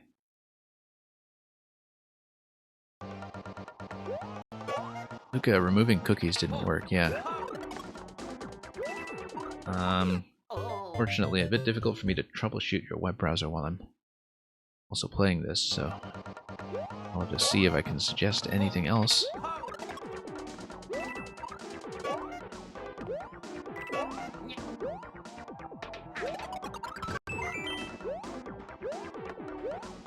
Did this issue just start popping up for you today? Hey, we got it. How am I supposed to do that? I have to bounce off the shell, hang left, and then pick it up on my way down to the bottom right. That's how to do it.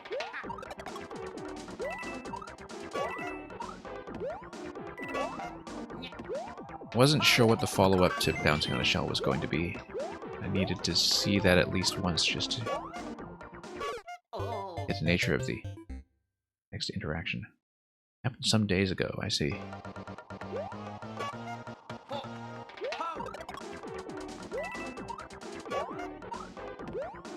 Yeah, probably just some under-tested change on Twitch's end. I don't know if you've seen anybody else on Opera report this behavior.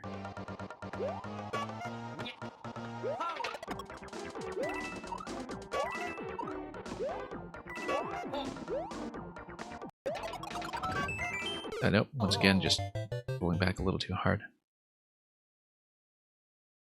You can still log in on the same browser as a browser isn't an issue, okay. I'll have to rethink that. May not be completely following what the issue looks like on your end, so.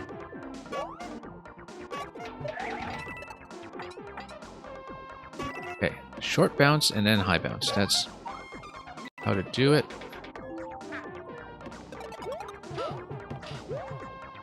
Nope, We had the right idea, I just undershot after that wall jump.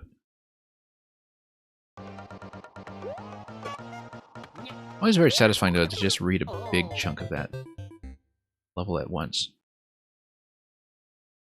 And, you know, especially with the speed that you're going at in a level like this, just to do a blind read of a big segment is tons of fun.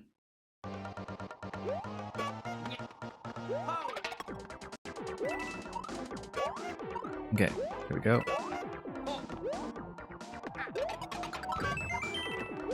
Okay, this is going to be a bit of a breather.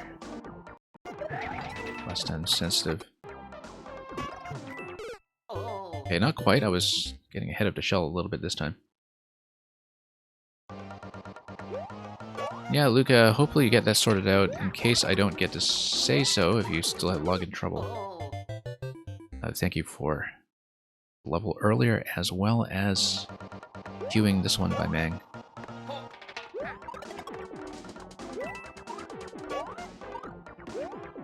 And if you have some trouble viewing this, hopefully we can catch you in the VOD afterwards. Whoa.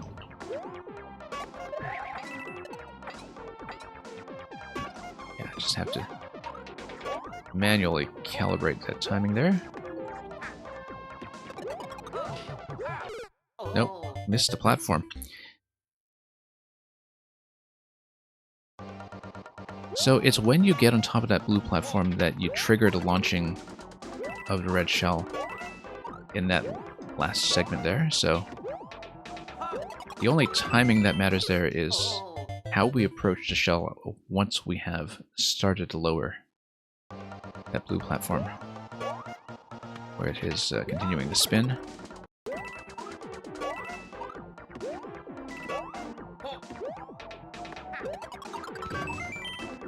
Okay, there we go.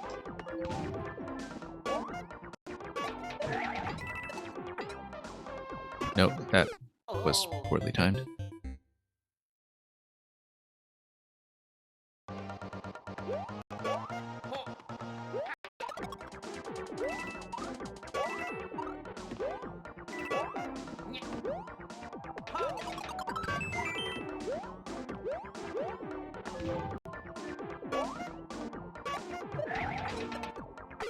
Whoops. Wasn't really thinking clearly about what to do there. That time I was thinking a bit too far ahead in the level, which happens from time to time. Let's get a big jump going again on our approach to the skulls here. Okay. We had a good method going for a while. Throw, twirl, land. Nice high jump too. There we go. Plenty of room for correction when I do it that way.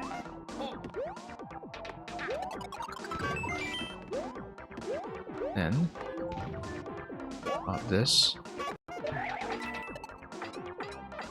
Whoa, nope.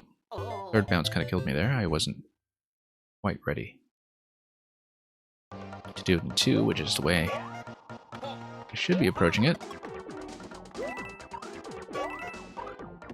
I like how levels like this give you the flexibility to kind of develop your own refinements. It doesn't feel like I'm being funneled down into one single solution when it comes to how to pull back or where the twirls are going to go. It's a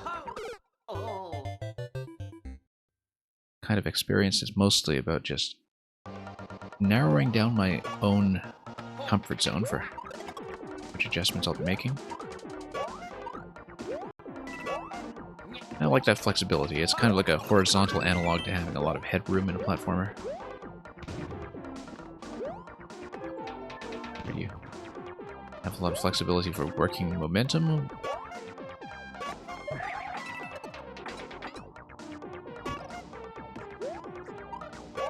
Very satisfying to do correctly when you can. Okay, that twirl didn't quite go that time.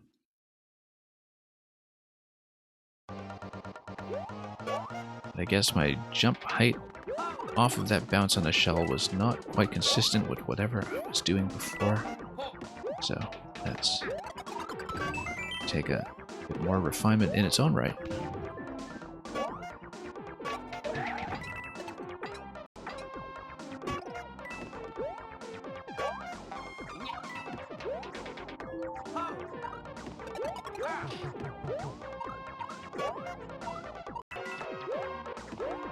Okay.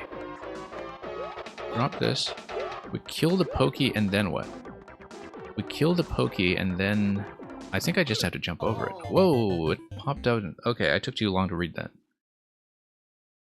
Unless I have wall jump off the left, I'm not exactly sure if I'll be able to clear the Pokey now. Oh no, it's over the block, right? It'll just die instantly.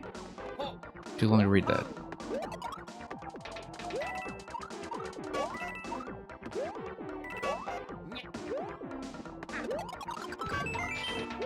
I mean, a lot of these obstacles are fairly flexible, considering how fast you're going in. How much distance you have to cover.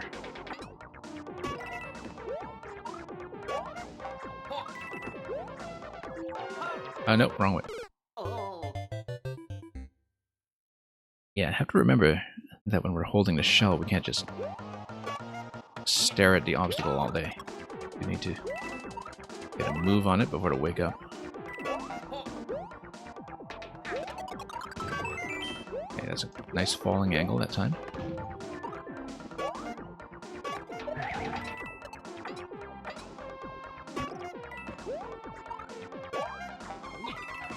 Okay.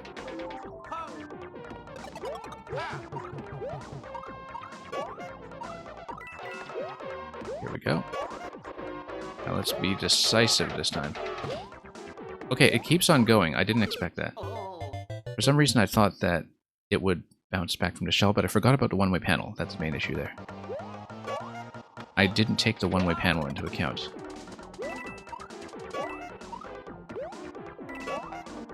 So I just made a poor prediction there from what I was reading. Good back there. Or too long, though.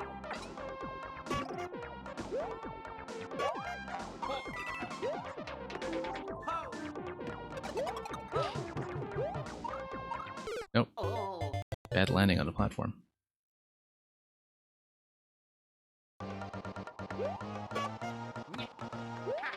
And for those of you who may be waiting for levels to be played after this one, thank you for your patience. I know I'm kind of taking my time with this level, but we are past checkpoint. We're progressing nicely. We are at the end. And we have a Toadette request, which is confirmation that Lucca's problem has been solved. Luigi's problem, unfortunately, is not. And it will not be solved because Toadette is going to show him how it's done.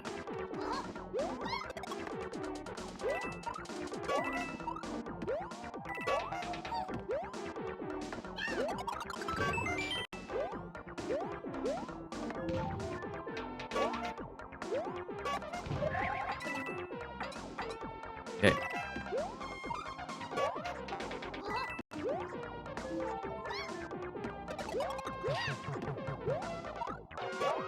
It worked out pretty well. Now, let's follow this up properly this time. There we go. That's all there was to it. And then... No, I don't like the look of that.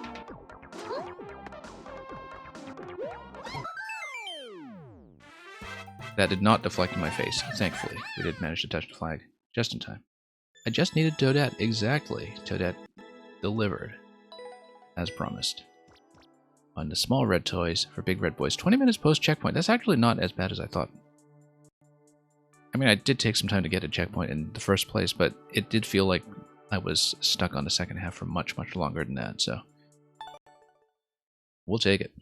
Thank you for all the copious GGs in the chat. Okay. Whoever is left, thank you for staying. We will try to get through everybody we can. The fourth corner, I do not see in the chat anymore. Totally understandable if people have left at this point. So, feel free to correct me. But it looks like we'll be moving on to VR is Cool, who I do see around. So we'll give you your first call. You deleted all cookies and cache and it worked. Yeah. Have fun logging back into everything else on the internet. But I'm sure it will be well worth it. Yeah, very often it's something like a caching error, I think. Especially if they've been rolling out some updates therein. I do need to fix Twitch on one of my browsers as well.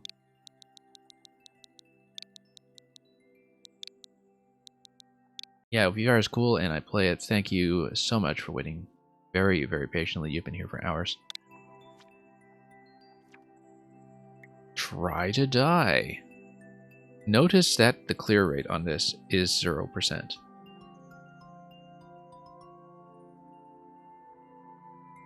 Notice that this is uncleared, but maybe only one person has even been on this, so somebody has been dying successfully.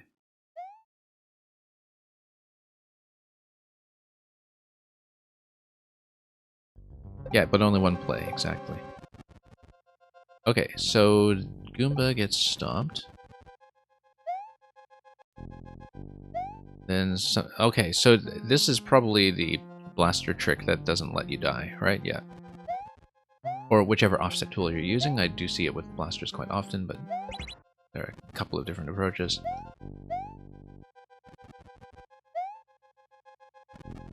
Okay, I wonder if the timing on that muncher is going to get me what I want here. It isn't. Okay, very well placed, actually. I'm sure you tested that very thoroughly. Alright, now we do this. And see what happens. The POW is going to do something for me here, except we have the one-way panel act as a trap.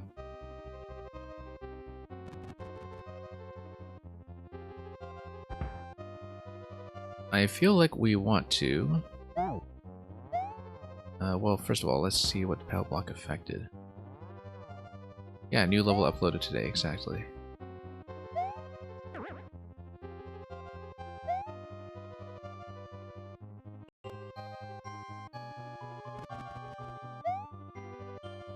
Let's see here.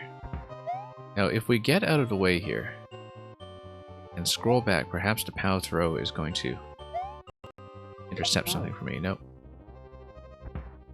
I want to place the POW such that it is going to intercept this, but then...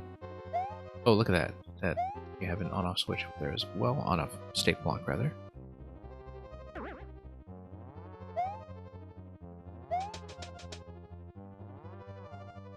You have to die in order to get the CP over the axe.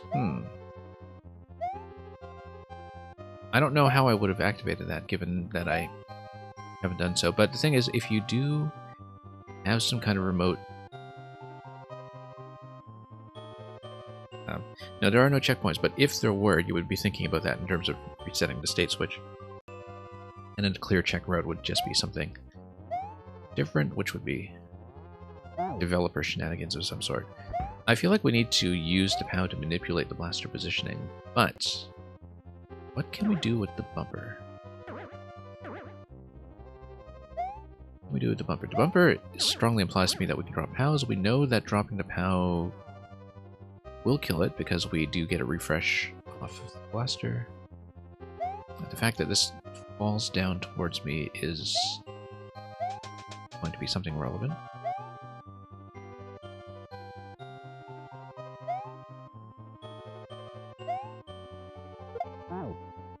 Okay. Let's see here, because having the POW make contact with the floor there will not actually help me do anything. We can also jump over a POW as it's being spawned.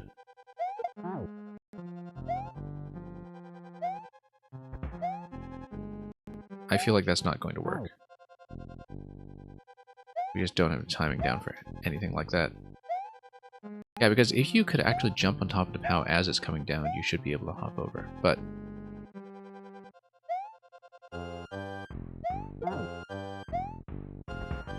like we heard, it is a puzzle interaction, so... shouldn't necessarily count on anything quite like that.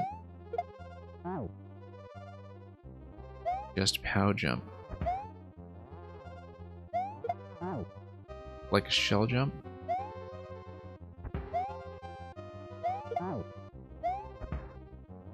I mean, in theory. No. I know there's a power drop that you can do. But the mechanics are different between the Maker games too. There are a couple of nuances. But it looks like theoretically it should be possible to jump on a POW as it's coming down, though, right? Unless maybe it's something to do with the camera range here.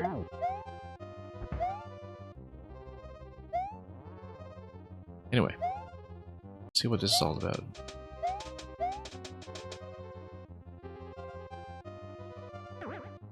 Maybe it's possible to get pushed down somehow. We did die, so that's in keeping with the concept of the level. Can't really pick anything else up at this point.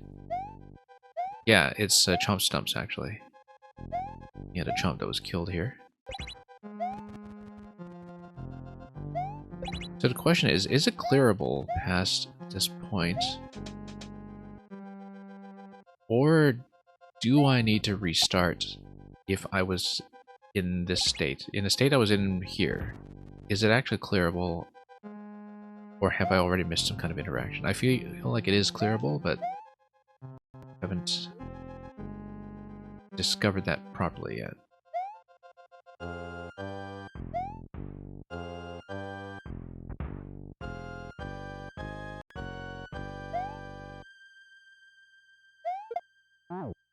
Hang on.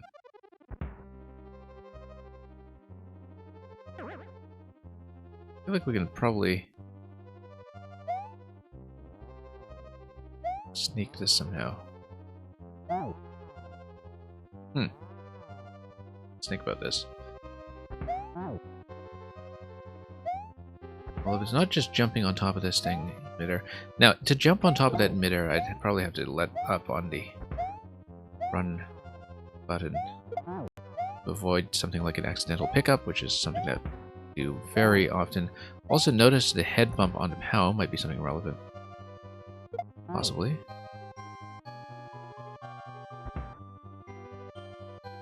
Like if we can actually head bump it somehow and maybe get dunked into the... You know what? I'm going to escort it all the way over here and see if I can get dunked into the bumper. I actually like this idea. Just walk it over to the bumper and get pushed.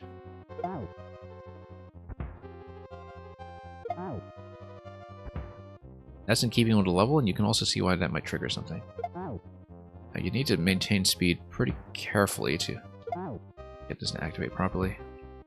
The decoration here, in fact, gives you a pretty clear idea of where to stand initially.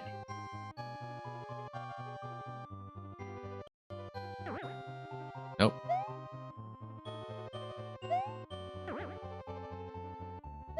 I feel like there was some promise in that.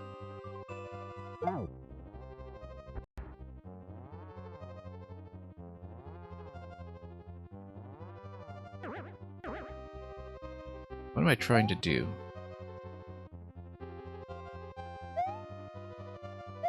I'm just messing around mostly. To see if the head bump will actually accomplish anything.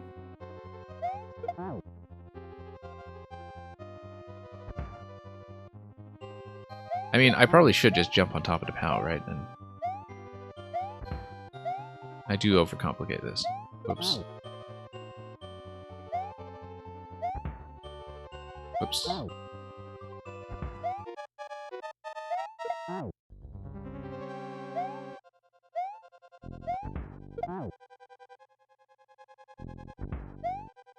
Hang on. Yeah, because I should be able to just use that as a platform. It's just a moving target, that's all. Seems a bit tricky. Because the bumper here was mostly just here as the fake out on the other Bell Blaster. And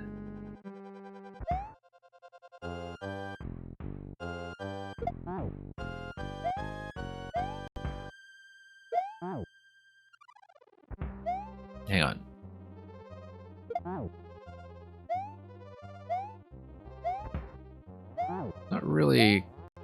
Easy to time this though to give myself enough height. You don't have to jump off the power from the blaster. Oh yeah, you with the kind of drop interaction? Oh yeah, yeah. I actually do know that. We've seen it a couple of different times. Oh well, we'll take it.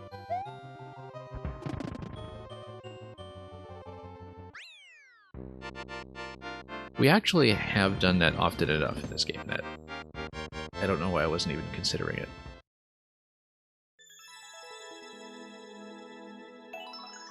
Anyway, first clear. We'll take it.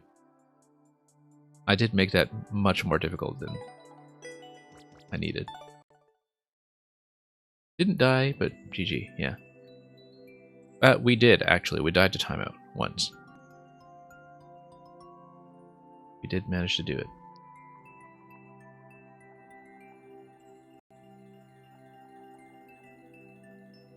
Greggy Spike, if you are here, you will be our closing selection today. I did see Greggy Spike at least lurking around in the chat. If Greggy Spike is not here, then we're going to just end.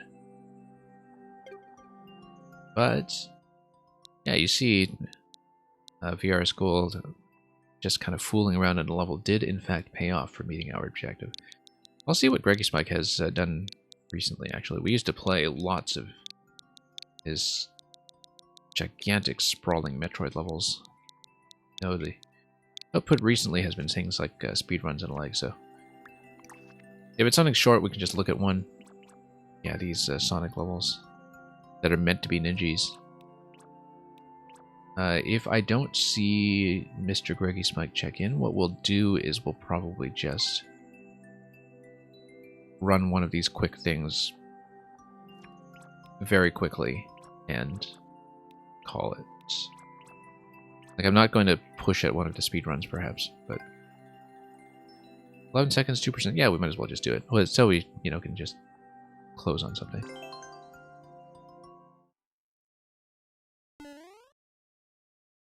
If I feel like it.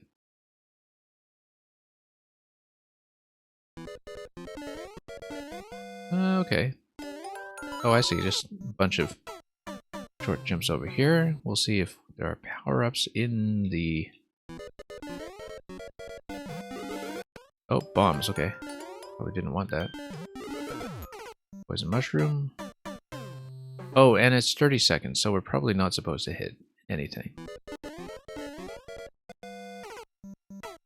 Bit of a short jump over here is probably advisable, though. 30 seconds and there's an 11-second record, so...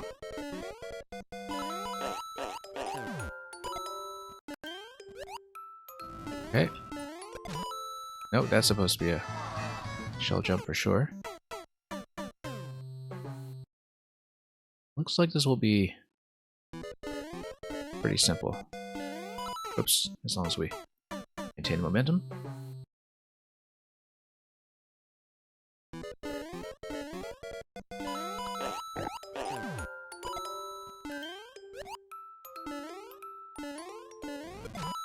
Oops, totally missed despite the very clear indication.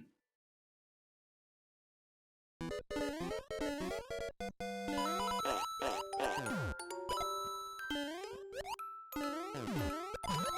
we go. Now, oh, I see. You're just supposed to grab the helmet and then take damage on it. Yeah. The helmet was so high up, I just didn't even see it. We're supposed to move up towards it, I suppose. And then, yeah, veered a little too far that time.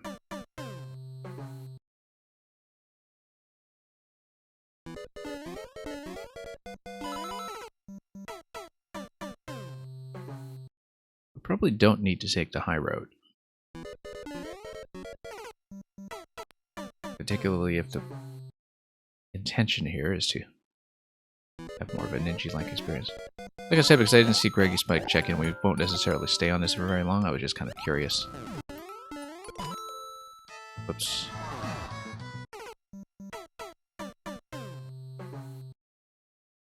And we might as well speak a little in advance about what the forthcoming plans are. Tomorrow we'll be back with 7MMC. Luca, I'm not going to be staying on for much longer today, unfortunately.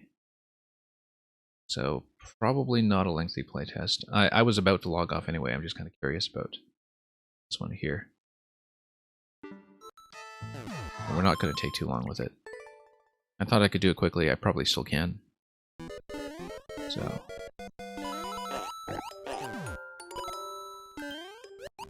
But I think until 7MMC is finished, we'll try to maintain this schedule of doing viewer levels on this day and 7MMC on the next day.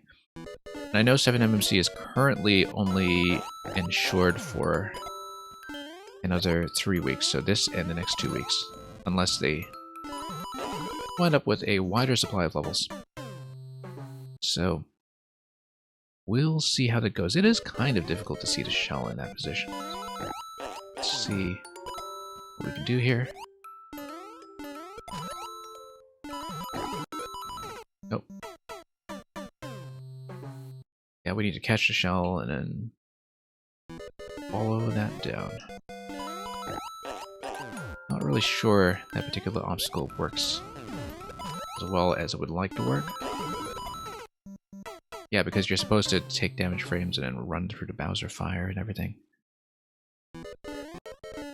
Right. Nope.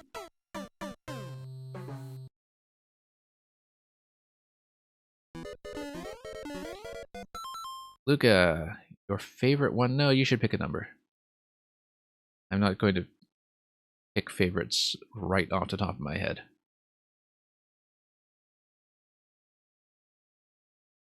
You should legitimately pick a number.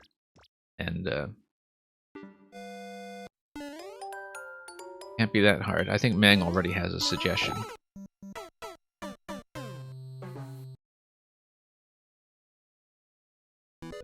Anyway, I'm glad your channel points finally work.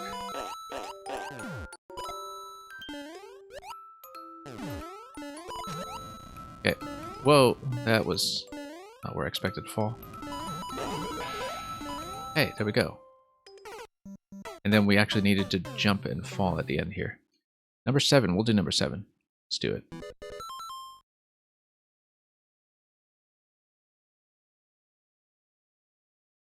Okay. I don't think I've done this one on stream before, actually. Hard for me to keep track, but... Okay, the stars have aligned because I pulled up the text and lo and behold, the first one I'm looking at is number 7. No need to scroll around.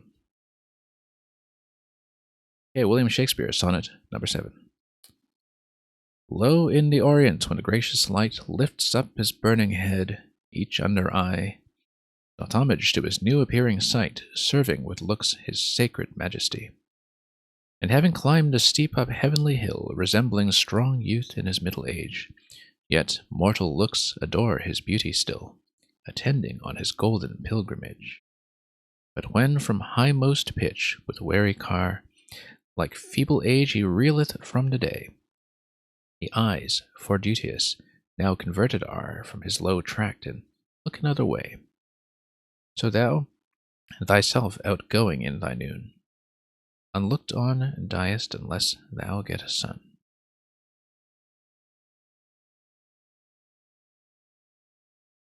I stand corrected, I have read that one before on stream. I remember doing so. I don't remember when, but we have negotiated those lines before, so which is fine. It's nice to kind of get to know the repertoire well enough to recognize those things with time. So we can't hang around too long because we have spawned Bowser already at that point.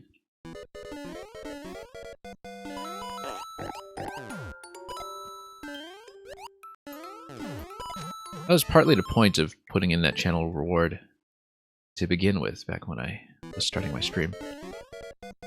Was to get to notice shorter works better. And previously, my Shakespearean knowledge being mostly confined to the plays.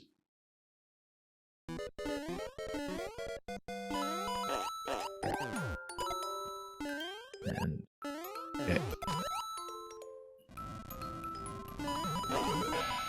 There we go. So you do need to follow the coin trail pretty seriously. There's also a pipe at the very end, which is suspicious. Very suspicious. I think the thwomp just chops you immediately, though, if you do things this way. Yeah, it does.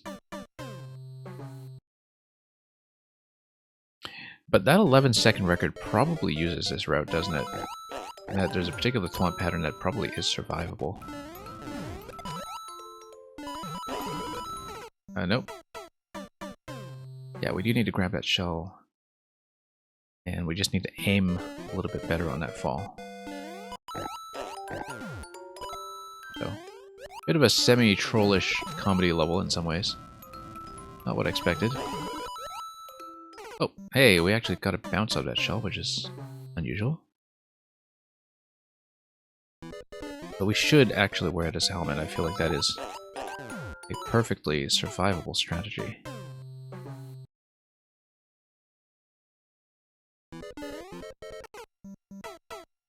Yeah, it's like very classic 2015 style Mario Maker in some ways, where it's a perfectly playable platformer experience that just happens to have a lot of trolling in it.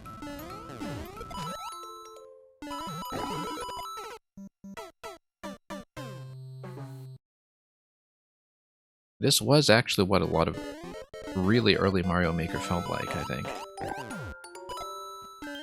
And what perhaps some of the better parts of it felt like, in that, you know, at least the main platforming experience is still decently designed, which was definitely not the case for a lot of things early on. Whoops. But there's kind of a main route and a joke route. Perhaps makes this a decent closer for the day.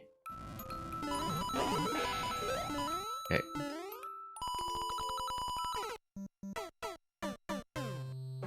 Going to sleep? Yeah, have a great time, Centrix. Sleep is important despite my behavioral indications to the contrary.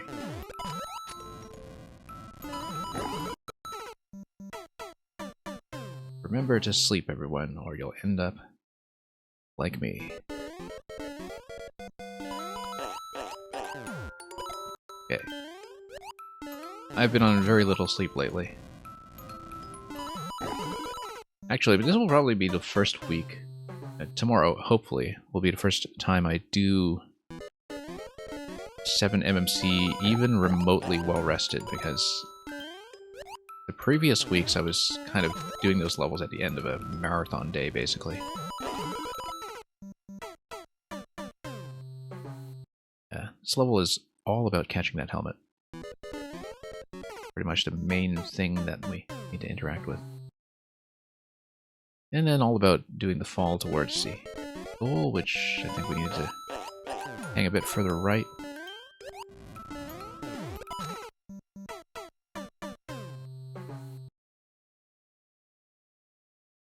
And if we don't clear it, we don't. Since I don't think Greggy Spike actually indicated his presence here. But we were kind of taking this on faith anyway, since we've had some pretty interesting experiences with Greggy levels before, so I would give him the benefit of the doubt. Do a quickish playthrough. Yeah, I don't think that shell bit particularly works well. I think the landing zone is a tiny bit too far to the right to make that comfortable.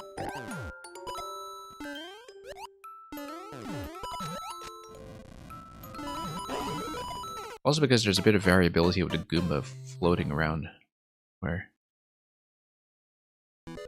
it's hard to get a very reliable angle on that.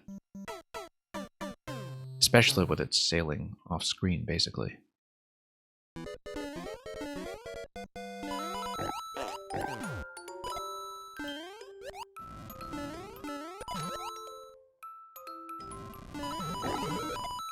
Nope. I can't really even see it, the point of contact. So, not sure it really works that well, but we'll make a couple of attempts.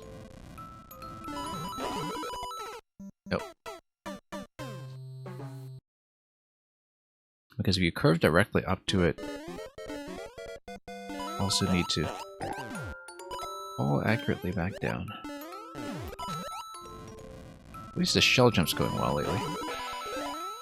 Okay, there we go. Yeah, I knew that time that I didn't quite go far enough off the edge when jumping off the top, so that was going to be an issue.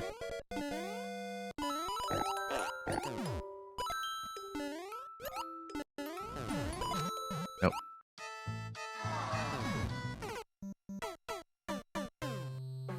And that's really just a minor adjustment.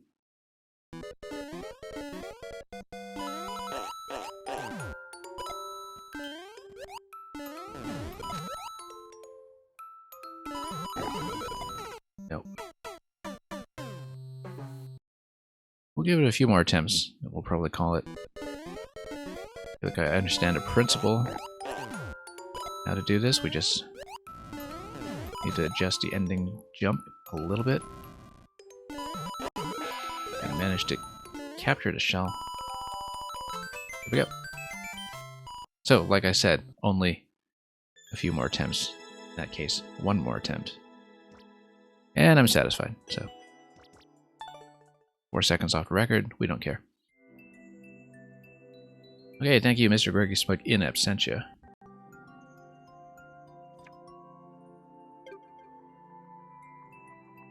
We will be sending you folks on to somebody else. As I said, 7MMC Week 4 launches pretty imminently. I don't even know who's in it this week, and won't until Lecter's trailer comes up, but as usual, I'm sure Lecter's animation will be wonderful. That's a strong incentive to have more levels and more weeks, by the way, as you get more Lecter and Duffy films. Regardless, we'll be back, hopefully, without any unforeseen disasters anyhow, with more Mario Maker tomorrow, and then we'll be continuing Return to Monkey Island next week. In the meantime, we will pass you folks on to somebody else. I'll be looking around briefly to see who is up and running, and we'll see you there in just a moment, so. Regardless of how long you have or haven't been here, or whether you submitted today, thanks so much for watching. And yeah, Derbishide, Visser, Luca, Mang, glad to see all of you. Thanks for the levels. And until next time, fare thee well.